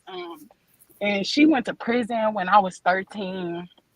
And honestly, before she went to prison, she moved me to a small town in Columbus, Indiana. And can you hear me? Yes, we hear you just fine. And and it was full of genomes. And I came from, or being around all melanites. Like the school was full of genomes, and that right there is my first traumatizing experience I feel like I had with my mother. Her taking me outside of my comfort zone and taking me around all these people and kids that I don't know, that don't look like me, and that they made it clear like that they don't like my kind and who I am. And I was young. I was in the 7th grade, so it was hard for me. I remember going home that day from after my first day of school, and I just cried. I cried to my mama so hard and asked her to please let me go back to our hometown city. Like, please don't, don't let me have to be here. I'm not comfortable here. This is not for me. And and she didn't care. And she didn't care because as I grew older to understand, it was like she was out there because she was hiding from her own addiction. She was running from her own addictions. Like, I feel like she used all her kids as pawns, like for other people to do things for her. And it's it's just so heavy on my heart, like every day. So like 2 weeks ago I lost my job, and of course I didn't tell my mom or nothing because she can't do anything for me. So I don't tell her Mm-hmm. when I go through stuff. Like when I grew up, again with Ashley, like mom, I've always heard fuck yous and you I hate you bitches. Like that's my mama. That's her. That's all I heard. Never heard a I love you. Never heard that you were beautiful. Mm. So it's just, and she triggers. She's so triggering. Like she could walk in a room and my whole energy would go down. Like I don't like being around her. I don't care to be around her. Uh, I just feel like she wasn't a shit as a parent, and I feel like now that I'm a parent, she's on my mind. Like the trauma, how traumatized I am is on my mind heavy. It's on my heart, and it's just sitting there, like, because she feel like she don't owe me an explanation. She feel like she never did anything wrong. She feel like she did her best when all that shit is a lie. Like you did not do your best. You did not do your best. Like the older I get, the more I see it. And it's like Yeah. I I don't know how to release it. Like I don't even know how to shake it off of me because I can't. Every time I try to, I just can't. I can't shake this feeling that I have against her. Like because I'm traumatized and she don't give a fuck. Like I like that's just how I feel. Like she don't care, and it's crazy. Understood. Mm-hmm. It is crazy. So like I even I had came up on a live with y'all a couple months ago, and TJ had told me, he's like, you're not your mother. And I think about that all the time in the back of my head, but again, like I just find myself fighting to not be her. Like I just don't want to be her. I can't be like this lady. And like I've been in the house all day and I've been listening to y'all, and I don't want to say that my boyfriend been thinking like that I'm sad or anything, but I just know that it's something on my heart that I have to release. Like, and I've been trying to cry all weekend and I couldn't cry. And here I am crying now because I knew that it was something that I had to do, and it just, I guess, divine timing is everything. Right now is the time. Like I tried writing on Friday night. I would roll and I burned the paper and I wrote on the plate and I broke the plate, but none of that shit worked. Like I just felt like I needed to cry, but I couldn't fix myself to cry, if that makes sense. Like because in the back of my head, I really just want to be like, okay, it is what it is, but it really is not okay. Like It's I not. feel like it's not cool. Like I It's shouldn't not. have to accept that shit. Like, and It's I don't not. want to come up like as I just don't want to be that type of parent for my daughter, which I know I won't be. But again, like it's hard not thinking, trying not to be when that's in the back of your head, when that's heavy on your heart, traumatizing experiences. So then my mama, that's what I was gonna say.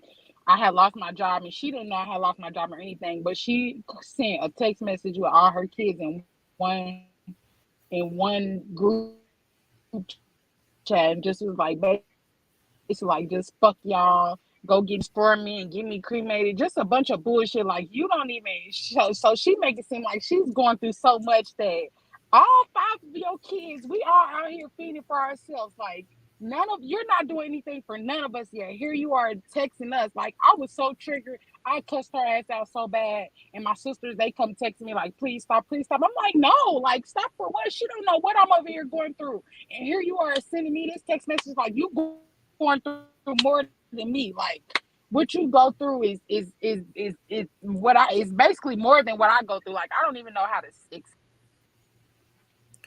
But Deja, sometimes you got to put yourself first and step back, remove yourself from that situation. Can you hear me?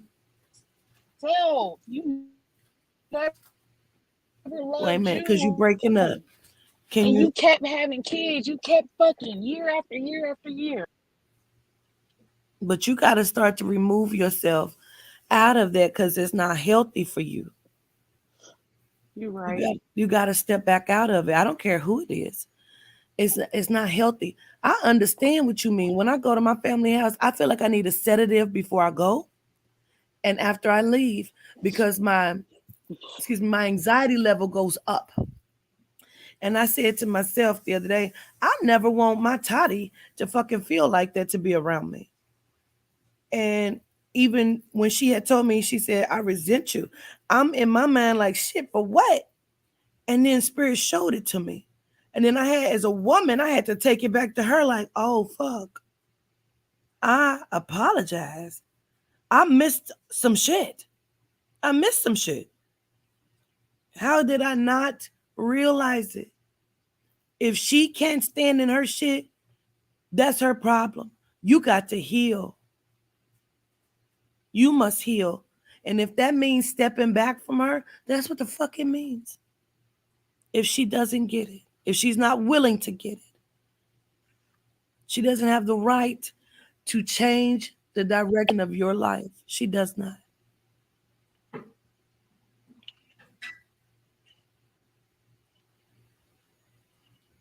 You understand me, Deja?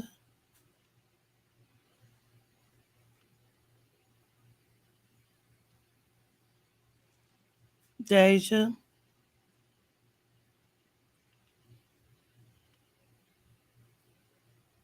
you still here with us? Deja, I think it's something going on with the service. Ooh, they trying to stop this here. It will not be stopped. It will not be stopped.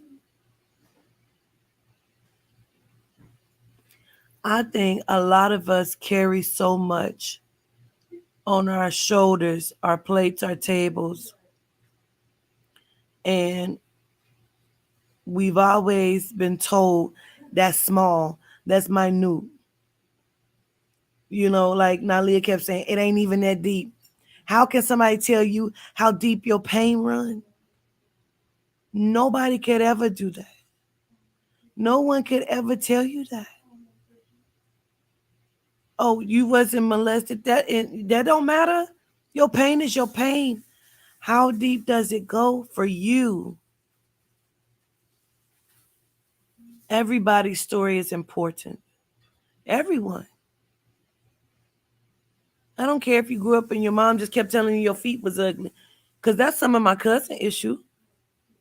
Everyone told her fucking feet was ugly. That shit sounds small as fuck. But not for her. You know what I'm saying? That's fucking triggering for her. Because it's like, let me just be. They're trying to stop it. It kicked you out? Wow. It probably was the service because I was still talking to you and you were there, but then it was gone. Um, Let me see. Hold on. See if I can. Deja, I'm gonna put it back in the chat because I want you to complete, man. I want you to finish. Click on it, Deja. It's right there. Click back on it, Deja 19. I want you to come up and feel completed. And same goes for Andre. Andre, if you're still here, because I think you got cut out too. So Andre, if you see the link, you and Deja 19, please come back and complete. Okay, I see Andre. We're gonna let Andre finish. And Deja, when you come up, if you choose to, we'll let you complete too. There you go, Andre. You're on mute. Okay. I keep forgetting to unmute myself. Okay. How can Um, somebody not love that face? You are super beautiful. Such a beautiful smile. gratitude, gratitude.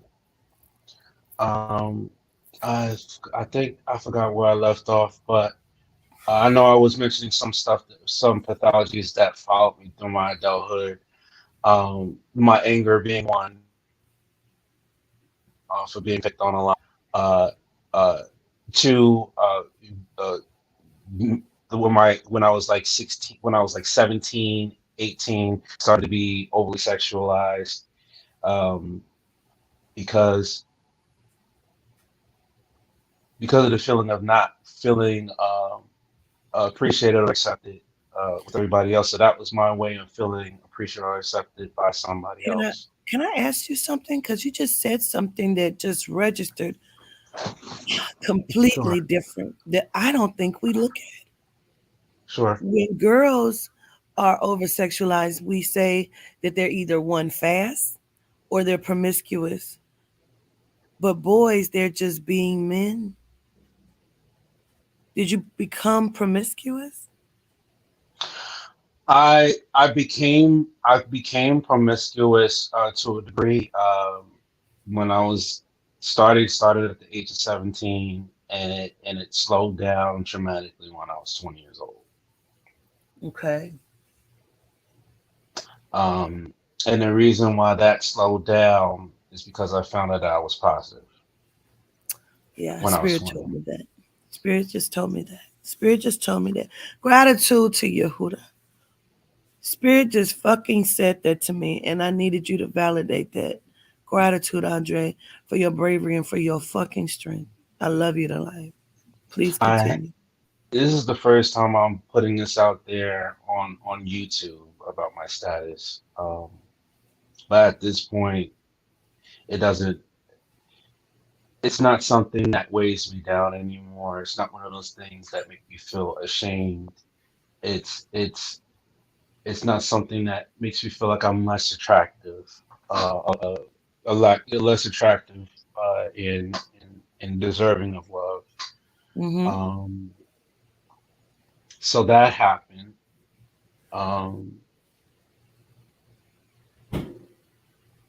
and I also went through, of course, a lot of manipulative men. None of them have put their hands on me. They weren't that stupid. Apparently, Mm-hmm. they haven't put their hands on me or anything. But it was more so. verbal abuse, um, verbal and mental abuse. And I remembered going through a lot of short relationships, very, very short, either it'll last for like a couple of months, or when it's leading to something, it stops and shifts over just into something else. Um, I say this all to say, a lot of the things I've talked about, uh, I've already came into terms with even before my shadow work. Um,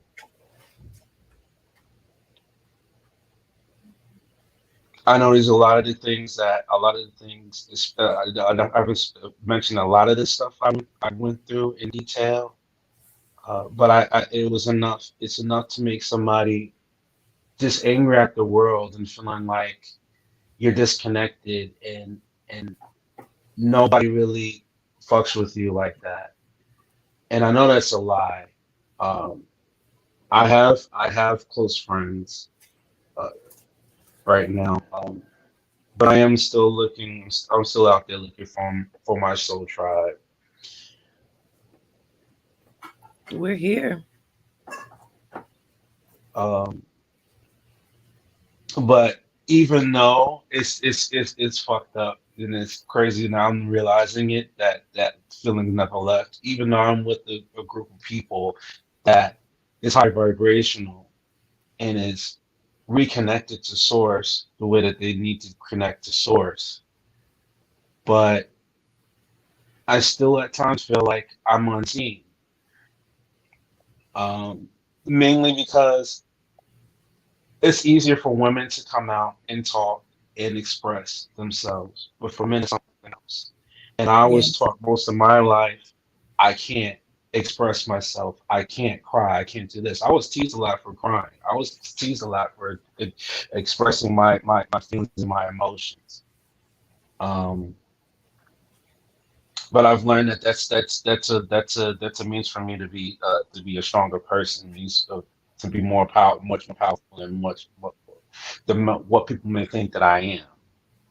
And even through my spiritual journey, I'm realizing there's just so much more to me than what I discovered or what other spiritualists have seen. Um, so at the end of the day, I'm at a space right now where I'm I'm doing the best that I can with the positions that I have, working from home, my small business, and everything else. And now, I have a fiance, and I'm doing my best to cultivate and do my part and keep things maintained with that as well. So, Yeah. but I wanted to share my story because I haven't seen any men come up to Mm-hmm. share theirs, so I wanted to. I was pushed by you. Was like, it's okay. You can tell people your story. A lot of these Yeah. things aren't a thing where it will make me feel like I'm going backwards again. You know, you are strong and valiant for even stepping forward and sharing it. You save lives too. That's what this is. We're saving each other's lives without even understanding that. I love you very much, Andre. Love you too.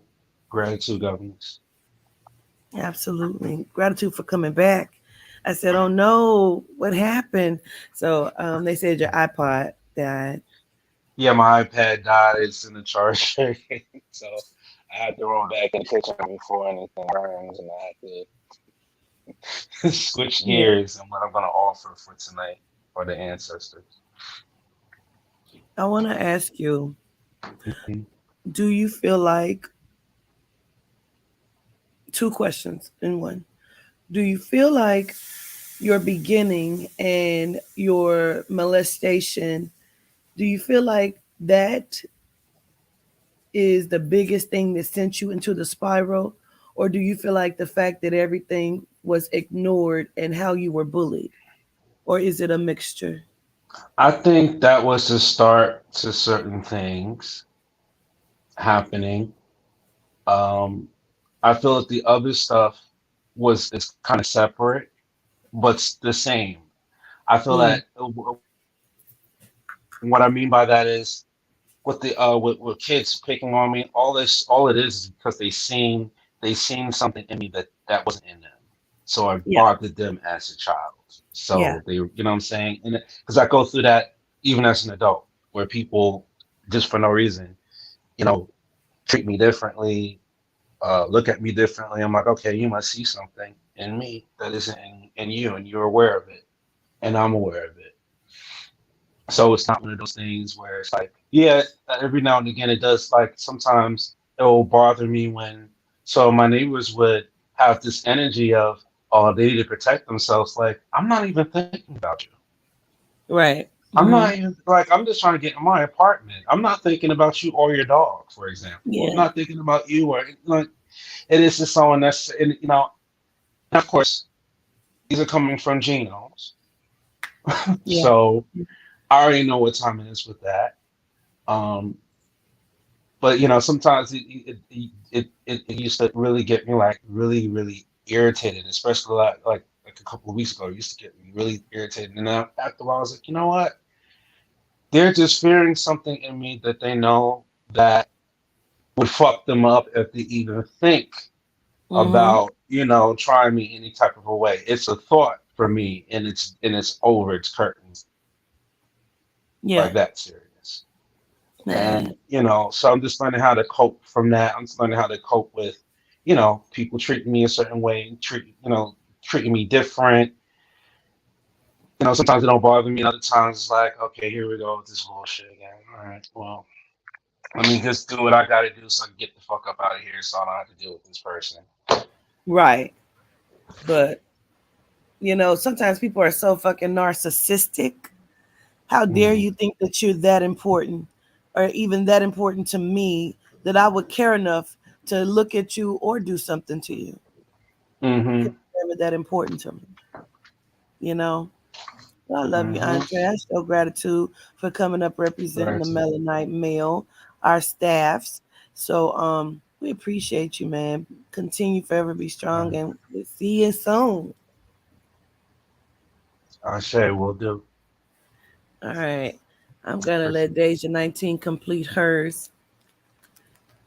Okay. All right, brother. Deja, Deja, can you hear me?